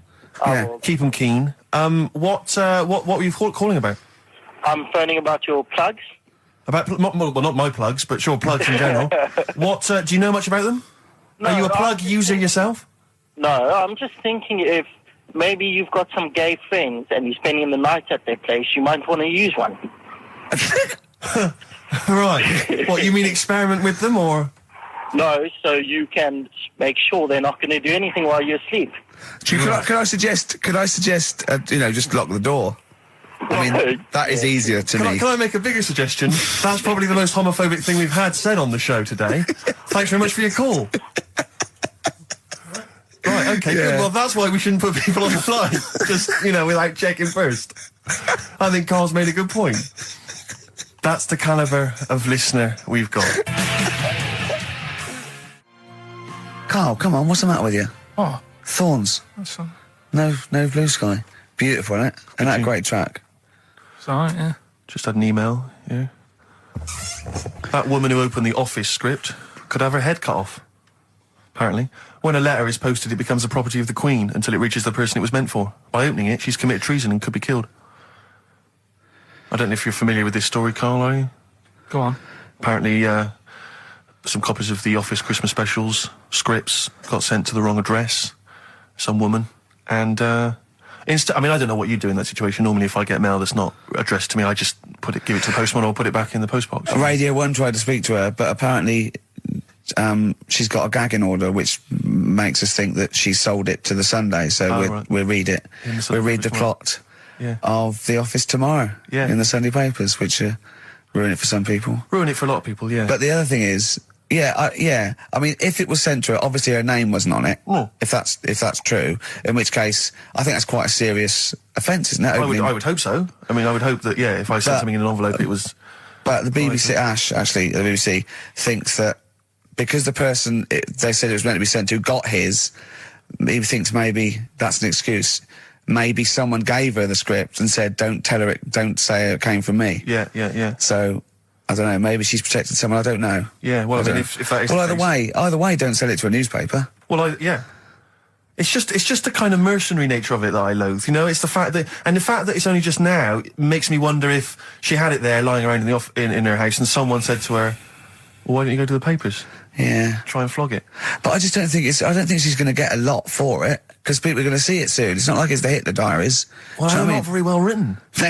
But, I mean, I don't know. I tell you what I'm frustrated by, it's just the fact that it's like we've worked hard to give people some kind of pleasure for this Christmas, because a lot of people are very depressed, Rick, very low at this time of year. They've not got what they wanted. But we're trying to cheer them up, give them a bit of happiness. Yeah, but I think she'll be happy if she gets a lot of money. True. I don't know. I think it's just tacky, really. It's like, well, I just say, if you're a fan of the show and you don't want to know what happens, then don't read the Sundays tomorrow, or at least avoid it when it says we tell you what happens. The papers might not ruin it. The papers might go, we've got them, but we're not going to ruin it for people. That'd be a nice gesture. Ideal. But I don't know. All I can say is it's a good job that I send out the prizes. Because that Michael Palin around the world in 80 days will be going to the person who won it. Yeah. And if someone else receives it, they better not try and... Go on. There's a programme... We couldn't have said the cock soup if we'd made it up, but because it's real, it's fine. Yeah. We also couldn't have said the cock soup if we'd have meant a male penis. Thankfully, we don't. So. We mean a little chicken. You go on. Yeah, this programme was on. It was Wednesday night, something. About this little lad. It was a fella and a woman. At the same time. What do you mean? Like a cartoon with a secret identity. By night? What do you mean? He had both by day a sex? boy, by night a woman. He had it all. What you... Sorry, wait. So he had male and female genitalia. Yeah. So what do you call someone that's born like that? Weird. Yeah. What's the term for it? Go on. You know it. We've talked about it before. Aphrodite. Really? So close. Hermaphrodite. Yeah, hermaphrodite. Yeah. That's weird, though, isn't it? Yeah. And he had the ball. Yeah. And he had the... Well, what happened was he was born, right? Obviously. And the doctor said, there you go. Lovely little boy and girl. So the mum was like, what? So He said... No, I don't think the doctor was sarcastic. Yeah, what? I don't think the doctor was sort of dissing them. Yeah. There you go. What do you mean, doctor? I'm gonna have a look. There's the cock, there's the minge. All right, see you later. What are you going to call hate? But doctor, what do you mean? Have a look. He wasn't sarcastic. He didn't give Doctor, clues. tell me what you mean. Give me a straight answer. He probably went, oh shit, she's got a cock. He didn't go... He wasn't sarky to the parents. No, Anyway. but I'm just getting across. Do you know what I mean? I always had a little bit just to... Yeah, I know you spice do. it Yeah. up, You should spice be it a up. newsreader. Be brilliant. So there's a little kid lying there. Yeah. And the mum says, you know, what am I going to do then? So the doctor, I mean, I'm condensing this. It was like an hour long. Sure. Yeah. Yeah. So he says, she said, what will I do? And the doctor said, well, he's not sort of well hung. Right. Oh, So he's not sort of well on.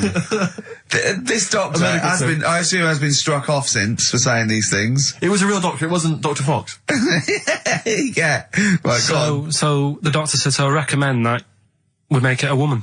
Right. Right? So they sort of do a little bit of, Jiggery pokery. a little bit of work. And I don't think that's true, Carl. No, it is. It was on the programme. But I think they can tell really what they were meant to be from their chromosomes, can't they? They can tell whether they're X, Y, Y, or Yeah, X. not just, it's not It's very just- well hung. No, I Yeah. tell you what, because back then, when this was going Yeah, on, no, right, I'm just thinking they might not have had to. the doctors then thought if you had a kid, right, and you thought, it's a bit ugly, maybe it'll have a better life if it was a fella. If it was a girl and it's a bit ugly and you think it's going to get a hard time. Right, don't talk shite. What? What, that a doctor would go, right, you've had a young girl, I'll tell you what, she's a pig, let's pop a cock on her. Don't No, talk I'm not saying, shite. I'm not saying that. What I'm saying is, say if you have like I say, a girl, I just think it's harder if a girl's ugly and Yeah. she's growing up, she Yeah. has a harder time. Yeah. Don't you agree with that? If Possibly, Yeah, but you don't they change someone when they they don't. No, yeah. You don't change their gender No, because but they're I'm a just bit of a saying minger. what I'm saying is the Elephant Man would have had a harder time if it was Elephant Woman. Is what I'm saying. But listen to me, listen. What the doctor was saying is, if you get a baby before it's 2, Yeah. back then they thought you could sort of say, well, instead of giving it a go-kart, give it dolls to play with. Right, back when? What are we talking about? The Middle Ages? We put a song on, come back to this. Yeah, it's Bruce Springsteen, Atlantic City. Bruce Springsteen, Atlantic City, on XFM 104.9. Okay, look, have another go, Carl. What were you saying? As an hermaphrodite, yeah, it was born both sets. The doctor said it's already good, isn't it? I'm loving it already. No, right, there's a shadow, I think it was in America, Yeah. and it's on a quiet road. I'm guessing somewhere like Boston, that's what I imagine. Okay. Right. No. Somewhere like Boston, and people at night used to see this shadow moving about, and they'd go, what's that? Right? And it got known, the town, the little local town got known for this shadow, but it didn't cause any problems.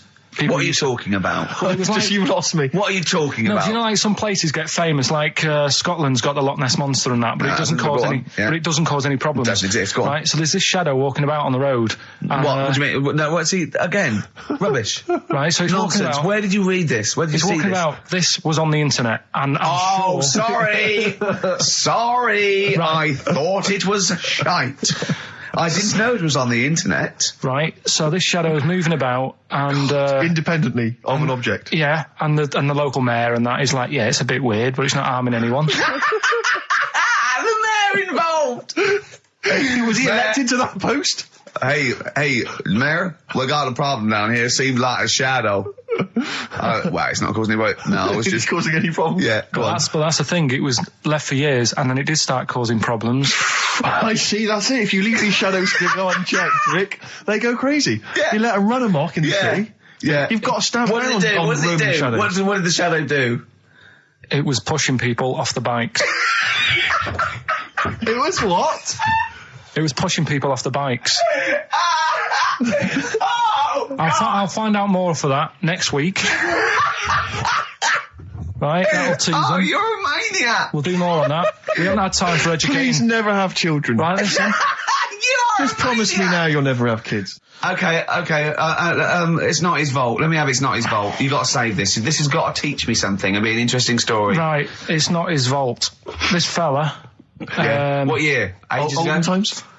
I'd say in the 70s. Okay. Would you? Any evidence for that? And, Does he wear flares in the story? Right, Is that it's- your reason? no, it's a bit like Yuri Geller, this fella, right? Where yeah. he's electric. He's electric. And, if he walks past the telly would fizz. Uh-huh. If he walked past the radio, it all goes like that. Ooh. His hair stuck up all the time. And he'd be having a bath and everything would be all right. And then the power would sort of switch on in his body. And the electric in his body made him jump out of the bath.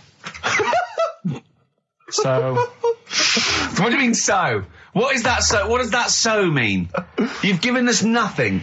You've given us nothing. You'd have to at least give us the scientific explanation. Yeah. Electric eels have 400 volts in them. Oh, is this the running away again? What was that one called? Yeah, but It's not his vault. But there's a reason that not his fault. It's not his fault. I thought it was going to be something about. I think we should do these the other way round. I think you not should his tell fault. us the story and then we'll hear the pun. It's not his fault. It's not his fault. Right, let's leave it. Play a tune. Forget it. Educating Ricky. Doing it. We're not doing it. No, we are. Right, anyway, Rockbusters. Yeah, go on then. I give a cryptic clue Yeah. and a letter, and it makes up a band. He Right? never said the word cryptic a few months ago. I love it. Do you know what I mean? I feel it's like our own little Eliza Doolittle. Yes. Right, even Richard will like this one. Here we go then. First one. There's three of them, Go on. and you email in. If this doesn't turn Dickie round, nothing will. This is an email-only competition. Email only. Right, here's the first one. Initial is B, so it's B. a band starting with B. Okay. And the cryptic clue is, I don't like them birds. They shouldn't be allowed in this area. I don't like them birds. They shouldn't be allowed in this area. Next one. Right, the next one. He doesn't like women, yet he's got a couple of kids. That's a bit weird. Is that a cryptic clue or is that just Is that just a just a general point? Is that That's the cryptic clue. Okay. And the initials there are PD. Okay. And the last one, Oh, got that one. That's terrible. That's terrible. Okay, quickly. Oh, God. and the last one is that bloke who does. Come on! He's making me laugh. Come on, Carl. Be professional. Right, the last one. Right. I can't do it. It's making me laugh. Oh, come on, I'll come and read them then. No, hang on. Come on, Carl. Right, here we go. They don't do this on Blockbusters on TV, do they? No, come on. Right. That bloke who does sport on telly. He's got a little kid, right? Initials DC. What? Is that, was I'm that the completely clue? confused by that. Was that the clue? Yeah, that bloke who does sport on telly. Yeah. He's got a little kid. Initials DC. Okay, is that a band? Or an artist? It's well, I'm not A gonna tell you. cheese. I'm not This is gonna a tell you. well-known sandwich. Is it? What is it? Is it a band or an Right, artist? so just quickly recap. That's, Okay. it's a Come B. on, Carl. Right, Come on. quick recap. The first one is B. I don't think them birds should be around in this area. Right, that's B. Right. Second one, he doesn't like women, yet he's got a few kids. It's a bit weird. That's PD. And the final one, that bloke who does sport on the telly, he's got a little kid. Right. DC. All right, and it's ricky.gervais@xfm.co.uk if you want to enter for Hellraiser. Oh, I'll tell you what, continue to do a little theme of like some old stuff people haven't heard of. If you're under 30, you probably never heard of this band. It's also a new thing I want to introduce. It's Show Up Camfield. Camfield talks the talk, he doesn't walk the walk. He doesn't play some rock classics on his show because he's scared. I'm going to play the tracks that Camfield's too scared to play. This is Kansas and Carry On Your Wayward Son, alright? Yeah. Right, okay, Educating Ricky, part 2. Right. I'm committed to this treatment. Yeah. Is one Oh, of I've them. got to go for that one. Yeah? Yeah. Or the other one is the police are causing a bit of a stir. He still says it like it's the best thing he's ever come up with, which in a way is. It could be. Right, go on then. I'm committed to this treatment. Right. Do you know the saying? Is it just sayings now? Are they all sayings? This No, week? no, they're not. Okay. No, the other one isn't. Frog in your throat? The saying "there's a frog in your throat." Yeah. I assume it's when you croak a little bit. You sound like a frog. No. Right. Might seem a bit weird, this one, right? But years ago, Oh yeah. Sorry, well, what is that clue? Committed to this treatment? it's about frogs kermitted. Kermit. It's probably works better with a K and an ER written down. Well, also, if you pronounced it committed, but not committed. Committed to this treatment! Right, go on then. That's genius. So yeah. What? You go to the doctors and you go with throat hurting a bit. Right. And what they did ages ago. Ages ago? What year was this approximately? We are going back quite a bit with this one. Oh, okay, go on. And the doctor would say... did history. Imagine years ago. Go on. and the doctor would say, right, keep your mouth open and I need to look at your tonsils. And the jaw would ache a bit because they weren't as quick back then because they didn't have the technology and stuff and they'd have to like stare at it and study it and stuff. And like they get an achy jaw, right? Keeping their mouth open. Yeah, like you get, when you eat a Mars bar or whatever. So they'd sat there and they used to always close their mouth and it used to annoy the doctor, right? So what they did, they used to get a toad, right, and put it in the mouth. Rubbish. Okay, keep talking. Keep talking. And that way they couldn't close the mouth because either they'd squash it, right, or apparently you're not allowed to lick a toad's back. So the doctor would have them for breaking the law? No, but it's poisonous, right? A toad's back. You should never lick a toad's back. Or put it in your mouth, really. Oh, just stop for a second. Wait. What? Can I just ask one question? Go on, Can I just go ask on. one question? I've got a few, but go on. Sure. My initial thought is, it sounds like a brilliant bit of sort of medical knowledge there. It's a great idea. Yeah. My only thought is, how does the doctor see past the toad? Your tonsils? What's he actually looking at with the mouth open? Surely the toad is in the way. Hopping around in the way? It didn't say. Sorry, and my first question is, was this on the internet? Yeah. Yeah, okay. Carl, that is bollocks. That is, I mean... Well, alright then. Let's turn this round. Where does the saying, you got a frog in your throat come from? Probably because you sound a bit croaky. Probably that. Probably because you sound a little bit like a frog when you've got a sore throat. Carl, did you not question it just for a moment when you read it? Just for a second, didn't you think, that seems an odd approach? Firstly, why a frog, of all the different species? Because it's poisonous. A toad. No, a toad, so it's a toad as well. Yeah, well, that it worked. I'm committed. Worked. No, my point is it's frog in the throat. I was going to change it to, have you heard the news Toad Day? But I went with the frog. Oh God! Right, so that's rubbish. So that's rubbish. Next, can I have Let's play a tune. Let's come up with the last one. Can I just say? No, just play it. Just play it. Yeah. Yo, Carl. Right. Okay. Right. The results of We ain't got a winner for the first time. Yes, we have. We've got loads. Feature for We've got loads of winners. No, we haven't. We've done this feature for 3 weeks. On XFM 104.9. I enjoyed that. Yeah. That was good. It rocks. I hope the audience was playing it loud like us. Yeah. Ricky Gervais, Steve Merchant, Karl Pilkington. Well, look at him yawning. How rude is that? Carl, what's wrong with you, man? Have you been up late? A little bit. Girlfriend was away, wasn't she, yesterday? Yeah, I always have a problem with that. I always have, because you don't go to bed, do you, early?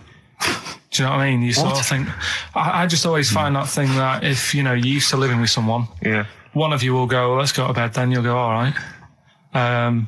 But when you're on your own, you go, You just forget to go to bed. I just stay up. Okay, stop eating now, Carl. You've ate all the food. That's just a plate. All right. Okay. Yeah. No, I stayed up and watched, there was a thing on about Dracula. Right. What, Dracula? And I found a flaw in it. Go on.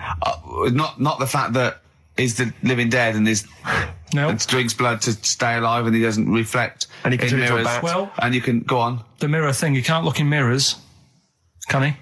Well, he can look in mirrors, but he can't see himself in a mirror. Yeah. That still doesn't work. Go on. It doesn't work at all, Carl. It doesn't work Go anyway. on. No. Well, Centre parting's always really neat. His centre parting's always... how does he do it if he can't look in the mirror?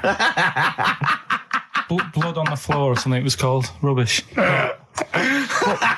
I love the flaw in the Dracula film is that his centre parting's too neat. How did he do it without a mirror? Oh. Was it a documentary about Dracula? No, Yeah, there was the real Dracula. The real Dracula. Yeah, the real Dracula, the It's true just a stuff. film. It had blood on the floor or something. It's called. Yeah. It's rubbish. We had a little lunch yesterday, didn't we? We did indeed. That was a nightmare. Yeah. I hate going out with you two. I was explaining to Carl, right? I like to excite Carl's imagination, right? And if it involves chimps or monkeys, all the better. Brains he likes, parts of the body, deformity. You know, I know where to, you know, what buttons to push. And I told him about this thing. I don't know if any of you out there know about this, but there's an experiment they did in the 50s, a clinical psychology experiment where your two hemispheres of the brain, okay, they're joined by a thing called the corpus callosum, right, which is just a little flap of skin, like a little scarlet lead that joins your two hemispheres. And what they did, they cut that in half, and they thought it was a cure for schizophrenia, but what it turned out to be, or epilepsy, I think, I can't remember, was that your two sides of your brains didn't function together. You couldn't get information. I was telling Karl all this thing, and one of the things I told him was that they did it on a monkey, and it fought itself over a nut. Like its right arm was connected, you know, by its left lobe of the brain, and it was fighting over itself. And Karl went, instead of like thinking this is amazing experiment, he went, would it have been happy if you'd given it two nuts? Yeah, I know.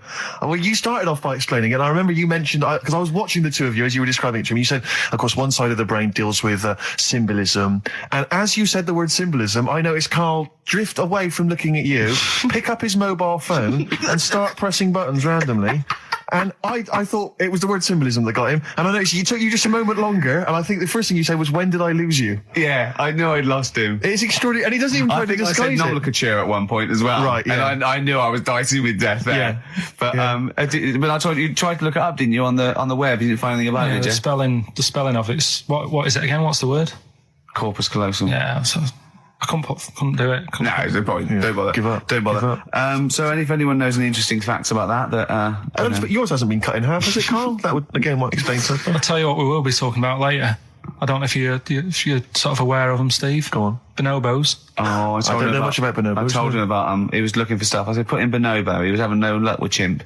And they're a form of chimpanzee, but they're even closer to us, evolutionarily speaking. They've got their social groups are more like ours. They're more intelligent. And he was loving it, weren't you? So is it human bonobo Karl? Is that how it works on the evolutionary ladder? Chimp Karl. Yeah. Yeah. Talking about him. So we're talking about bonobos. You're excited about that? Yeah, That's coming up in monkey news? No, I think it's a bit of a monkey bonus. Placebo, Bitter End on XFM 104.9. This is pre-recorded. We recorded this a couple of weeks ago, before Christmas. I hope you had a great Christmas. If you didn't, not our fault, really, is it? Nothing to do with us. Wouldn't have thought we'd have. We're aware of time because we've got plenty of cash now, thanks to a lot of you who probably bought the Office DVD. Yeah. Probably got and that if you in haven't stock yet, and you've maybe got vouchers or money, still available. Still there in the shops. Still available. You can still make it the best-selling DVD of all time. Please do. Yeah. Please do. I'll tell you what you want to hear there before you make your mind up. I'll tell you what, if you like this next clip, go and buy the Office DVD. I think you will. It's a brilliant clip. It's the one where we talk about, well, it is self-explanatory. Yeah. We went, it was a great day, wasn't it? Brilliant round of golf. Absolutely brilliant. Such a beautiful place in Stoke Poges. It's like a really posh place. And are you a good golf player? Well, we'll get to that. Oh, okay. Wow. He bought the shoes especially for it. Oh, I'd love to have seen him in those little shoes. I know, and they were no good because they were metal spikes. We had to change them. He was annoyed straight away. He spent over £22 on these golf shoes. We hired a buggy that was brilliant fun. I was bombing along, wasn't I?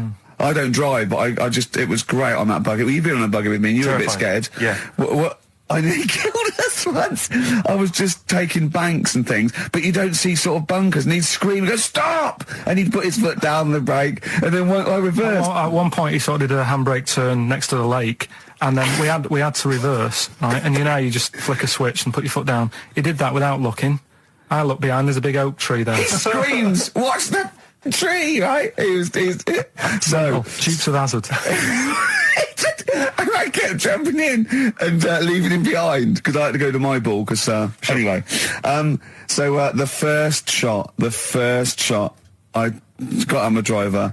I honestly did one of the best shots I've ever done. It went straight down. It was great. I thought, phew, got away with that because it's always the first one because it's a clubhouse and you want to look good. Yeah. So He tees up, right? And I've been saying, buy some balls. He just got 6 balls. I was going, what if you lose me? I won't lose 6 balls, right? He tees up, right? Whacks it. It goes miles, like right angles, straight into these the woods, right? He turns around, he goes, go and buy some more balls. So I'm laughing, because it's like impolite to laugh, but he broke the ice for me, and I was falling around, and then his second shot, I go, you know you're off for 3 now. If you take another shot, he went, oh, right. So it's his third shot, he puts the ball down. He hits the ground before it and misses the ball altogether. And I was on my back, wasn't I? Unbelievable. Actually rolling about on his back. And we were terrible. I went round 107, he went round in like 119 or something. Sure. It was just rubbish. How long did it take? 5 hours. Of course. And there was no one around, luckily. But it was fantastic. So then we go and have our meal. What annoys me, I said, right, I'll go for a run. He went, I'll have a bath. I said, I'll see you at 7:45. At 7:55, I have to call him. He's not ready, so he's let me down there. I can't stand lateness or laziness. You hate lateness. Yeah, and he's let me down. Do you know his excuse? He fell asleep in the bath because there was no light bulb. There's no light bulb in the bathroom. So instantly he fell asleep, and he was late. No, do you know what I mean though, Steve? If you're sort of like nice and warm and what have you. I was tired anyway, I've been stressed out for 4.5 hours, right? My life flashed in front of me a few times in that buggy. So it's all sort of wears you down a bit. I thought, right, I've got a headache, you're going for your run, I'm going to have a bath. I walk in, put the light on, for some reason it didn't come on, but I thought, it's alright, I'll just, doesn't matter, you can have a bath in the It's summer, so it's light anyway. Well, there's no windows in the bathroom, so... So you were in the darkness? So I'm in the darkness. I nod off because I'm shattered. He calls up, hassling me. So I said, well, it doesn't normally take that long for me because, I haven't got, like, long hair. I've got a dryer and so I can sort of one wipe. Yeah, he's already 10 minutes late, though, when I called. Well, 10 minutes. 10 well, minutes. this is late, next. Doesn't matter. Dinner wasn't until 7:15, so we had, like, another 20 minutes anyway. So it doesn't really matter. Yeah, but we said 7:45. So he's calling up, hurry up. So I said, yeah, all right. So I get out and dry and like my tackle and what have you. Calls back again 30 seconds later. No, I don't. I don't like that. You're not going to do that, no. Give it a wipe. 30 seconds later, come on. So I end up going downstairs to the meal area, naked, with a wet shirt on and wet socks. I've got headache as it is. Meant to be a relaxing weekend. But anyway, so we have our meal, which is really nice. And then we're sitting in the bar. I'm having a cigar by the fire. Yeah. Like, we're having a rather nice Pinot Grigio. Yeah. He's there going, I've got an headache. Is this 1955 that you live in? I know. Yeah. It's so right. We are knackered because he's not used to work. I've seen him moaning, falling asleep. He's not used to it at all. And you've been on your feet for over half an hour. Yeah, right. So we didn't even walk around the golf course. We had a buggy. Yeah. It wasn't even exercise. And now it's Karl's bit. It's the re-education of Karl. He's like Liza Doolittle. And now he's coming to, or Lawnmower Man, if you've seen that film. More like Lawnmower Man, if you've seen the film. You'll know what I mean. And his homework was to just study quotes, really, on happiness and stuff and general well-being. He's not a big happiness quote fan, are you, Karl? Not really. So what have you done? You've come up with something, haven't you? Right, yeah, I told you, right? Because a lot of these are just things you say every day. They're nothing special. So what I'm doing... Well, you say them every day.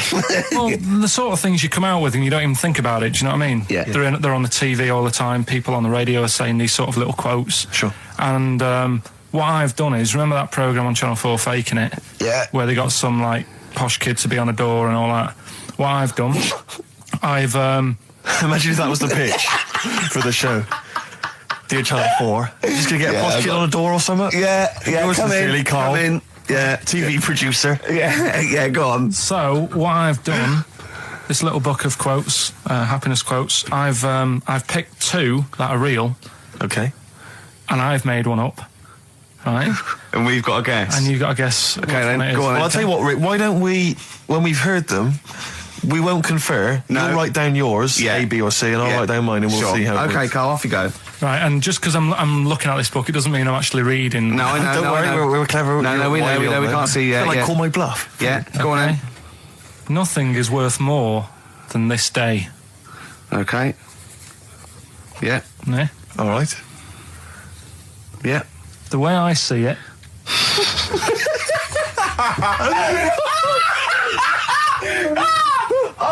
Oh God! Put your heads in the bed. burst. No, hang on. My head's gonna burst. No, Hang on. this might not be Carl's. Oh, it might not be. How do you know I haven't tweaked them a little bit? Yeah, good Okay, point. fair Good enough. point. No, good point. The way I see it, if you want the rainbow, you got to put up with the rain. Yeah, okay. All right. All right, yeah. Okay, hang on. It's not, yeah. Come on. Cat food. Cat food, come on. It stinks a bit. But if you don't put up with the smell, the little kitten will die. Steve! I don't know what to say! I don't know what to say. Imagine this in faking it. Imagine their faces when he says that and they're going, oh my God. Oh. Carl, play a song, mate. We'll have to confer on this one. Right, Blair. Well, that's just amazing, Carl. Just read them again. Two were real, one was fake. Go on in. Right. First one. Nothing is worth more than this day. Excellent. Next one. What does that mean? Well, cherish now, cherish your time. Okay. Because you can't get it back, and Yeah, you know. that's the way I saw it. On XFM 104.9.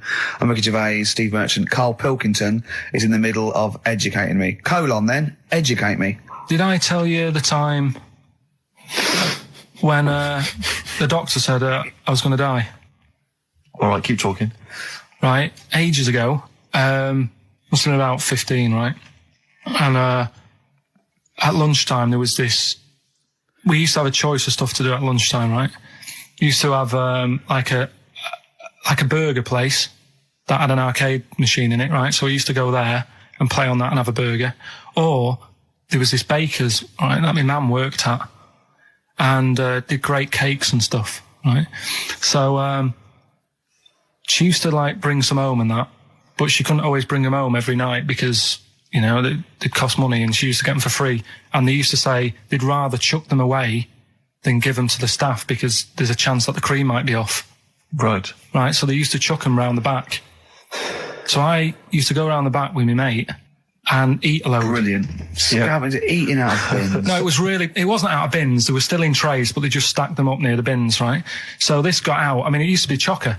Once the school found out, everybody used to go there, and it'd be like, well, have a cake. The headmaster crawling through, fighting the kids off. Right, so I'd have, you just eat, I don't know, 6 jam donuts or something, and then you'd spend your dinner money on the arcade machine. Brilliant. Right? So it was a good afternoon, really, right? So you'd do that, and this one day I must have had 6 or 7 jam donuts, a few Congress tarts. What's the Congress tart? I love them. It's me. I can't get them in London, right? So I'd have some of them. And if anyone can get a Congress tart for Carl in London, please let him know. So anyway, this day, that was just a normal day. Do you know what I mean? You'd once, twice a week, you'd have a load of cake. In your life, yeah. Yeah, that's So normal anyway- day in your life. Were the frog boys there with the webbed hands and the big heads? So- and the horse in the settee? Yeah. But the day after one of these days, I had really bad cramp in my belly. Right? Okay. I was like in agony, could hardly walk. So I said to my mum, You could hardly stagger to the free cakes. So I was in absolute agony. I said, I don't like doctors, but you'll have to get a doctor in because I don't know what it is. I can't walk. She gets the doctor round. I won't say his name, but he said, well, doesn't look like he's got long left. Blimey. So I was a bit like, hang on a minute, I've only had a few cream donuts. Yeah, My mum was panicking. sure. He went. My dad came in from work. She said, something's really bad with Carl. I think it's serious. The doctor said he ain't got long left. So he said, what? He said that and just left. So she said, yeah. He said, I'll have to call him then. So he called him up, said, what's all this about? Carl hasn't got long left. How long's he got? So he goes, I was only messing. She's just had some bad cream. Can you believe that?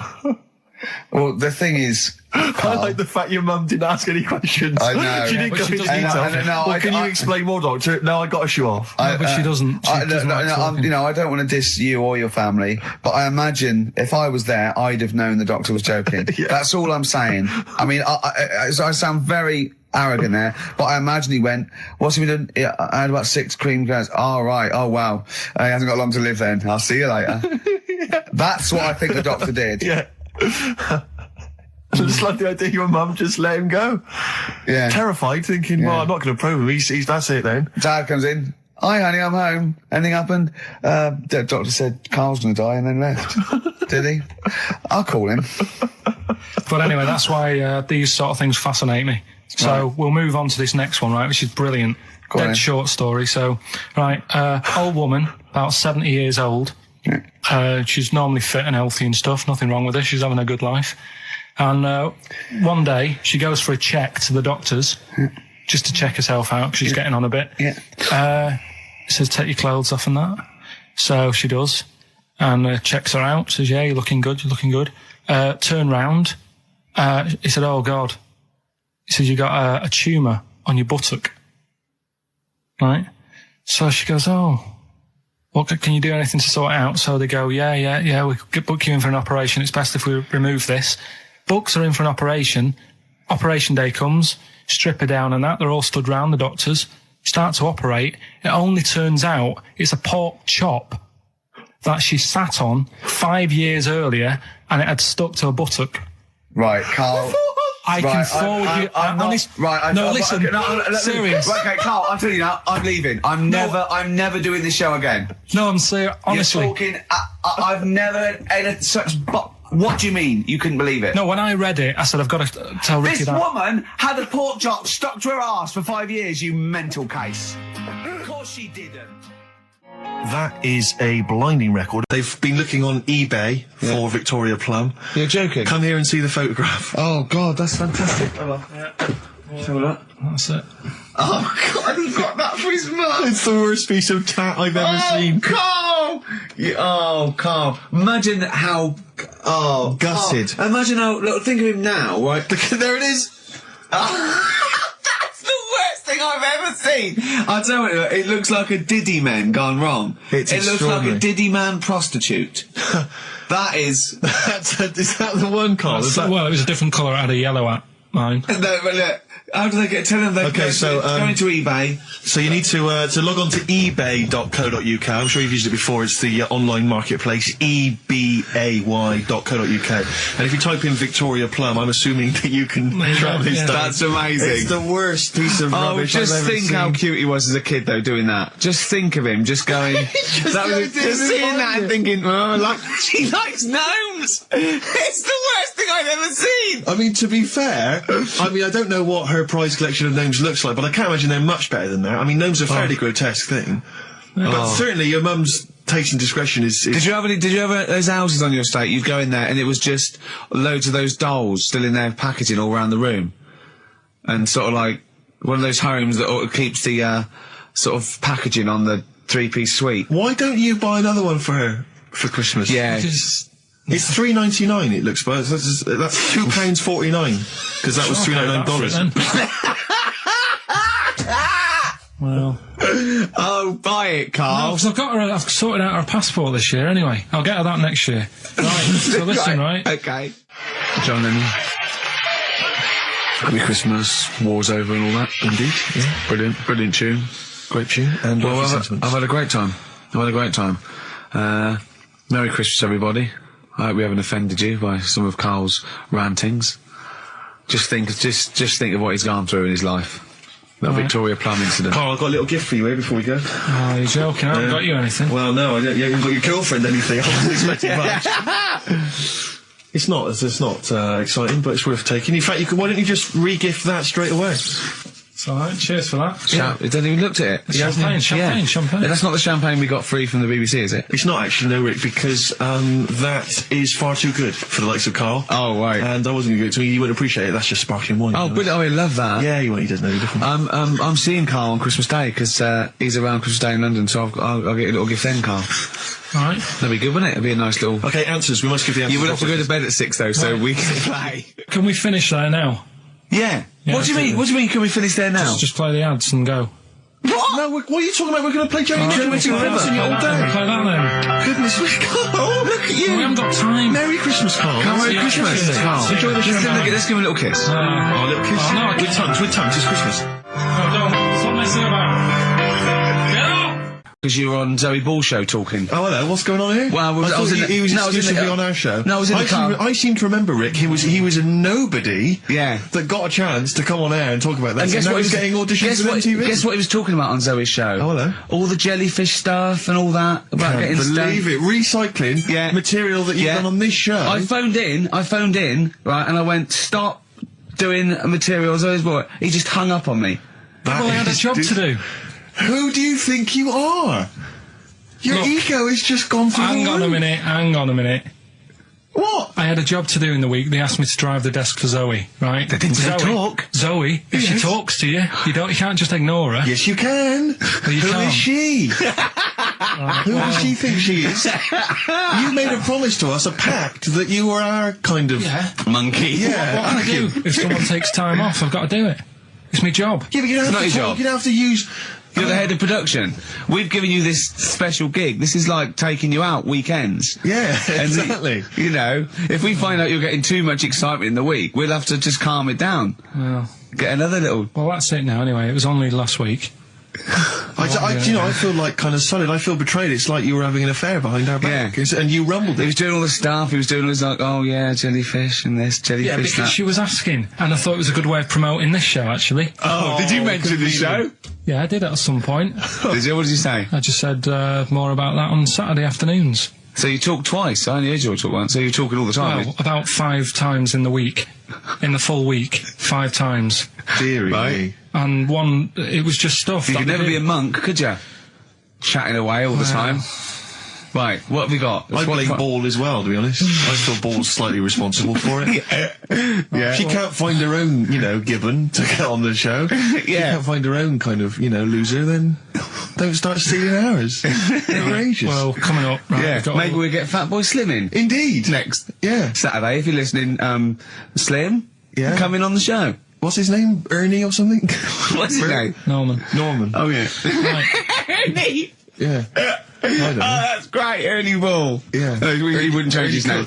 Ernie Ernie Cook, that's it, yeah. That's great. Anyway, Go coming on. up today, we have got Educating Ricky. Right, Yeah. okay. Is this the last one? You've promised it might be. I believe there's a book out that might help me with this feature, so we'll see how it goes. I was thinking of new features in the week. I've got, wanted to come up with, I wanted to do Celebrity Fact Club. Celebrity Fact Club. All right. That's, I've just got to get some celebrities in first before we can kick that off, so maybe in the new year. Ball and Maybe Cook. Zoe Ball, yeah. Ball and Cook. Yeah, Start yeah, off. Maybe, right? And I've also got, Cook and Ball stories. Yeah. That's nice. good one. Cheers. Thanks, Carl. Maybe you could sell that to Zoe's show. And I'm also thinking Through the Ricky Hole. Through the Ricky hole, okay. What's that? That's, I'm quite... No, you just got the title again, haven't you? Yeah. Okay, play record. So, Rockbuster's coming up as well. Yeah. Right? Yeah. Eminem, Lose Yourself on XFM 104.9. I'm Ricky Gervais, with me Steve Merchant. Hello there. But not Karl Pilkington. No, Carl, no. He's no. gone back to Manchester, innit? It's better than London. Yeah. You don't know it. Manchester's better than London. Instead, Claire Sturgis. Claire Sturgis round of applause for Claire, yeah. Thanks, yeah, thanks. Yeah, the Yeah. posses. Yeah, I he's will- coming there in sort of the camouflage gear and is that quite trendy? Is that what the kids Do are you know, wearing it's now? funny. Someone actually mentioned Or that are this you on morning. manoeuvres? Yeah, I am exactly. actually, Yeah. taking time out this morning from what I normally do. Sure. I missed the second half, talking like that, of Celebrity Boot Camp. I don't know what that Coolio. is it? The fella from Milli Vanilli. What, the one that's not dead? Eh? No, the one that killed himself, Steve. Okay. No, I just want to clarify for people. A lot of people don't realise that one of them is dead. Right. I thought it was important to mention it. Actually, yeah, I didn't know. I'll be honest with you, I hadn't thought it through. No. It was a piece of interesting Milli Vanilli trivia that I had, and I wanted to slip it in. It wasn't I could really have found- trivia, I tell you because what, it was a question. You went, what? The one Rick, who's not what dead. I'm saying, Rick, is I could have found a more tactful way of bringing up the death of one of Milli Vanilli, because I think there's a lot of Yeah. people out there now upset. Maybe Claire Actually, didn't yeah, realise. people who didn't know. That's quite a shock. I didn't see, I should have sat people down. Who died? Vanilli or Millie? I think it was Millie. No, Right, it's in okay. the leave. No, I don't know. but I one. didn't know. I'm that guessing. is- Actually, I'm guessing. What? Wait, no, I'm about not that? confusing Milli Vanilli and Scritti Politti, because I mean that is a danger. Oh, no, you're thinking of the fellow out of Grumple Palumple. He was amazing. He was amazing. It's a great shame that he Yeah, he topped Grumple himself. Palumple, they're not around this. Anyway, cool, we've got some great tunes lined up. We're going to play today our favourite singles. It's of the year. favourite tunes, some of which didn't yeah. quite make it as singles maybe, but tunes of the year, because obviously Christmas very soon and we'll be away for a short time. And, I think next week we'll be doing our favourite Christmas songs of all time. yeah, I'm worried we're not going to fill 2 hours with that. I mean, how many times can you play Shakin' Stevens before... Fairies Out of New York. Yeah, exactly. I mean, that's the only one, isn't it, really? That's the best one. That's the best Christmas That one's song good, ever. but obviously there's Joni Mitchell's The River. That starts with a kind of Christmassy Beautiful, feel. beautiful. I don't think if there's anything else. Not a great deal. The so Waitresses, this is Christmas wrapping. that one? Is that Favourite of brilliant? mine. Is that good? Yeah. So this is Christmas. John Lennon. Paul McCartney came out with Simply Having a Wonderful Christmas Time. Christmas time, yeah, exactly. Yeah, but yeah. So John's was Happy Christmas War is over. Yeah. Yeah. Of course it wasn't, but Hey, optimistic. but I mean, at least he wanted No, to be. he was dreaming of it. He was dreaming of it. Yeah. That's, I mean, and, bless him. and to show how much I he don't. hated John war. Lennon's dead as well. I don't know if anyone's. Yeah, no, they do. aware know of that. That's just another bit of rock and roll I like trivia. John's protest against war. He stayed in bed for a week. Yeah.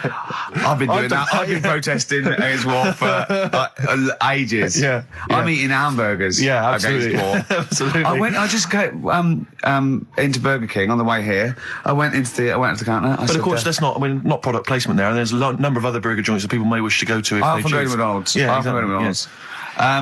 But I went into Burger King because it's close. And I went in there. It's convenient, but then often McDonald's will be convenient. I mean, Convenient. McDonald's is just convenient. Depends where you are. Just as convenient, depending where you are.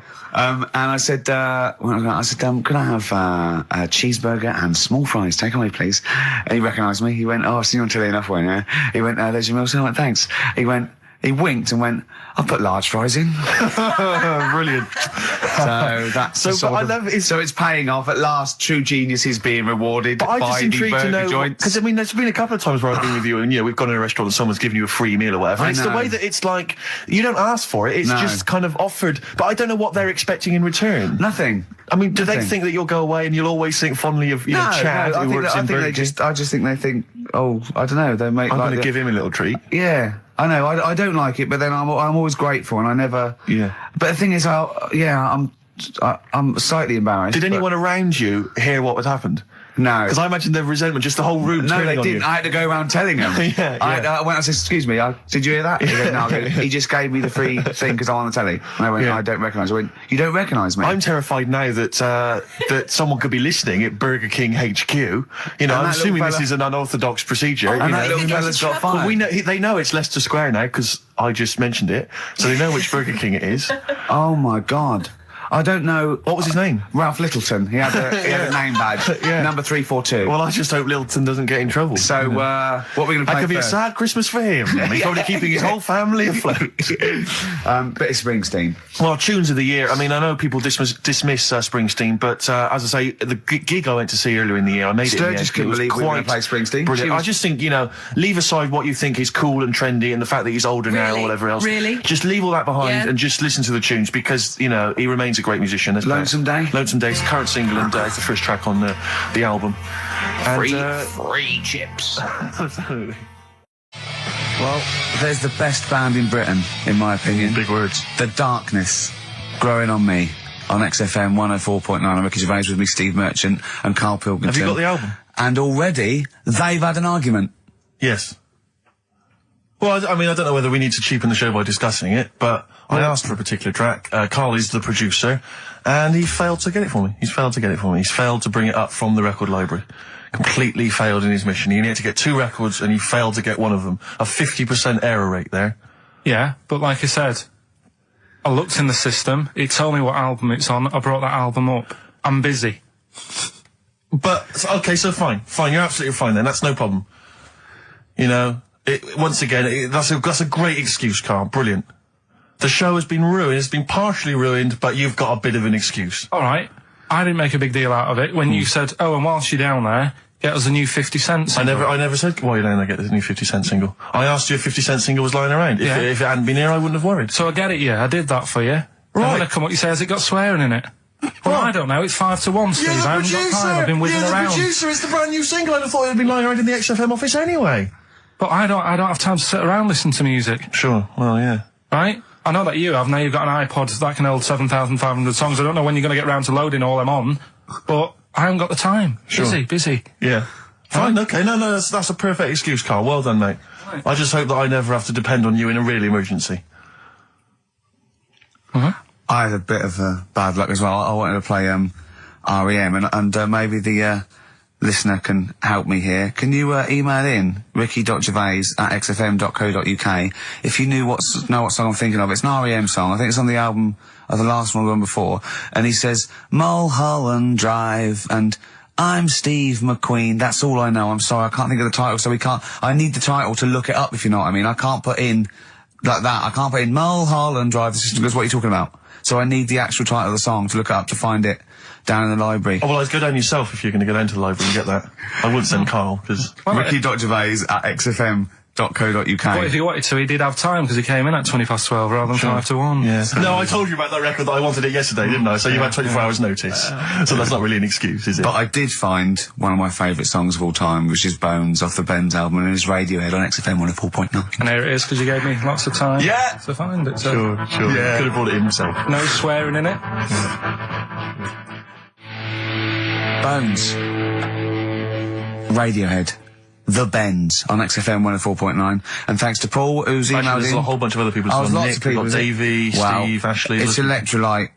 You know, it all comes flooding back now. We've got that. I've got it out of the library. We're going to play that. That's done. It's interactive. I've used the listener. I've shown the listener, right? I've helped them to help themselves. Sure. I've said, if you want to hear it, tell me what it is. They tell me what it is. They're going to hear it. Yeah. Do you know what I mean? Perfect. Saves going down the library and, well, we don't... Yeah, well, we know mistakes can happen if that, you know, if you have to go down the line. Yeah, and I mean, I checked it, though, to make sure it was the right one, you see. It's just a little bit of... Well, it's a good rule that generally, if you pick something up, a CD, That's you know, right, we want yeah. to play on a radio Sort show, it a live out radio yourself. show, you normally check at the back. Oh, no, yeah, that's right, yeah, if you want a job done, do it yourself. You're absolutely right, Karl. so... But anyway, look, let's all make friends, let's kiss and make up. Yeah, touch and make up. Yeah. Let's just... Well, I'm up on Karl at the moment because it was my birthday in the week, and not only has he bought me a little vibrating thing to put on the chair, because I've got about that, so that vibrates, that. Actually, we can hear it. Yeah. Yeah, I'm gonna do it between records, though. Right, Little what's that vibrating. doing to you as you It's do just, that? it sort of like sends a little pulse into your sort of muscles, relaxes, doesn't it? I've got to relax on air. If I'm relaxed, the listener's relaxed, we're all happy. Sure. He's also got me this little electronic bongos, and I thought we could do like... Oh! Chimpanzee that, monkey news, so it's like a jungle sort of thing. Sure, yeah. Brilliant. Well, that's supposed to be one of the great jingles, but even has So that. I've got the vibrating... Oh, chimpanzee that! Monkey news! Dr. Fox, if you're listening, I think you'll know that's a clear improvement in this show. So thank you for those. It's alright. Honestly. What did you get him? What did I get him? I couldn't get anything, I was too busy buying myself an iPod. You're joking? Well, it's a little bit gay, isn't it, giving gifts to blokes? Yeah, it is, but for someone who's like major... Yeah. Play a record! Someone who's major? What do you mean, someone who's major? Well, because he's a major celebrity? No, made you. Oh, made you? Yeah. Right. That's Yeah. Crazy Beat. Blur, alright? On XFM 104.9. Brilliant. Yeah, so I also got, Jane got me a few nice presents, including my favourite of all of them, a real bow and arrow. A real bow and arrow? Yeah. Right. And what, you know, you're going to rob from the rich and give to the poor? Yeah! 104.9 XFM, Ricky Gervais, Steve Merchant, Karl Pilkington's pressing the buttons. Right. We're playing some great moments from the last 3 weeks. And some great records, Steve, from the last 2 weeks. That's true enough. Yeah. We're not actually here today. What are you up to today, Rick? It's 8 hours earlier, so this is about 2 o'clock probably. Mm-hmm. So it's about 6 o'clock in the morning. I'm still in bed, mate. I'm asleep in me hotel room. Now, where are you? We're in LA. Los Angeles. Yeah. City of Angels. Rick. Yeah. City of Angels. Yeah, and so that's what we do. We're doing stuff like that. That's why we're not here. We're not here next week either. So next week is the best of this week. Alright, so, here's the first bit. Class. Rock the Casbah. I love the fact you had at least 3 minutes to get that right. I know. To prepare and get that right. I know, but my mouth was full of Maryland cookies. Yeah. You know, last week, this would blow your mind. He came in, do you know what he'd bought? For himself, about 10 penguins. Who buys penguins still? I know. All wagon wheels. Oh, I've never liked wagon wheels. You've not been a fan? No, but I'm sorry about that. It's The Clash and Rock the Casbah. Talking about records, have I told you that time my brother-in-law, he was moving out of his place, I think moving in with my sister, and I was about like, I don't know, 13, and so he was about, I don't know, 30, and I moved in, and he brought round all, his records when he was storage to leave them at our house, right? And he had all these old sort of records, 50s and 60s records, no, I was right, and they put them upstairs, and I was looking through them, and it's just all like Elvis stuff and Beatles stuff, and there was a mate of mine who loved Elvis, okay, and he had loads of chemicals, yeah, he had loads of chemicals, and I was into chemistry, and he said, "Let's swap me some chemicals for them," so I sort of nicked about 5 Elvis singles, and I got all these chemicals, and then the guilt just hit me. I just thought, well, he's going to notice that. And one night, I just came downstairs and I confessed to my mum. And she went, all right, well, I won't tell him, but you've got to be good. And it's sort of like I was just really, really good for a year. And then I remember when I was about 18, my brother was talking about it. And he said, did you ever play those records I left for you? Brilliant. He told my mum, he said, these are for Ricky. She just didn't tell me. She was sharp, wasn't she? She used opportunism there. Oh, that's genius. And that was it. That's why I was good. But you've never stolen anything since, have you? No, I don't. Except that spate of shoplifting after that to teach your mum a lesson. yeah. Well, I went round and arson. No, I did. I just couldn't believe it. That's it was terrible. That's the sort of thing I think we need now, right? We've covered a lot of stuff. What, education? Teaching, yeah. Well, okay, what do you want to know? Don't know. Have you got something? Can you educate us on anything? I've been reading bits. So could we bring back just for one night only, educating Ricky? Oh, I'm excited. Yeah? Do you think it warrants that? I don't know enough about it. You know what I mean? About what? It sounds perfect. Play the jingle. Educating Ricky, he's getting smarter. A couple of things happened in the week that I read about. Okay. Keeping up on what's going on in that. Sure. Yeah. One was about that Galileo fella. Okay. Was it about 1636? Was it? I think it might have been earlier. Bad. Go on. Did some stuff with light and that. He did lots of physical experiments, yeah. Is that it then, Carl, is it? He did some stuff with light and that. What did he do with light? What was that? Well, I think he invented the first telescope. Telescope. So I think it's a particular lens though. And he did experiments where he dropped famously two different weighted balls from Pisa, and they hit the ground at the same time, showing that doesn't matter, the weight doesn't matter, but air resistance does and stuff like that. I think he probably explained it a bit better than that. Yeah, but I'm talking to Carl. Sure. Did they need to know He's stuff? just thinking about pizza. Yeah. Did they need to know stuff like that back then? What do you mean, did they need to know stuff like that? It's just... There weren't people going around going, I've got to drop these two things off the bleeding tower of pizza. I just don't know which one's going to land first. Yeah, I need to know. Why do you need to Bring know me that? Galileo. Yeah. It's for a bet. Yeah. No, but if I was knocking about then, I'd be like, stop messing with that. We need a telly. Or, do you know what I mean? I bet he thinks the Flintstones is real. I know. That'd be brilliant. That's what I'd do if I was a caveman. I'd make a telly out of rock. Yeah. And a pelican and a as car a cement that I just mixer. ran along the road with. Yeah, exactly. Yeah, we need a car. Yeah. Well, we haven't really got the internal combustion engine. Can you stick your feet through the bottom? Yeah, just get me a car, for Christ's sake. Anyway, so I learned that. And then, What? You learned his name. Yeah. Other people I learned the name of this week. Oh, if a chimp could watch telly. Go on, Carl, go on. Brilliant. I love that. That's like a ride song or something. That's my favourite one. Ride-ish. Ride-ish. Feeder. Just the way I'm feeding on XFM 104.9. Rick, quick question for you. Go I'm on. thinking a lot of people maybe are tuning in for the first time because of the advertising campaign. Sure. Should we reintroduce Carl again? I know we've done this a few times in the past, but just worried that people are going to not really kind of get the measure of him. I'm Ricky Gervais. I'm the one off The Office. Yeah.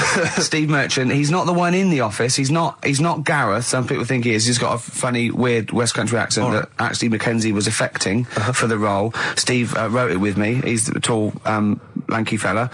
Carl is our sort of, I say producer, but he's the one that pressed the buttons because I was Dog's too... body.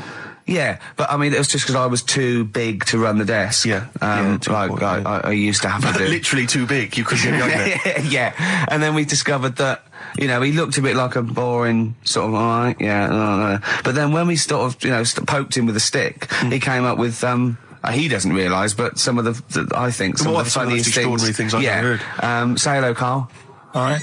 Yeah. Well, classics, I think, so far, that have gone straight to the list include, have you ever used a Y front correctly? Yeah. Brilliant. You never see an old person eating a Twix. Eating a Twix. These are sort of things. He's back on his campaign to get rid of jellyfish. Why is that, Carl? Oh, did you see the paper yesterday? Go on. There's a jellyfish, right? It's about 15 foot long, about 5 foot wide, and there's a fella swimming next to it. And the paper's going, oh, look at this we've found. There's loads of them in Japan. Yeah. And it's because the water's getting hot, so it's making jellyfish really big. Oh, dear. How's the campaign going to get jellyfish get rid of them? What was your point about jellyfish? They don't do anything? There's no point. They get in the way. Fish, yeah. It ruined my holiday, because I got stung by one. Yeah. But you think the same thing about Liverpudlians, and we can't just go around, you know, wiping out things that ruin your holiday. Well, let's do the jellyfish first. And then we'll move on to the Scousers. Yeah. But yeah, I don't know what they do, and I'm trying to look on the internet. I've been busy this week. You're jellyfish now, not Scousers. Yeah. I don't know what they do either. To sort of try and work out what would happen with the sea if it didn't work, because they say, like, if there's no...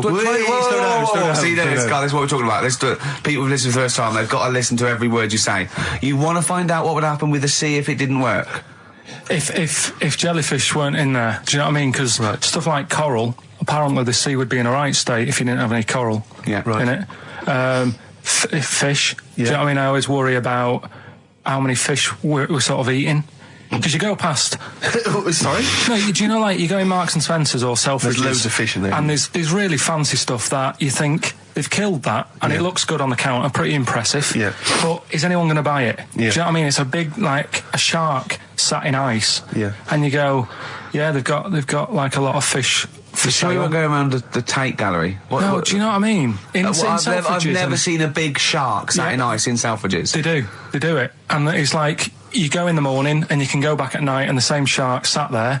Yeah. And it's... So you know it's the same shark, do you? It's the same one. So what, same face? Are you sure he just hasn't lost his mum?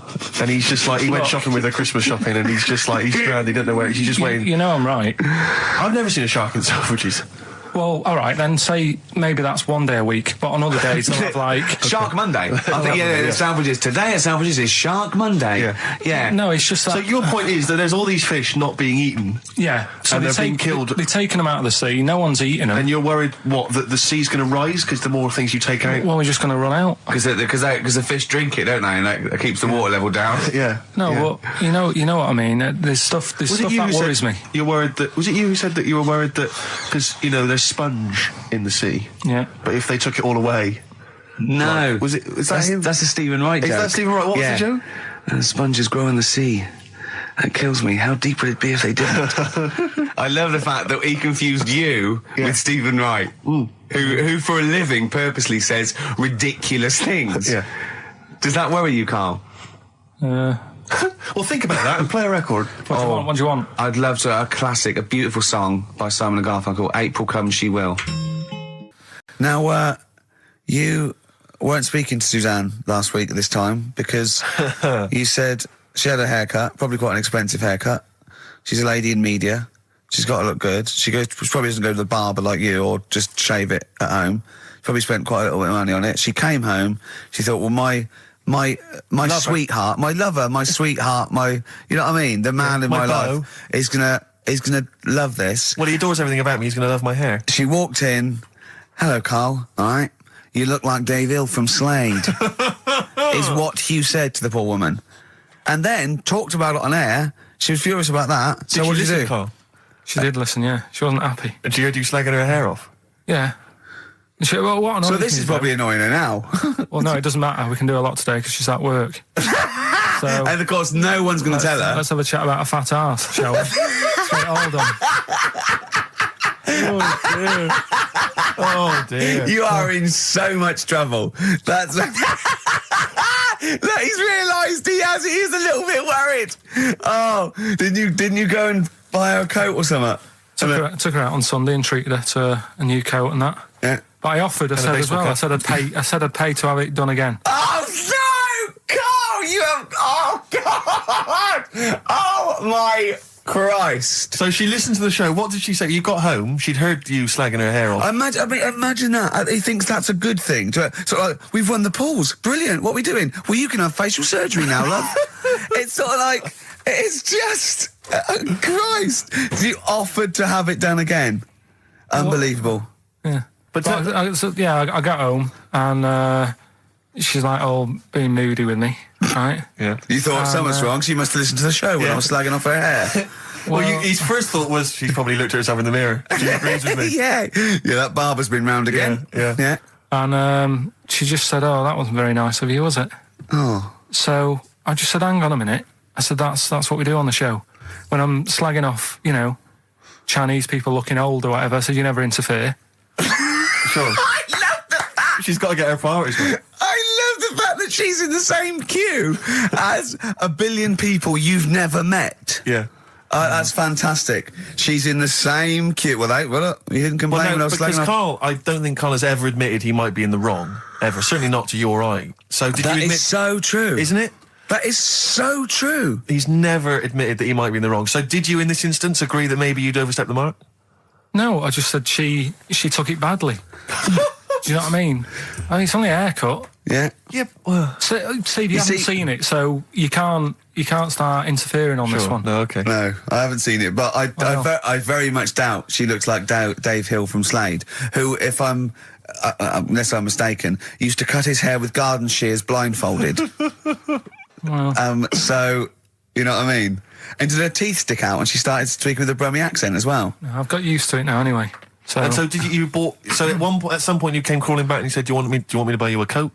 I just said, let's leave that. Let's go out and have a good weekend. Sure. But get your hat before we go.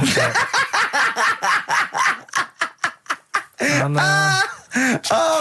treated her to a new coat and that. It's a nice coat, so people will look at that rather than looking at the head. So if what does it do? Flash? It's got obscenities across the back.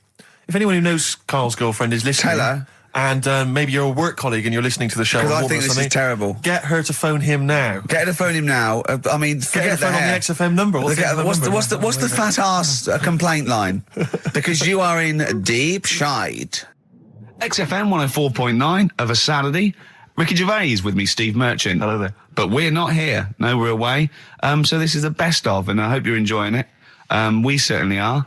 Made famous, of course, by Jimi Hendrix. Yeah. That's All Along the Watchtower, as originally done by Mr. Bob Dylan. On XFM 104.9. So, Carl, just take us through the moment where you gave this gift. Firstly, so you went into Boots, right? You thought, all right, 100 condoms. Brilliant. Okay. Did you wrap it up? I don't know if it was 100, probably 80. Right, okay. Yeah. Right. You don't want to go mad, do you? Wrap them up. I'm just resting easy knowing that he's not trying to breed. Right. No. Yeah. So I got her them. I got her Grease on DVD because she's always watching that. Yeah. Right. Yeah. So just think of when her mum said, "What did Carl get you? Some condoms and grease." I was just. I'm glad he said on DVD.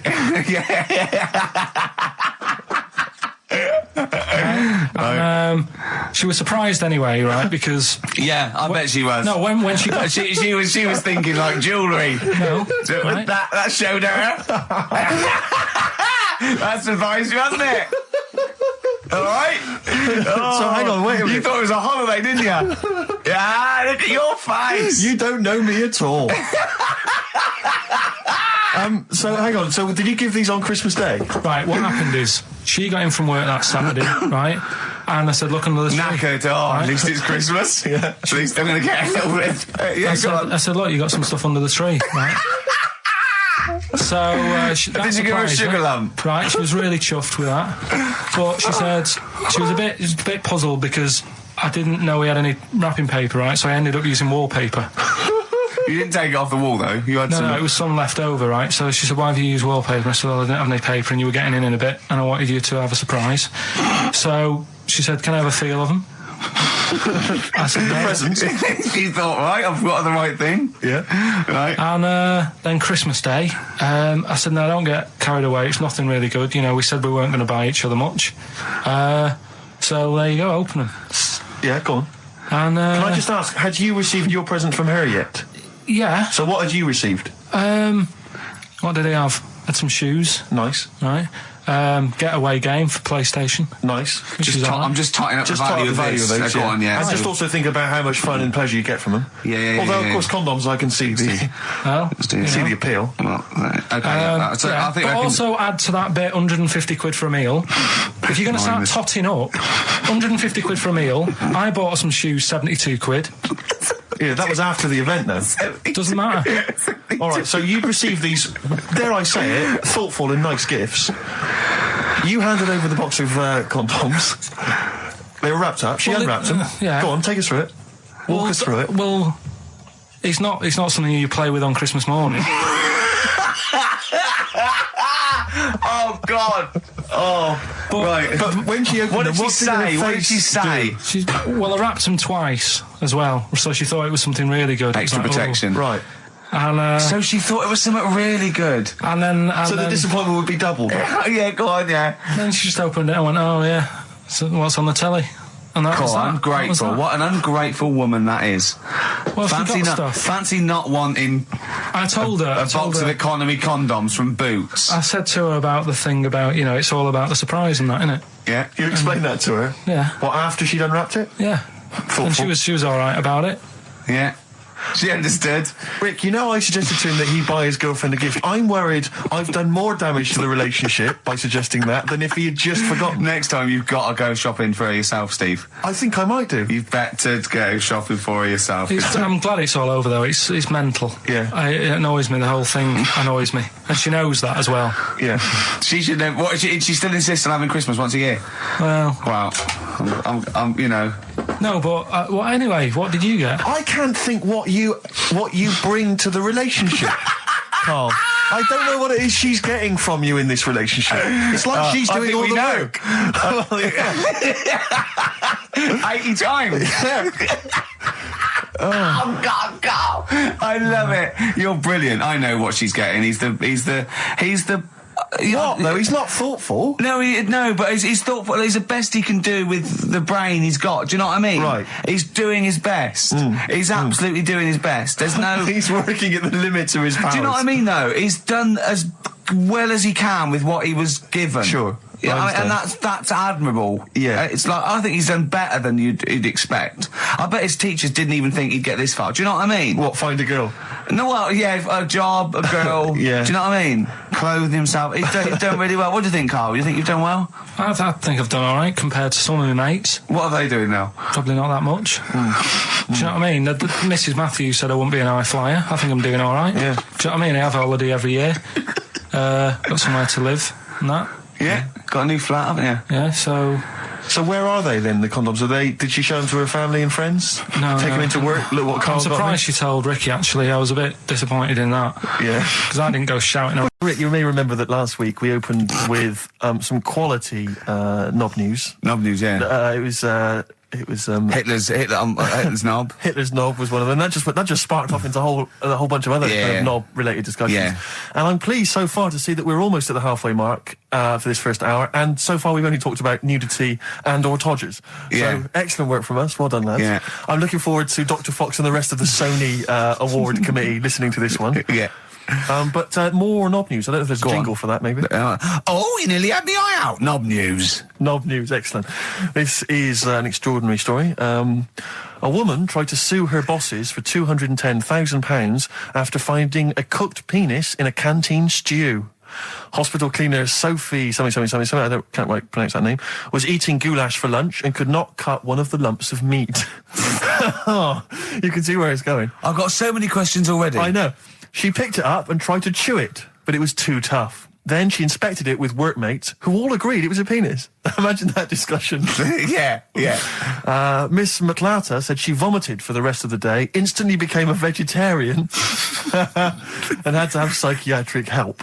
It's not known whether the organ was from a human. The case continues. Well, it can be found out, so that's one thing. Obviously, the doctors aren't confused. They're not going, I don't know, I've never seen one like it. Yeah. Also, why is she eating goulash? I know. I mean, that's my first question. Why? Yeah. You got lunch. Oh, what do you want? I don't know, I fancy some goulash. Yeah. Oh, some gooly lash. Gooly lash, Thanks very like much it. indeed. Lancashire cockpot Oh, is on the menu. Brilliant. Only £5.50. Wangers and mash. I'd love some wangers and mash, please. Coq au vin. Coq au vin. It's already done for There's you. there's wangers and mash, coq au vin, Lancashire cockpot. You know. That's just off the top of our brains. Yeah. So, if So you've got if any you of your wanna- own, keep them to yourself. We're not interested. What do you make of that knob news? And he's in a hospital. Oh, yes, it was. No, hospital cleaner. You're right. Hospital Oh, cleaner. God. I know how your mind's thinking already. There's been a mix-up. What kind of mix-up? I love that. What, some bloke's gone in, some lesbian's gone in, wanting a sex change. She's got a carrot for a cock. Bit of stew and steak. Oh, that would be great. I just wish we could maybe tape the bits we're not on air, just because that's when Karl comes into his own. Yeah. He just said to me, I don't know what I was doing, I was sort of like pottering around, dancing around, doing something annoying probably, and he just looked at me, I don't know, and he was looking at me, and I looked back, and he went, have you ever used a Y-front properly? Genius. It's a great question, because the answer is definitely no. Definitely no. Does anyone use their Y-front properly? And by that, I mean, get your winky out of the little sort of slot provided, as Yeah. opposed to like put it to one side or pull them down or Yeah. whatever. Has anyone used a Y-front properly? I don't think I've ever done it. I don't think I've ever done it. I've never seen anyone in a toilet doing it, Rick. We should be looking. I wish I hadn't said that. I caught ya. Really? Yeah. That's actually how you prove people are gay. Yeah. Get them into this conversation. Yeah. Yeah. It's a trap. yeah, it's a trap. It was the trap. Yeah. I I'm thought not that gay, was by the the, way. Yeah. You didn't prove I was gay. I double bluffed you. As I knew the old gay trick. I thought it was the old Gaylord say no thing. That is another method. Oh, Yeah, that is there's innumerable methods of doing it. That's how Oscar Wilde was caught. Yeah.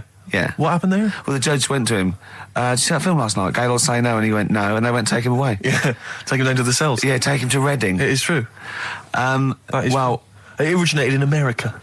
yeah. So many of these things do. It's Yeah. a brilliant point, Karl. I'd like to hear from anyone listening who's, and I mean, well, they'll just lie, wouldn't they? I suppose. Yeah, I don't even use sort of flies. No? Usually, I sort of pull my Y-front, my sort of tracksuit.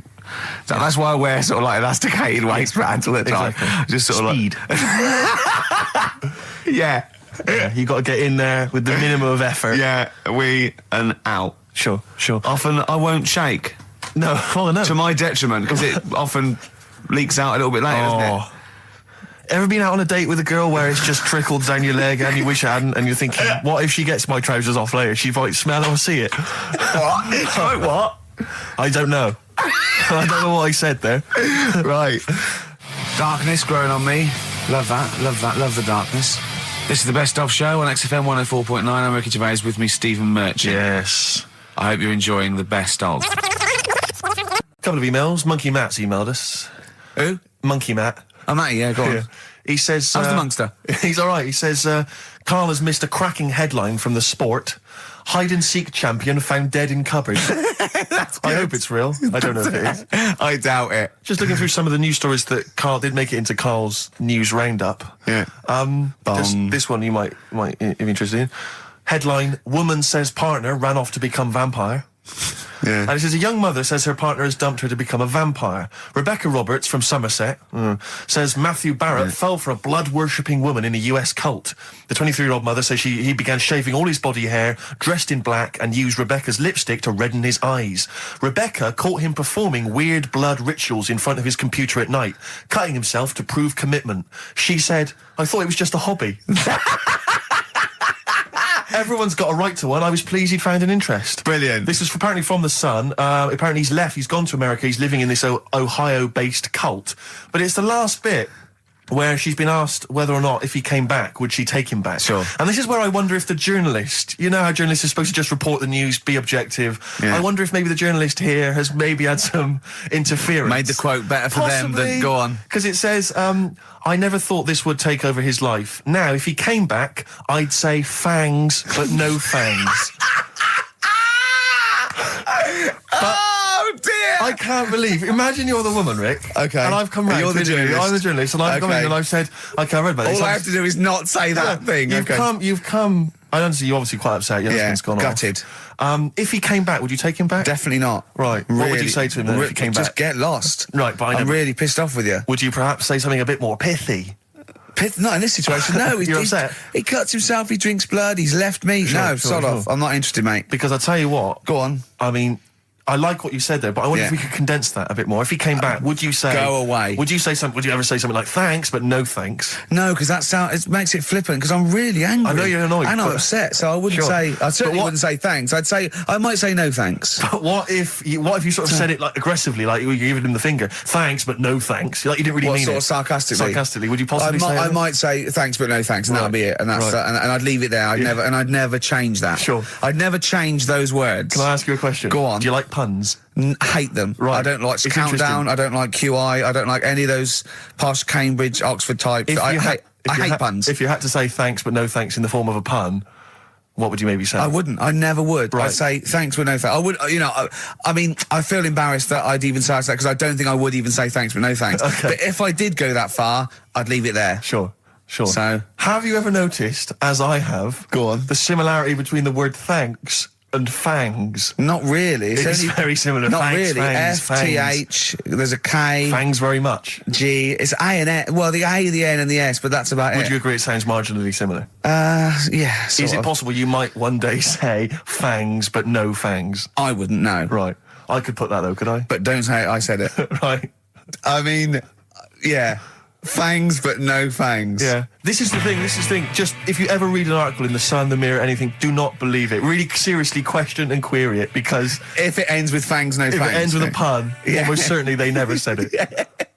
The Cure, Love Song, classic on XFM. So that's the crabs that you can download their memories.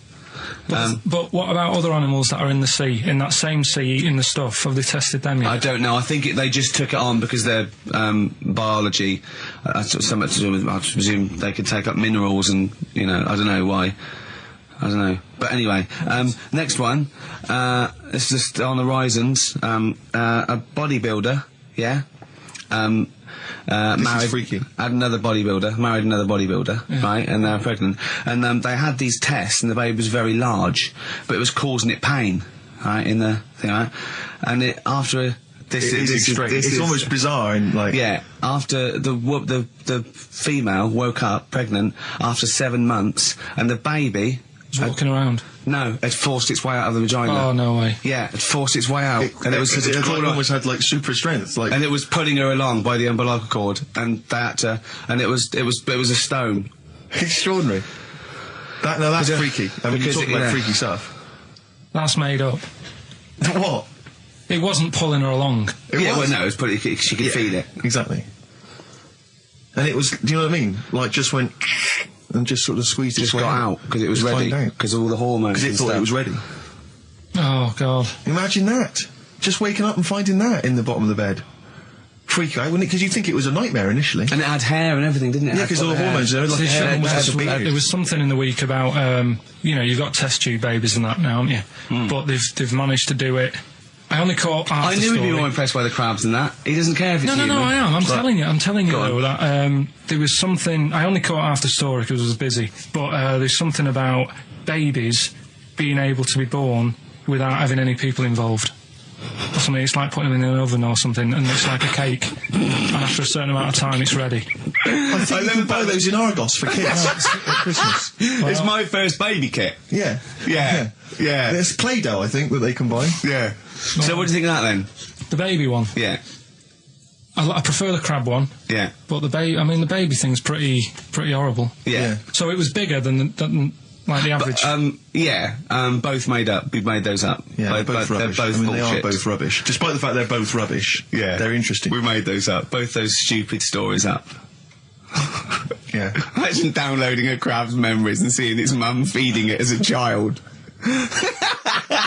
Both utter rubbish. Tell you a job I don't like. What? I wouldn't want to be doing. The woman, there's a little woman who sits in the little snack stall on Finchley Road. Yeah. And I don't know how to describe it really. She is surrounded by snacks. She can't move for snacks. It's Does it look like American Beauty, but with different. Not dissimilar to that. Yeah. It's a little hut on the station, and it's like if you go to the seaside, you can put your head through one of those cardboard cutouts, and it looks like you're a big fat person, whatever, and you can have your photo taken. It's like an equivalent of that, but it's just snacks everywhere. She's got bananas up to her chin. She's got chocolate coming down to her eyes, crisps either side of her. She can't move. She can't do 360 degrees. She's like packed in there. I don't know how she gets in there. I think they put her in there first, and pour in the bananas. Yeah. And then they go pour in the nuts. She has 2 hours of makeup before they open. Exactly, yeah. Dressing her in there. Because I'll ask for something from the fridge, and she cannot turn her head to see. She has to go by feel alone, just to feel the fridge and get stuff out and pass it. And often I'll say, that's not what I wanted, but she can't. You've got to let her off. It's extraordinary. Dear. But there's no music playing. Does she have nothing. to sell her way out of it? Exactly. If it's a slow day, she's stuck there till the next day. Yeah, it's like a world-breaking attempt. Yeah. Carl, what job wouldn't you want to do? Well, any job. You're a lazy... You're joking, aren't you? I've done loads of stuff. I'm quite happy now doing what I'm doing. Yeah? You look happy. Trying to think. You sound happy. Yeah, I mean, calm down. You on drugs? I'm all right. Are you on happy E? before England have won and that. I'm happy for them. Yeah, go on, happy for them. I'm happy in that. Yeah, what do you mean happy for them? We are England. Happy for us. Yeah. I mean, we didn't play. I did very little towards it. No. It was mainly Johnny Wilkinson. Yeah, I barely contributed. Switching on the TV was about as much as I did. Exactly. And shouting, come on! Yeah. Talking about jobs and that, though, I was reading the other day about, rubbish jobs that people have had and stuff. I haven't got time when I'm at work, man. I just get on with it. I'm not squiddly diddly. Fingers in pies, different jobs. Go on. Do you know Ivor the Terrible? Ivan. He, his Russian, that was the Welsh fella who was bloody awful, but not as bad as his Russian cousin, Ivan. Go on. He had a fella doing some work for him, right? This fella built his house. After it was done, right, the terrible fella was like... fella Ivan. He was going, it's brilliant, you've done a good job there. Yeah. I don't want you to build another one like that. Took his eyes out. Just stopped him making an house like that. One? Blimey. That's bad, isn't it? Why didn't he take away his trowel? Then he could have seen, but he couldn't have built a house without a trowel. You can't build a house without a trowel. Yeah. I suppose he probably later thought that once he'd been nicknamed Ivan the Terrible. Yeah. He thought, why? Because you gouge people's eyes out. Yeah, but I didn't want to build another house. I know, but take his trowel away. What would I have been then? Ivan the Crafty at most. Exactly, yeah. Ivan the Jealous, Ivan the spoilt brat. But Ivan, gouge someone's eyes. That is bloody terrible. I'm surprised you're not called Ivan the... Do you know what I mean? You're going to go down in history like with Vlad the Impaler. Yeah. He's mainly remembered for impaling people. Yeah, he did a lot of other stuff. Did a load of great charity work he did. The impaling is the thing that's really gone down in history. When were you reading about Ivan the Terrible? No, it's just or Ivor the Terrible is the thing you remembered from this informative article? No, it was just little bits like that. Talking about him, there was a thing about someone who worked for that fella who painted the ceiling. Sistine Chapel? Yeah. There was a thing, a woman who worked for him in his house. And I love how you assimilate information when it's just bordering on the academic or just the interesting and true. It's wonderful. Ivor the Terrible gouged someone's eyes out 'cause built him an house. That fella who painted that ceiling had a woman work for him. Imagine if you wrote that down in an essay. Imagine if you wrote that in a school essay. Well, you'd probably end up with not getting a grade or thinking you turned up to more than you had. Exactly. Anyway, the woman who lived with... Yeah, the woman who lived in a shoe. Go on. Yeah, there was this woman who lived with him, and she used to, go out and do all this shopping and that. Yeah.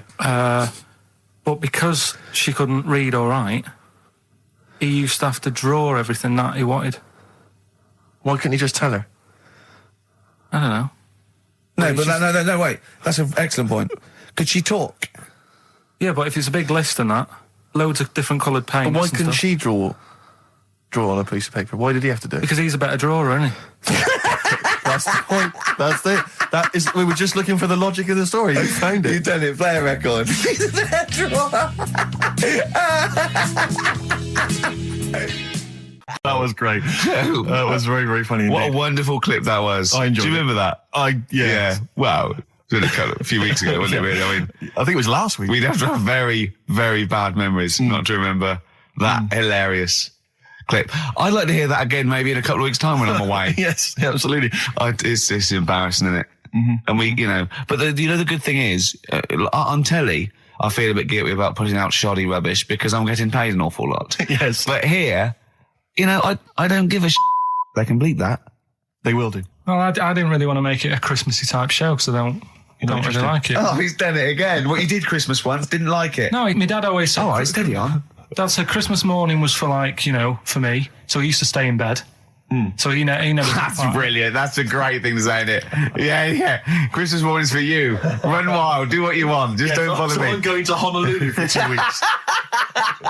That's great. Dad, it's Christmas. Do I have to do anything? No. So my mum used to get up because she used to like to see my face light up, when I open my presents. And then... to give fireworks. And then... then I'd have to go to my bedroom from about 6 o'clock onwards because, my mum and dad were into having big Christmas parties and I wasn't, old enough to go. Right. So they'd say, right, you've had your fun there, you go up to your bedroom, stay in there. Really? Yeah, I remember one year, right, I got a train set, that's what I wanted. Yeah. Right? It's brilliant. Playing with it all day. I thought, I don't mind about the party, I'm happy staying up here playing with this. Brother comes in, he's had a few, right? He's going, yeah, give us a go on your How old is he? He's a bit older than me, so he might have been like, let's see. Well, let him be 18. Probably about 18, 19, And how old something were like you? that.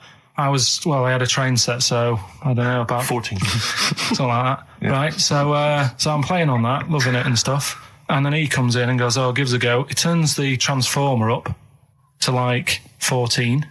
He went really fast for about 5 seconds, broke it, and then he went back downstairs. Wow. So Christmas, I hadn't even got to Sounds Christmas like Day. the Conservative government with British Rail. Satire, though. Satire, Rick, I just thought that there's satire. If there's any satirical shows listening or magazines... It doesn't work in any way because there's the analogy falls down apart from there being a train. Think it through, though. British Rail was trains. Yeah. And the government broke the trains in many... Well, they didn't break them, not officially breaking them, but they kind of... It does work. It's perfect. Oh, I'm pretty pleased with that. And I can't... And no one's asked him to be on Have I Got News For You? It's weird, isn't it? Because it's strange, that. When you've got a satirical mind that's as quick as that. Yeah. All and right. he's broke your little train set. So what did you do? I just watched telly and had some sausages.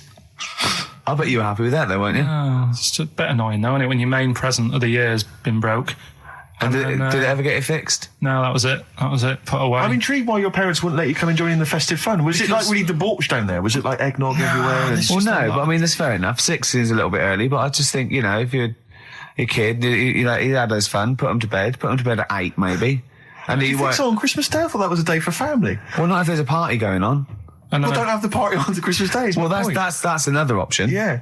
Your parents are weird, aren't they? A strange breed. Well, I think that was the year, right? You're talking about buying presents and stuff. I think I did treat my mum to... I didn't buy my dad anything. I think that was when I got a bit older, he used to get my dad something because he wasn't that bothered anyway. No. So, got my mum, there was a cheap shop, right? Of course. Thank God for that. Called Snips. Right?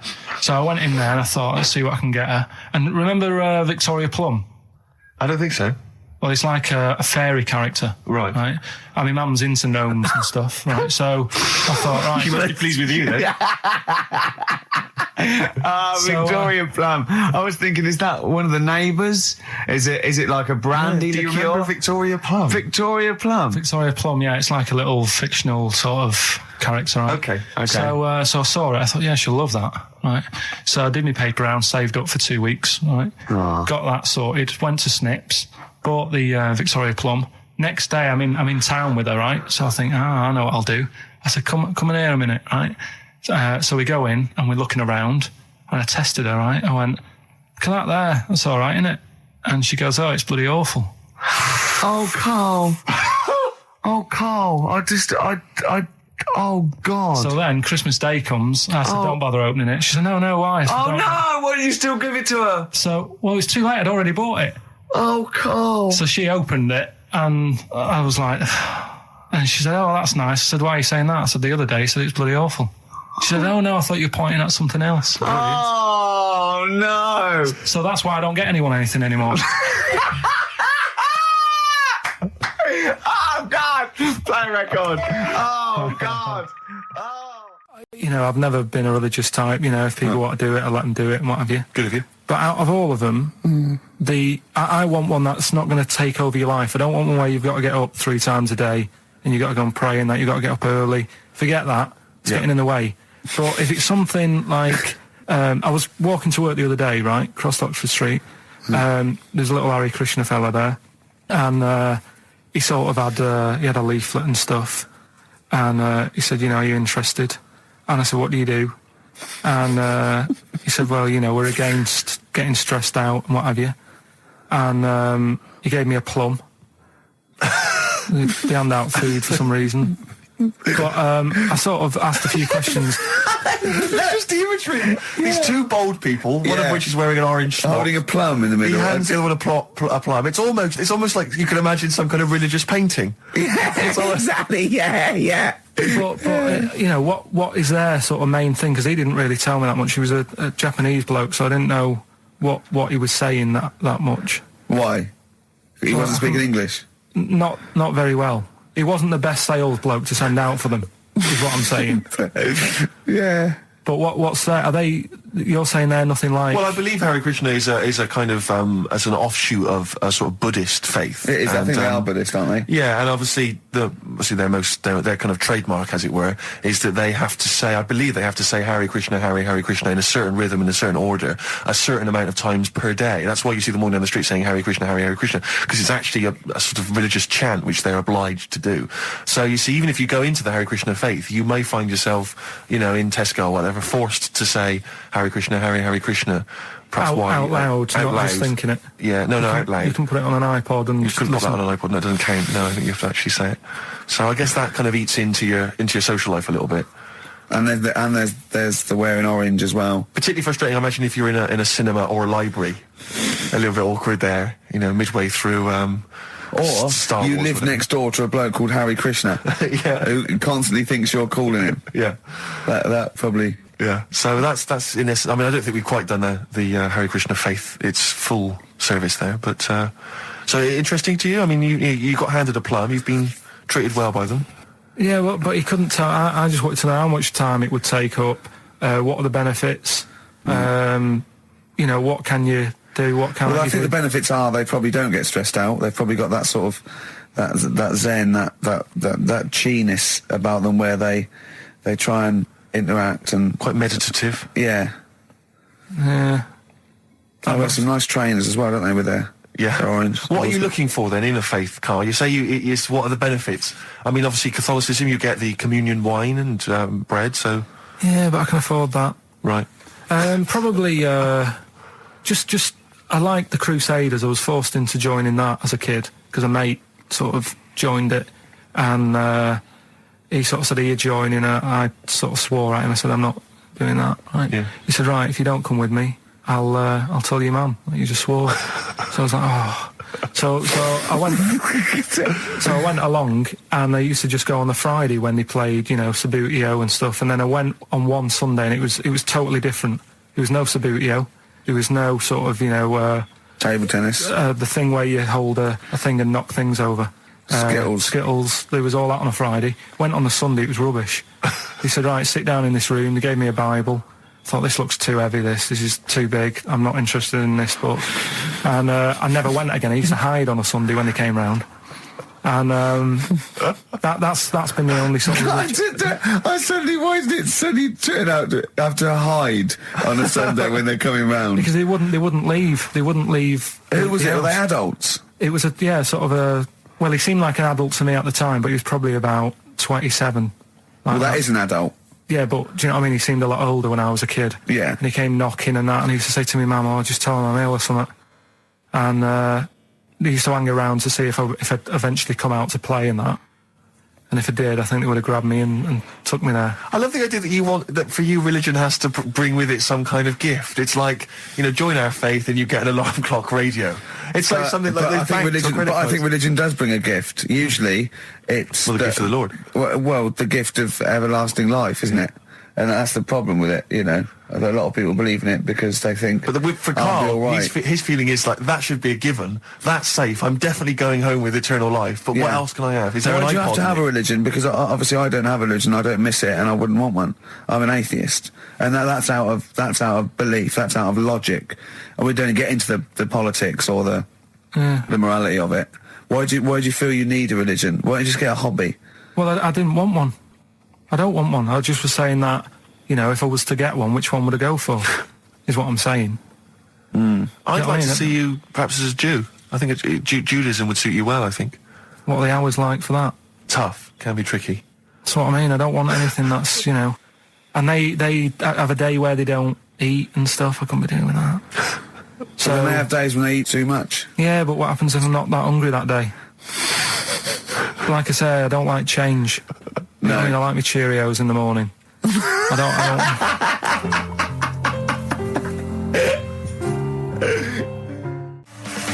I was in the cinema. This was not long ago, and I went to see that. It was, I think I was off to see that film, Crouching Tiger, Hidden Dragon, or whatever it's called. You know, well, they could be on the phone for that because it's subtitles. So it's not going to ruin it, is it? Yeah, it wasn't her. I was sat next to another woman. She was crunching, a big fat woman. No, but he's got a good point there. Loads of people could be on the phone in there, and it wouldn't sort of niggle you.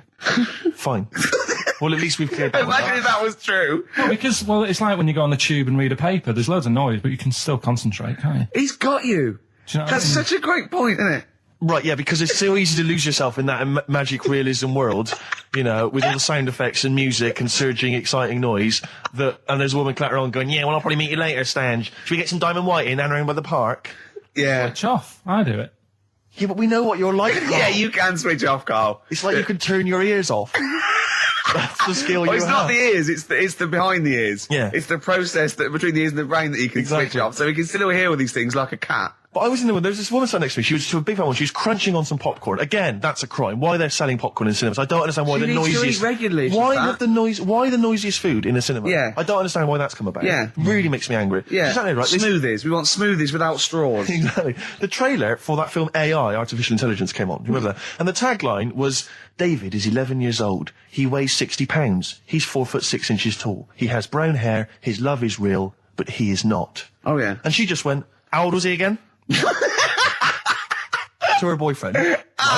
Just ruined everything. War film trailer comes on for some Pearl Harbor or something. She goes, yeah, I don't fancy that. Just announcing this, don't fancy that. Too many war films. So then the trailer, then the opening credit comes on for Crouching Tiger. And before that, you know that thing that comes up that says it's signed by the BBFC and it has the kind of certificate and everything, and that certificate to say what age you have to be to see it. That came up, and it said Crouching Tiger, Hidden Dragon, in brackets subtitles. She went, it's not subtitled, is it? I thought this was the most famous foreign film for years. It won Oscars. It was a huge film. Everyone knew it was foreign. She goes, it went, and so the credits begin. It says Crouching Tiger, Hidden Dragon. She went, stupid name for a film. What? She just She wanted paid it. to see it. She was with her boyfriend. So then it starts, right? And obviously it's in Japanese or Mandarin or something. She's like, yeah, and they're all talking in Japanese. Japanese or Mandarin. Whatever. So they're speaking in this, Japanese language, Oriental language, and she's going, don't they sound stupid? Don't they sound stupid? She's going, and then the subtitles come up, and it's quite a weird kind of strange language they're talking, and she was going, can't make the subtitles out either. It's both gobbledygook. Just wittering on every step of the film. I totally agree with you, but what I like in your telling of it, I know you're sort of getting quite I'm emotional. genuinely livid. But she went Mandarin or Japanese, some Oriental language. And Well, I don't know what else. It's a strange language. It's a strange language. Well, anyway. Oh, dear. So then I moved. I climbed over several seats, made a big huff of, make a big show of moving. Yeah. Sat next to a guy on the phone, just chatting on the phone. Oh, I'd have gone mental at that. So now I hate that film. I didn't enjoy it. I don't like seeing it. I don't want to even think of it. It's subtitles, isn't it? Well, rubbish. Rubbish. That's why I get videos. Yeah, I should have thought that through, Carl. You're absolutely right. Lamb chop. Get off at the Tube at Tottenham Court Road if I want to look at the record shops before I come into XFM. And I always cut through Chinatown. Oh, yeah. And every time I come through Chinatown, the same thought always strikes me. I always feel like I want to just gather all the little locals, all the little Chinese fellas, just gather them round and just go, guys, in what way is this a town? It's not, is This is not, at best, what you've got here is a novelty street. Yeah, Gerrard Street is not a town, No, mate. it's not a town. You've had this here for like 100 years. It's not expanding. Yeah, yeah. You can't just call it Chinatown and claim it's a town. If I was them though and you stood I go, what are you talking about? It is a town, it is a town, it's What, our in what town. way? It is a town, it's our town, we got all lots of stuff. Where's your church? Where's your mayor? We got a betting shop. Not enough. It is. See, all you've got here is restaurants. No. That does not a town make. No. Got a little supermarket with snacks. What does it sell? Snacks. Specifically, I would imagine crackers. Yeah. Do you want to buy a dragon? Do you want to buy an ornamental dragon? If I wanted to buy one, this is where I would. Do you want to buy a gold dragon? Is it made of gold? No, it's made of plastic, but it's sprayed gold. Do you want to buy that? It's not a town. It is a town. It's not a town. Yeah. And it annoys me because when I first came to London, I genuinely thought Chinatown was going to be this amazing, what they've got there is you'd hear a gong and every time we went in there, and right? there'd be rickshaws and people walking on those little sort of wooden shoes. You know those ones? They're brilliant. They are just comping around in them, but nothing. It's nothing. It's just. Yeah, exactly. Yeah. It just reminds me of, have you ever been to any of those sort of museums? You tend to have them up north where they've got you sort of sit in a little cart and it sort of rides you through kind of, I don't know, it might be, Newcastle, the Victorian era. Yeah. Can I have half a pound of those sweets, please? Exactly. Of course you can. If there were some animatronic men, it would just be an exhibit. Yeah. Their concession to being 100 years ago is that there's some scales in the shop and there's a horse outside. Yeah. That's it. That's it. Exactly. Yeah. The traditional sounds and smells of old England. And the voice are going, of course, there was no television. Exactly. Amazing. Yeah. Amazing. Brilliant. Yeah. Welcome to Chinatown. Ding, ding, ding, ding, ding, ding. So it's not, it's a good point. Is that a piece of traditional music? Ding, ding, ding, ding, ding. Yeah. Is that some traditional Chinese music, or is that music that someone in this country wrote, thinking it sounded like Chinese music? I think it was the Vapors, wasn't it? Oh, is that what it is? That? That's the music, isn't it? But are you sure they didn't take that from some other source? It's that pentatonic scale, isn't it? What is it called? It's the black notes on the piano. Right, that's the one I can play along with EastEnders. Yeah. Do you know what I don't get with it? Go on. Chinatown. Yeah, Chinatown, because I always walk through it on the way to work. A couple of things annoy me. First of all, I think it's bad business, just because if you've got a Chinese restaurant, put it somewhere where there isn't any others. It's a good point. Yeah, but it's also a community. They're not just a theme park for other people. I remember going out one night with Suzanne, some friends, and you got there and there's so much choice. It's that dilemma of, forget it. Well, not really. Specifically, do you fancy Chinese? Well, no, but why don't you go to the one with the dead ducks hanging in the window? That's my favourite. That's the other thing as well. It's like, normally you put your good stuff in the window. If that's what's in the window, yeah. Right? Yeah. And the other thing that annoys me, walking through it today, there's always lard on the floor. What, in the street? In the street. It is, honestly. I'm scared I'm going to slip over. It's because all the restaurants and that. But why is it? That's another point. Well, it's not oozing out of the restaurants. No, but why is it? I don't know what they do. Careful. Listen, no, but why is That's why they used to wear those little wooden shoes. No, okay, we've got... No, but the thing is as well, they try and wash it with water, which doesn't work with lard, and it's like oil. Famously, yeah. You know what I mean? Even I know that. Yeah, you've got to scrub it. So, you think sorted that out. Yeah. You think they'd know, wouldn't you? Yeah. Right. Anyway. Again, I broke the rules in the week. I met up with Karl. I had lunch with him. And we were chatting and having a cup of tea. And it got onto one of Karl's favourite programmes, was the Tales of the Unexpected. Ah, of course. And all I can think is that he's probably the only person in Britain where they were unexpected. I mean, to him, when that twist came in, he'd go, gee, I can't... Yeah. Oh, God. Can't believe so it was the tree that did it. I mean, he was probably the only... And we were telling all these stories of horror, and he liked horror stories. And I told him this story. And I don't know if this will come across in the way, but I told him this story. It was a short. It was a horror short. This was a film you saw, was it? Yeah. And what it was, it started off just there'd been a car crash. You see, it's a horrendous wreck. And you saw it from the point of view of the person in the car. And he was calling for his mate, and he was going, Dave... And he sort of looked over and saw a body without a head that had been thrown at. He goes, oh no, Dave. And then into the field of view came Dave, his mate, and looked at him with a look of horror, and then it sort of went black and you realised that he was just a head and it had been his body. Oh, wow. Right? Yeah. And I said, then it came up at the end, at the executions in the French Revolution, people experience consciousness for, and he went, oh, no, he said, it wouldn't be for that long. And then he went, if it was a chicken, it would work. Imagine remaking that film, but it's two chickens in a horrendous car crash. Their own fault for driving. It would work. No, he wasn't having that. Yeah. No, it was too long. I think he said, how long was this film? I went, oh, no, 5 minutes. He went, no. It would work if it was a chicken. I like the way that Carly was something like, when you relate an incident like that, he's appalled and offended and annoyed by the people that made it, even though he's never seen it. Oh, he's annoyed, yeah. Do you have a favourite Tales of the Unexpected, one that you remember particularly that shook you up? Yeah, we were talking about the one on where there's some woman in prison. Have you seen that one? I can't remember them all. Right. This woman's in prison. Yeah. And she gets a bit friendly with the guy who takes the dead bodies out. Right. And he said, I can get you out of here. He said, what you've got to do, right? You've got to, I don't know, at midnight. When you hear the bell toll, that means there's been a dead body. Yeah, there's been a dead body. So what you got to do is go into like the place where all the dead bodies are. Get in the first coffin on the right, and then I'll come along and carry you out, and you can run away and escape. Yeah. Right. So she goes, yeah, all right then. So she hears the bell go. I'll bury you, right? And then I'll come back later and dig you up. Right. Yeah, but that's the point. It doesn't matter. It does matter. Trust me, Carl. It really matters. Okay. Listen, I don't know if I'm going to ruin this for people at home. Yeah. Can I just skip to the end? I would imagine that she gets buried and he doesn't come back, and she has to get buried alive. Better than that. So she gets in the coffin, and she's lying there for ages. She's buried. She can feel a bit of movement going on, so she's obviously, being carried somewhere, so she's thinking, this is it, I'm getting out.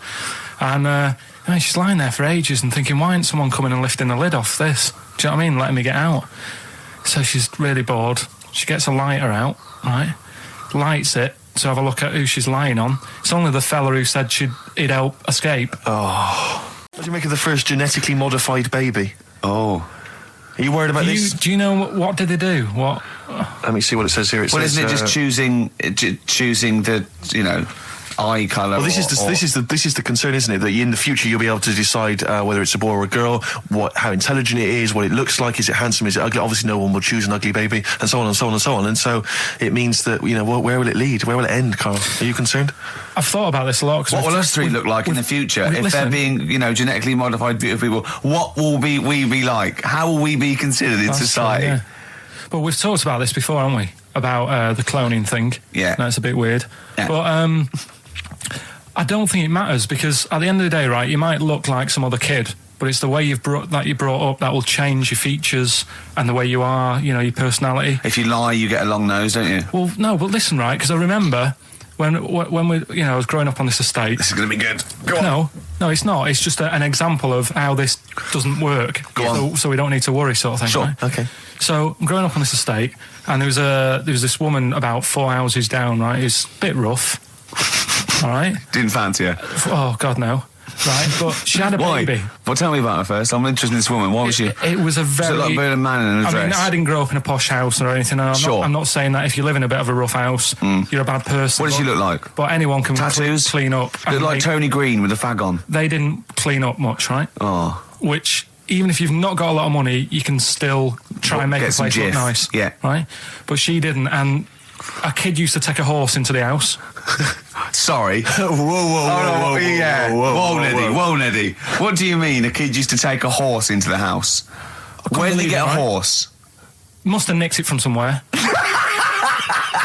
Must have done. You seen a horse in it? No. What, is that from outside the saloon round the corner? Yeah, was it just tied up with a bit of leather?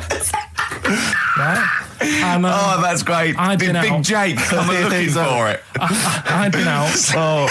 Sorry, let me get this. This was before the lynching stopped or after.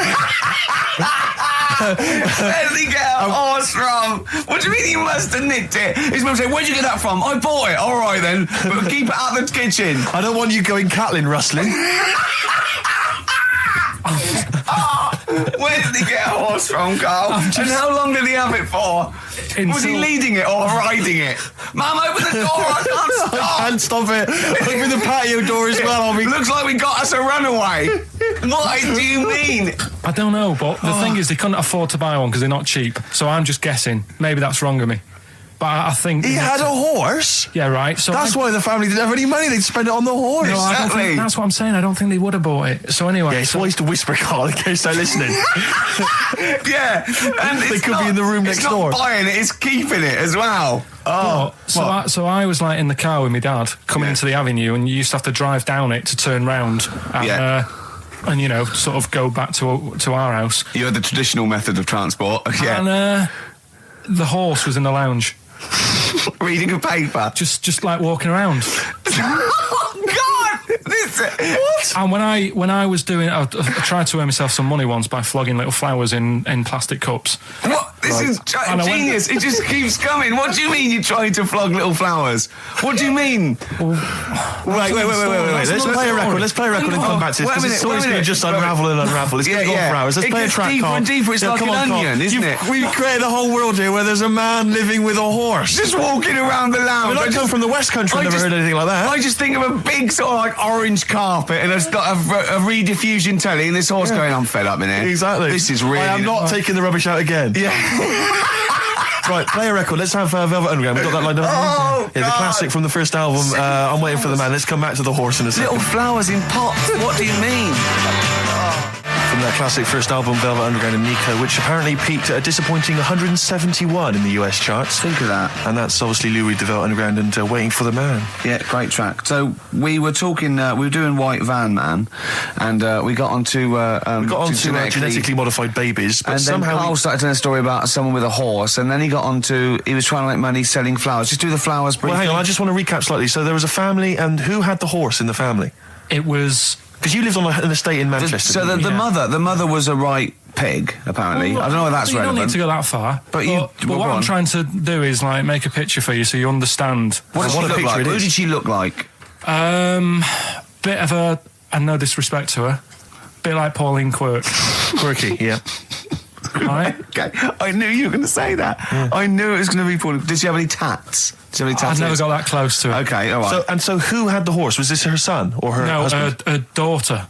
Her daughter had stolen a horse. Yeah, from I don't know where. There was I think there was some stables down the road or something. And they kept the horse in the house with them. They kept it in the house. Did they didn't get have caught? it for long. No. Sorry, and you said you were in the house one day and you saw the horse. No, what happened was I was. They did this thing at school about raising money for charity, right?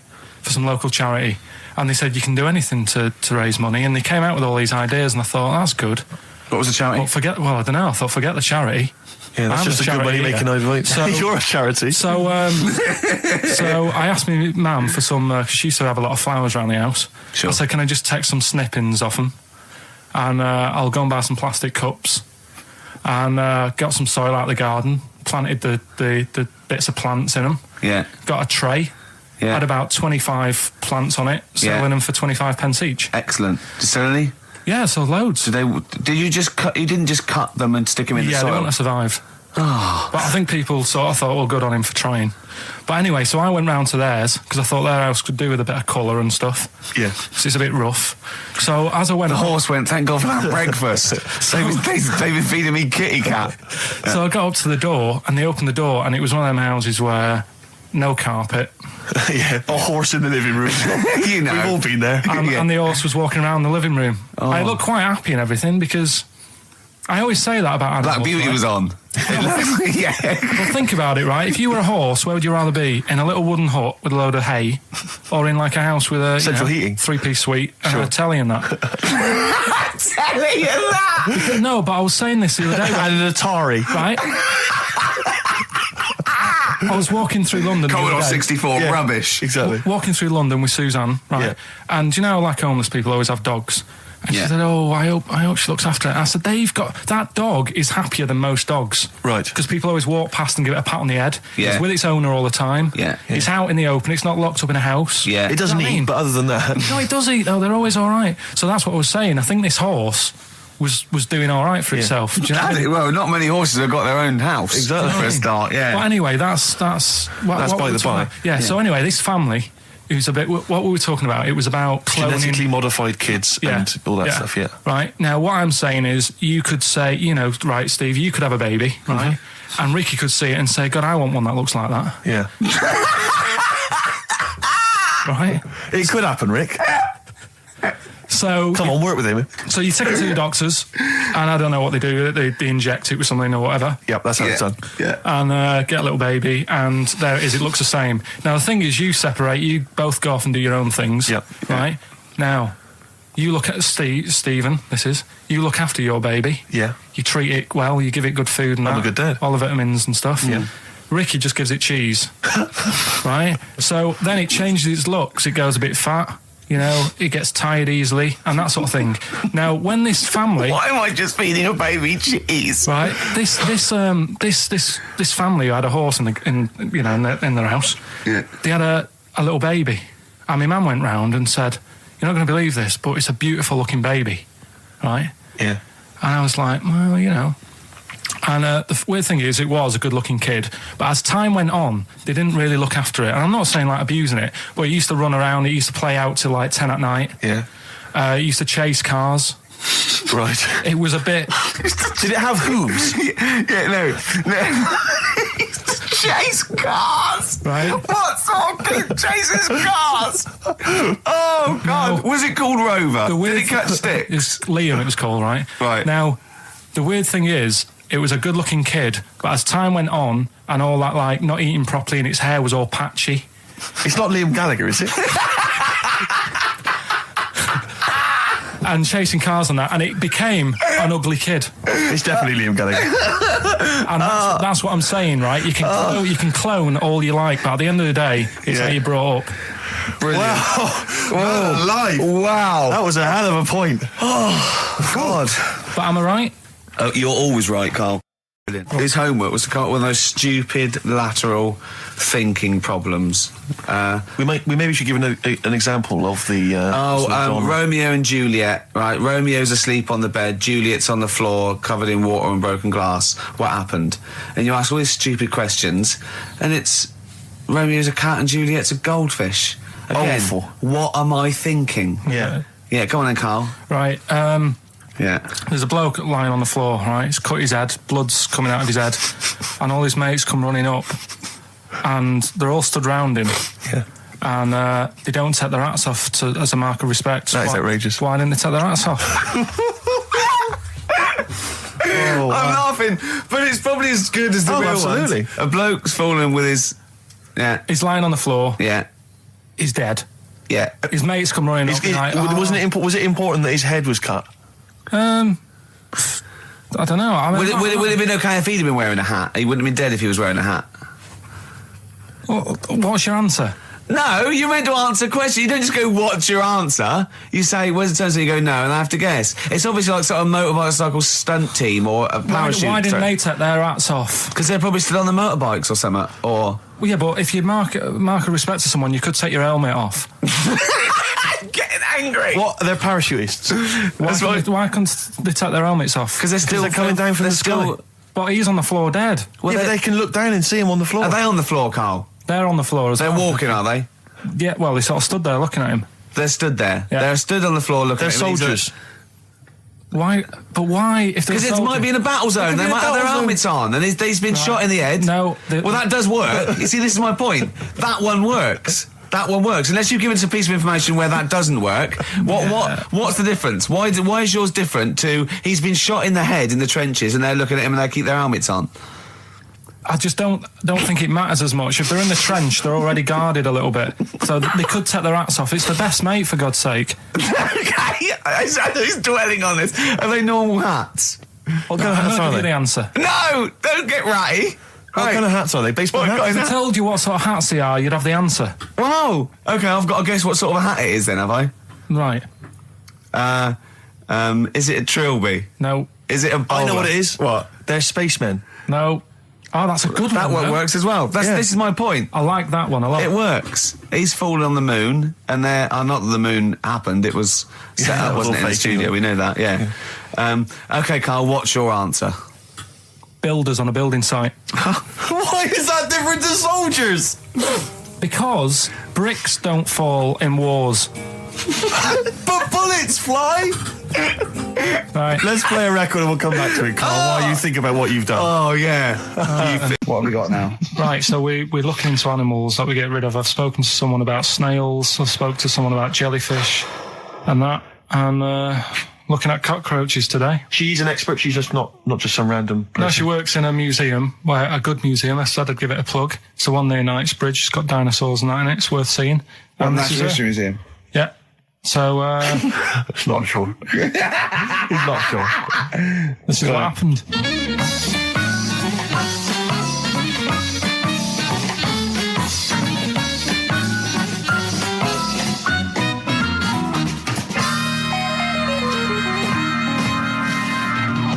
what I'll do, I'll tell you as much as I know, and then you can fill me in if I'm right or wrong. And then at the end of it, we'll get to the bottom of whether we need them or not. Okay. All right. So first of all, the first thing that I found out is that they have 18 knees. That's not exactly possible. They're insects, so they have 6 legs. Yeah. And a knee is usually the junction between femur and tibia. That's sort of classic human knee, as and every other animal knee. So with 6 legs, you can only have 6 knees. Could somebody sort of got mistaken for seeing one that was a bit double jointed? I think you're grasping at straws or something. All right. Well, we might have to come back to that one then. Okay. They can hold the breath for 40 minutes. Well, they don't do that because they don't breathe in the same way as us. They breathe through little spiracles, holes down the side of the body. So, no, they're not a very apt simile because the method of breathing is so different. What do you mean? Because insects have a totally different system. They don't have lungs in the way that we do and just breathing through one part of the body. They're actually breathing through every segment of the body all of the time. So even though they've got their mouth shut, they might be able to slide. Nothing to do with breathing. So only just feeding. So you see, maybe that's where someone's gone wrong. Someone's got hold of one and sort of taped its mouth up or something and got bored after 40 minutes and said, well, we'll call it right. It's a unkind thing to do to an insect, even to a cockroach. Yeah, but it's all... You can't do that. Yeah, but... No. Pretty unkind thing to do to anything, even a cockroach. Something else I found out. Yeah. They can live for a week without an head. Well, that's true if they don't bleed to death in the process. But the weird thing is, when I told you that they had 18 knees, you seemed a bit sort of like, don't talk ridiculous. But then we're talking about an animal that can live without an head. So there's a little bit of truth in that one, yeah? Yes. Why, when it was invented, has it got that facility?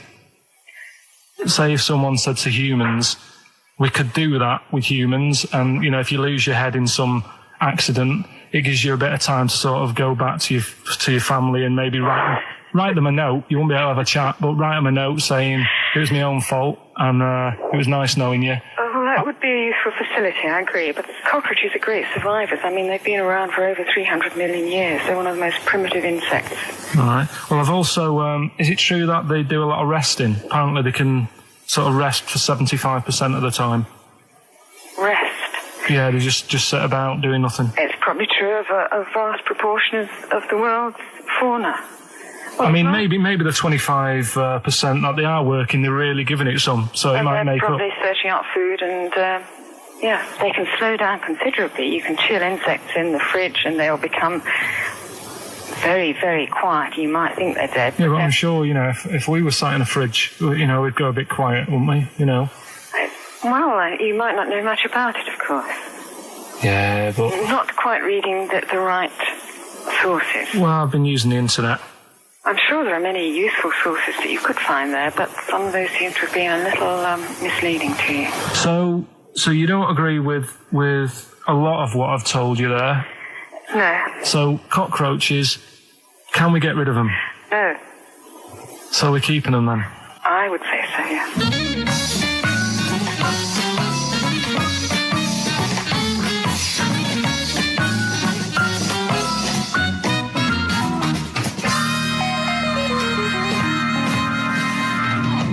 I think we should get her on more often because she sounds like she'd be a bit of an ally, really. Because she knew immediately that you were talking nonsense. She even said, I think you should be more concerned about your sources, which I've been trying to tell you for a year, right? The fact, I mean, 18 knees, where did you get that from? It was on the internet. They can hold their breath for 40 minutes. I mean, I don't know what you read and take on. 0.9, I'm Ricky Gervais, with me, Stephen Merchant. Yes. I hope you're enjoying the best of. What exactly is there then? Is it just a kind of moon-like kind of surround with just kind of dust and rock. That's exactly what you see. I was there when the Mars thing went wrong. Yeah. I would have just sent a camera crew there, filmed a bit of that, right, and say, here we are, this is it. Ignore the little coffee shop in the background. Right? This is Mars, because that's where it's like just loads of dust. Holes everywhere. Tidy it up. Little round-headed aliens complaining. It's just like Mars. So is there what's the best bit about the holiday? Come on, pretend you're Judith Chalmers. I have been doing. I would have done all. I would have said that. Don't bother. Right. I mean, the hotel was good. Yeah? That was all right. What was that like? It's all right. Just, clean. That's all you want, isn't it? See, that's not quite what Judith Chalmers does. She doesn't go, what's the hotel like? All right, yeah, clean, isn't it? All right. What was it like? What was it? 3-star, 4-star? Did it have a swimming pool? What was the room like? Had a swimming pool and that. Yeah. Yeah, it's good. I think it was one of the better ones on the island. Okay. Nightlife?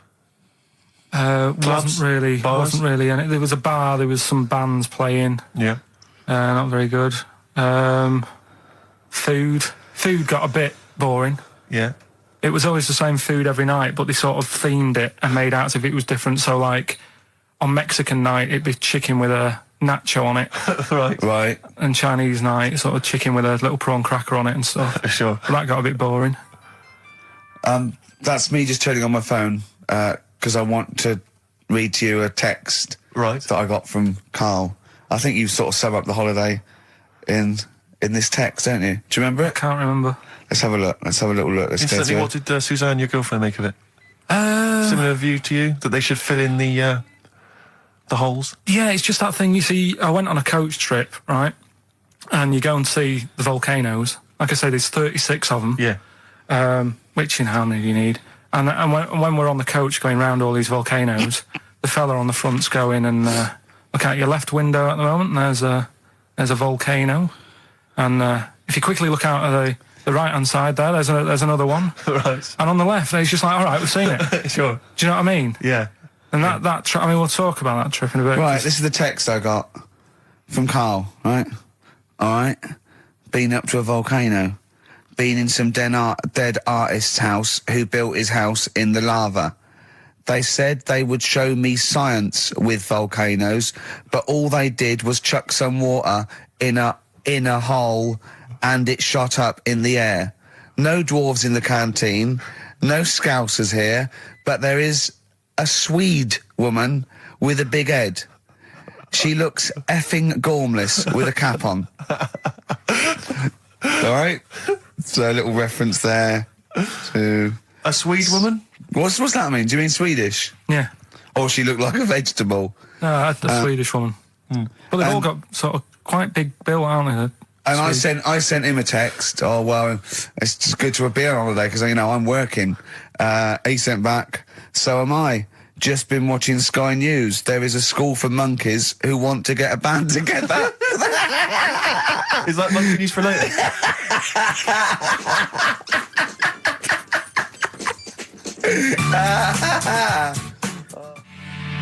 Oh My Corazon by Tim Burgess. I can't get enough of that. I love that chorus.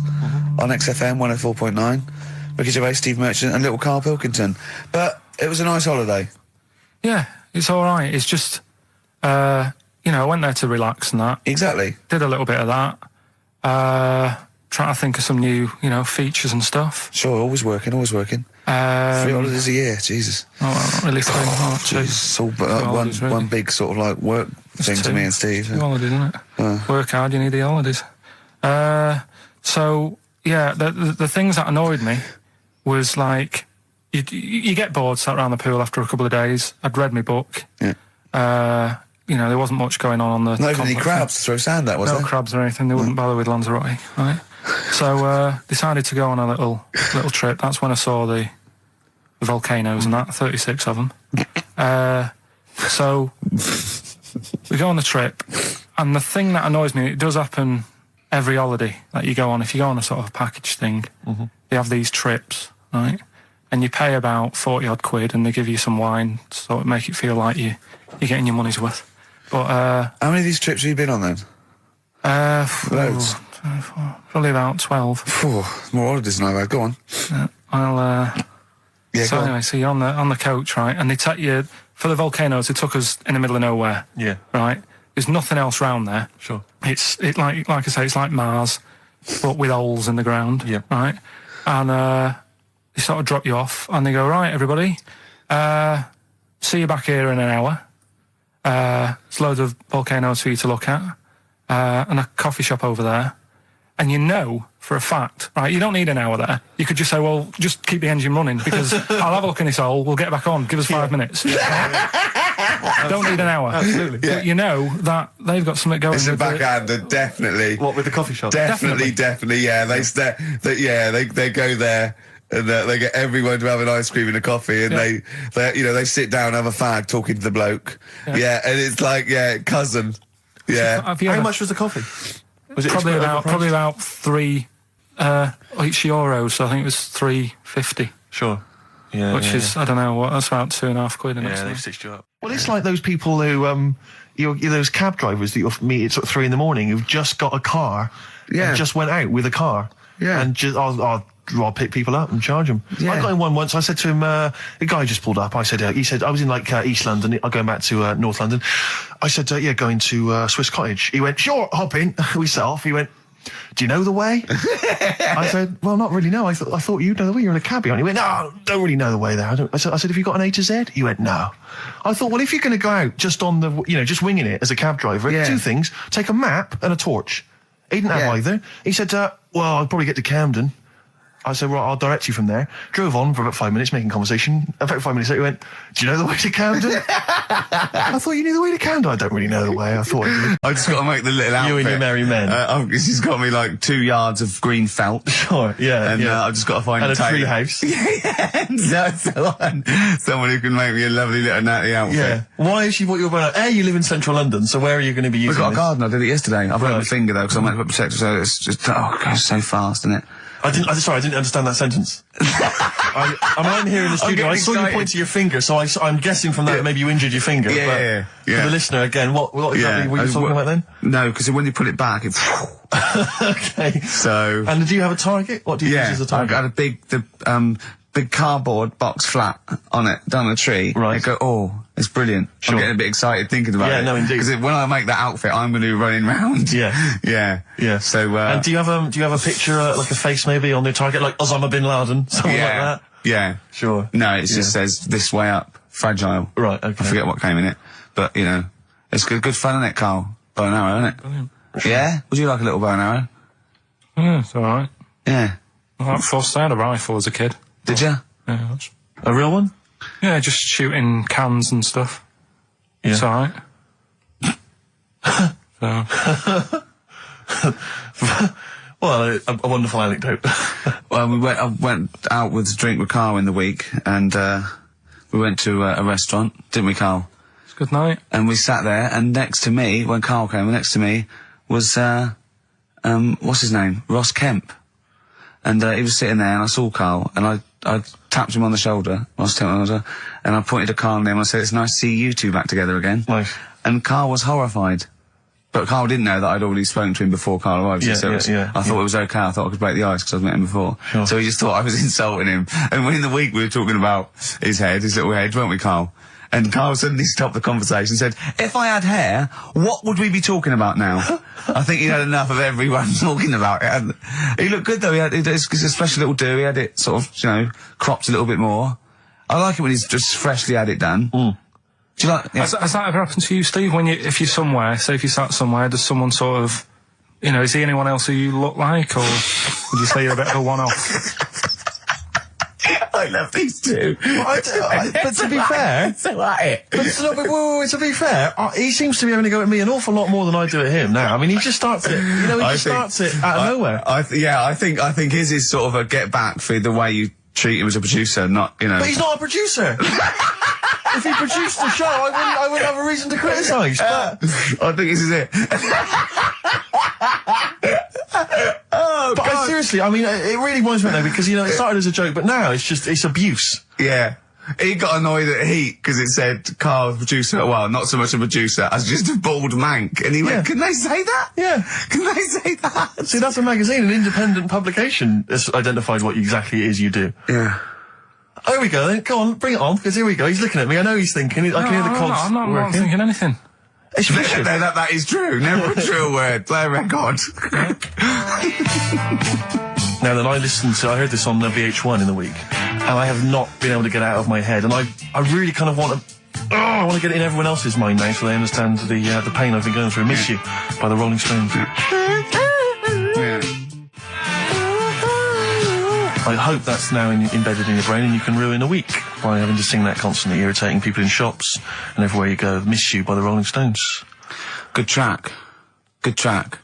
Karl, Jonathan Ross came out with us last week, and we were talking about stuff, and Karl was mesmerised when Jonathan told a story that he was bored once in a hotel room and shaved his arse. He shaved his arse? Yeah. Sure. And Karl, you didn't stop questioning him, did you, for about... I just wondered, at what point do you sort of say, oh, this is getting on my nerves? Do you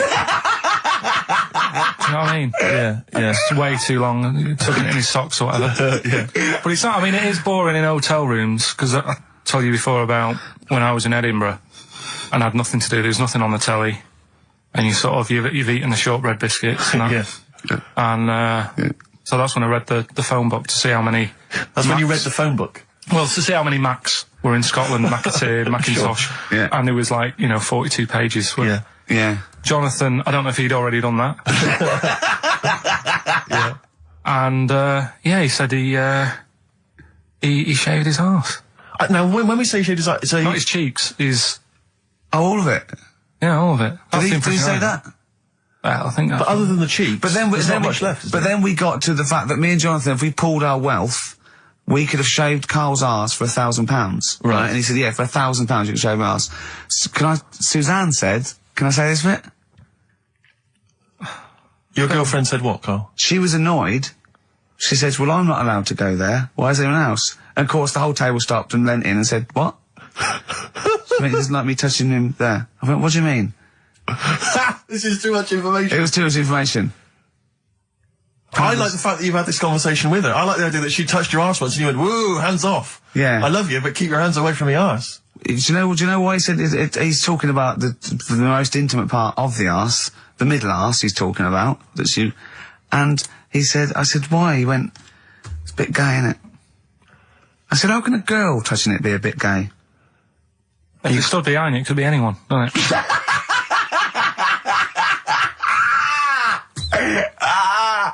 Oh, God. And it seemed, I mean, you can imagine the conversations we were having, right? And it's that thing that the waitress heard something every time she came over. She heard the word, like, Yeah. cock or... Jonathan Ross saying I shaved my arse. yeah. And, oh, dear. But it was, it was a good night, wasn't it? So, it's the £1,000 now, isn't it?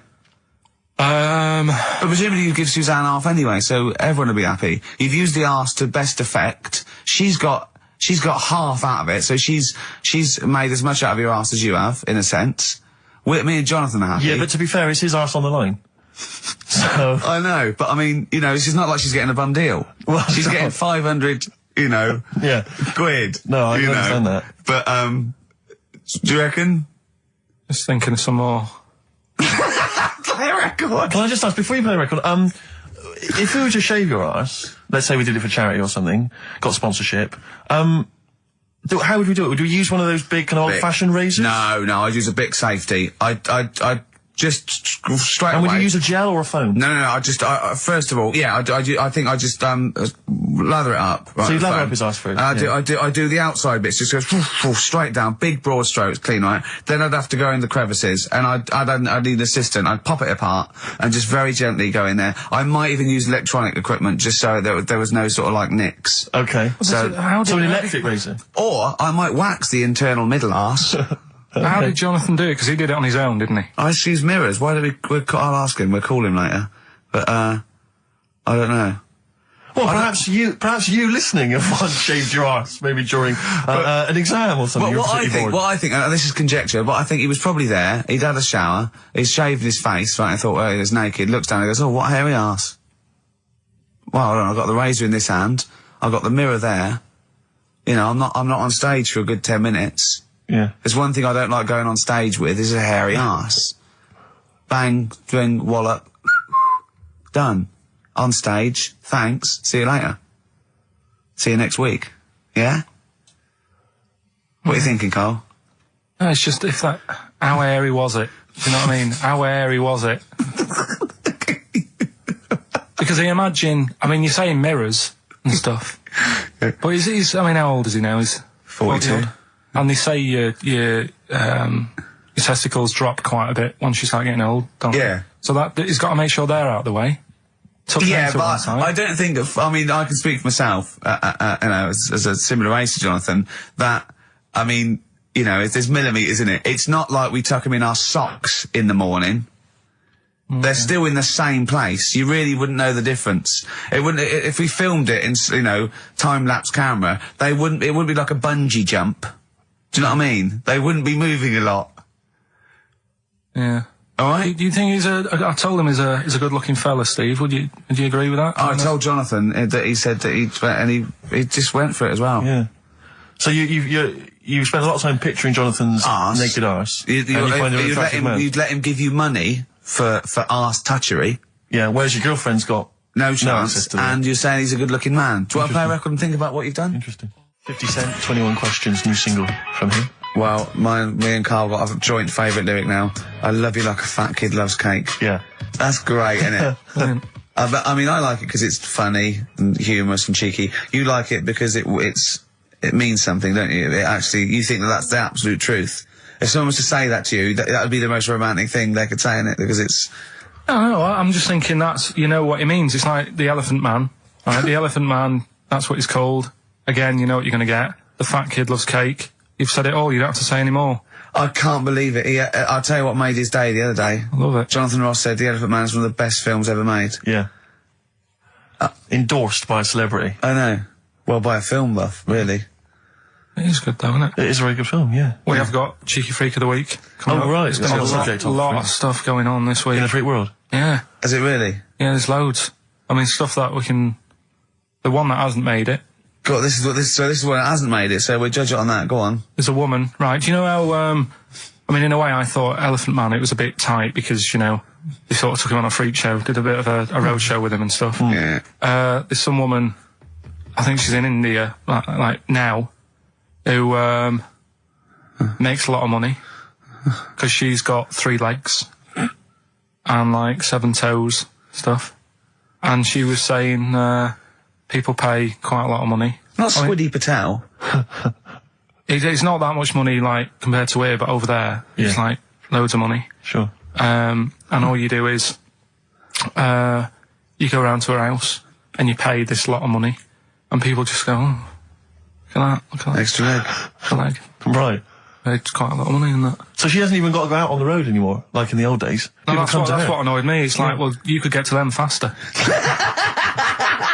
You go and see them if they're paying the money. Sure. Oh. But yeah, there's... What she could do is go in and buy a pair of shoes, right, and then nick one on the way out, because they only put one out, don't they? Good idea. So she could get, you know, 2, 3 for the price of 2. Just one of the many perks of having 3 legs. One of those having 3 legs. The other one is, I mean, keepy uppy. But she'd be good at that. Shouldn't do that. She just stays at home and puts the feet up. But anyway, that's not even Cheeky Freak of the Week. That's coming up later. Oh, brilliant. Now, Rockbusters, Dead in the Water, isn't it? We've killed that off, have we officially? We killed off Monkey News and Rockbusters. Didn't I tell you that there was some sort of petition for Monkey News? Was there? What was the story? A lot of, it's loads of emails and that. You mean you've done Monkey News? You mean you want to do Monkey News? No, but seriously, there's uproar. And people were like, you can't get rid of Monkey News. Yeah. Don't be doing that. Loads of people. Was it monkeys trying to write the complete works of Shakespeare? Did Tony Blair get a whiff of it, and he's coming down with a ton of bricks? And Rockbusters, Steve, if you've got a better competition, then we'll do yours. That's fine. Do you know what I mean? If that's what you want to do, we'll do. What did you want to do? No, I was just wondering whether we should perhaps not do a quiz at all rather than do that piece of rubbish. Might be better to have nothing. Might be better just to have silence during that part of the show than have Rockbusters. How I don't about know. If We should discuss it off if I air. give you the clues and that, and if you think they sound rubbish, we're not doing it. He's not well long. Let's lose that. Let's get rid of that. Let's make it into a girl. Okay. I'm with you so far. Go on then. So, anyway, gets away with it a little bit in the early years. Right. Starts going to school. Gets away with it a little bit. Sure. Right.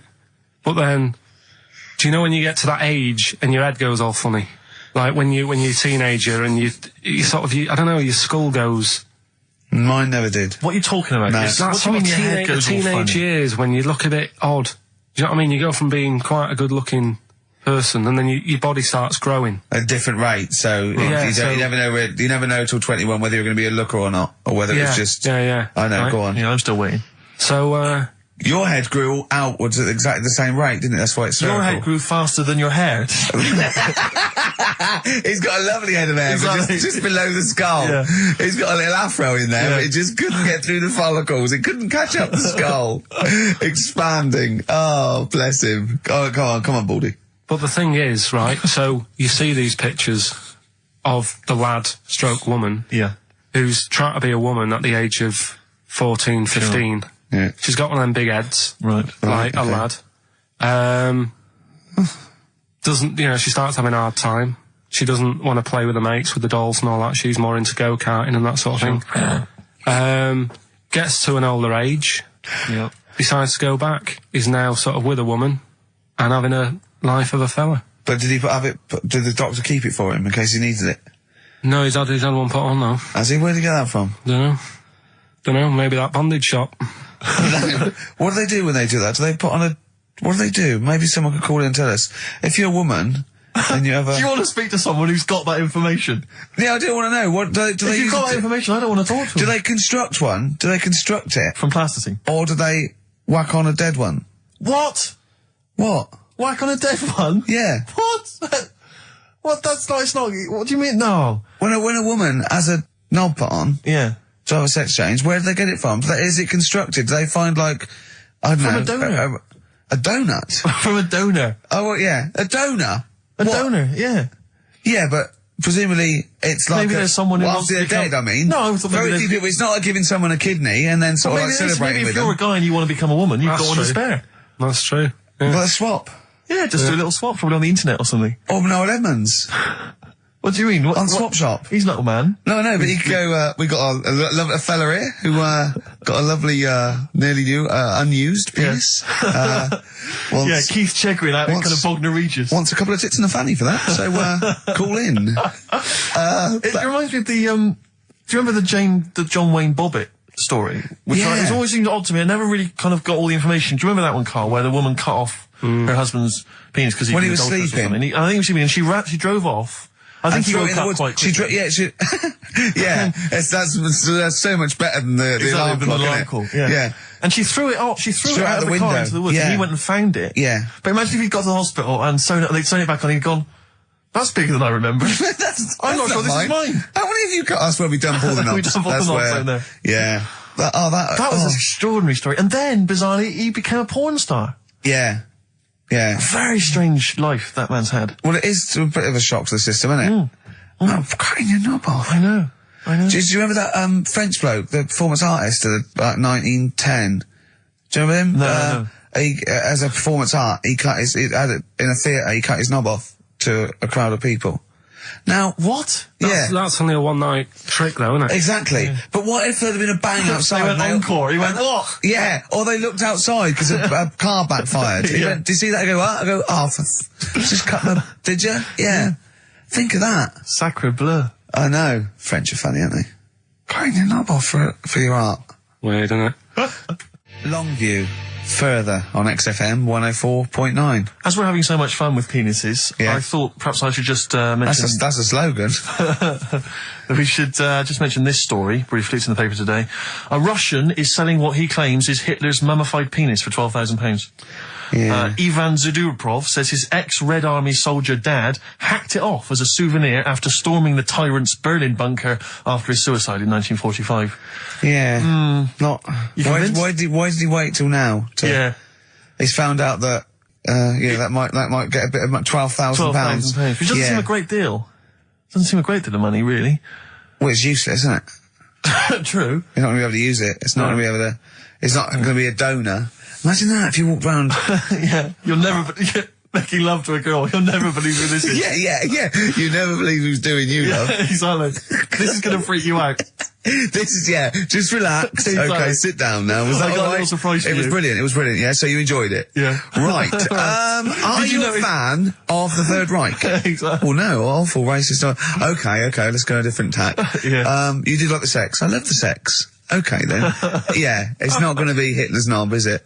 But, I like the idea that, I mean, you're a ex-Red, you're in the Red Army. Yeah. You've just stormed Berlin. Yeah. 1945. You crash into the bunker. You've gone through terrible. How you've lost 20 million comrades. Unbelievable. Oppression It's been everywhere. going on for years. You're in there, you see the man. Here he is, he's dead. He's dead, The figurehead and leader of one of the most despicable, You turn to your friends, there's a tear in your eye. Yeah. And your immediate thought is, I ought to chop off his todger. Yeah. Well, no, I said Bagsy. I said Bagsy is Winkle. I said Bagsy is Winkle outside. Whoever it was. Yeah, I didn't know it was going to be Hitler. Brilliant. It's just, I can't, it just doesn't make sense. It's ludicrous. And I don't know how is he expecting to prove this? Because I want some proof. Well, I think that's why he said that. He probably started off with, I've got Hitler's face. And they went, brilliant. Oh, let's have a look at it. What do you mean let's have a look? Well, just check his Hitler's face. Obviously I know what he looks like. Oh, yeah. No, it's not. Yeah, you know what no, it's not his face. What wouldn't you know what it looked like? Well, I mean, no one's ever seen his genitals.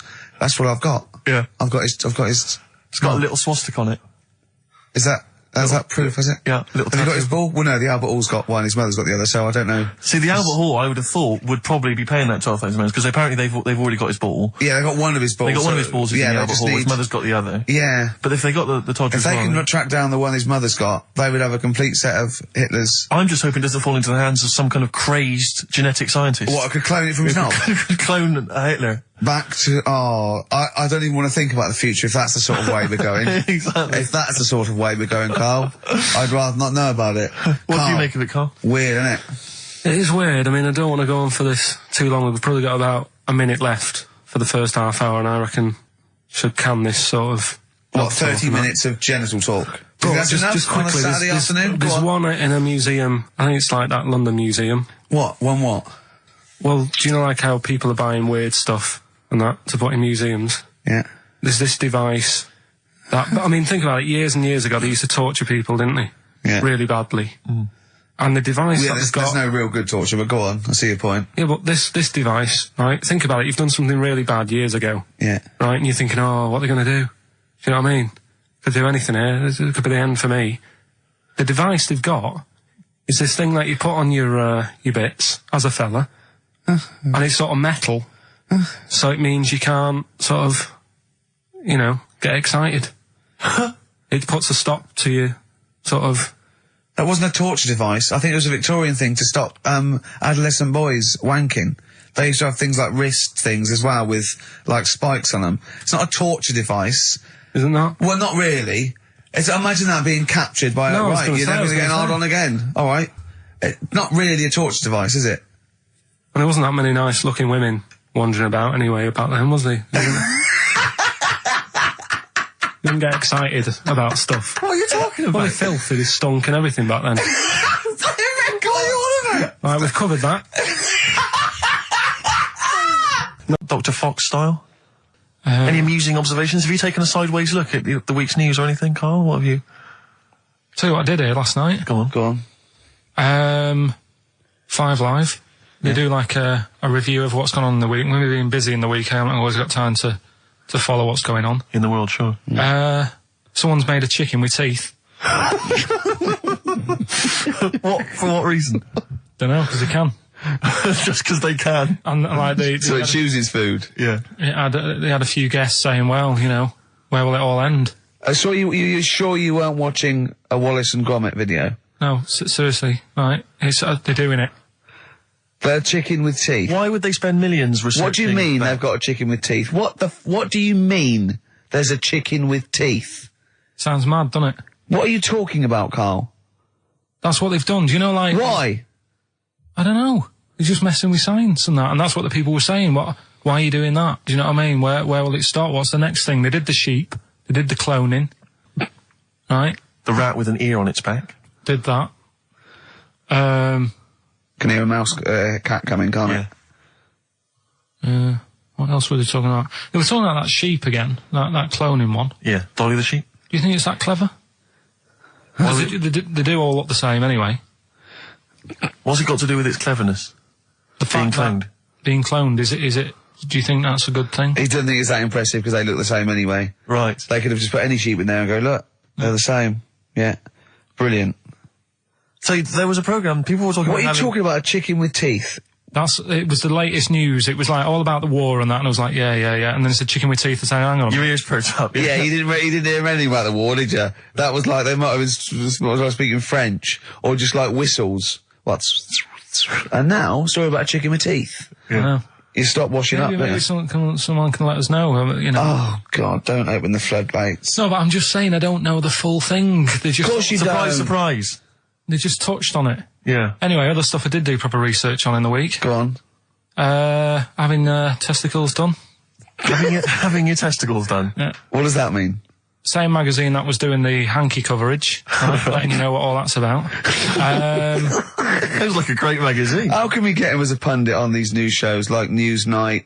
Do you know what I mean? Sky News. On there, wouldn't he? Just on there, just ask him what they think. Wouldn't that be amazing? Is there a producer out there that would take a chance on Pilkington? It's Pilkington, Raggy Omar, Ian Hislop, and they're a panel of people, and they just ask people. Yeah. Yeah. So you can have your testicles made bigger. Why would you want to do that? Well, that's what I was asking.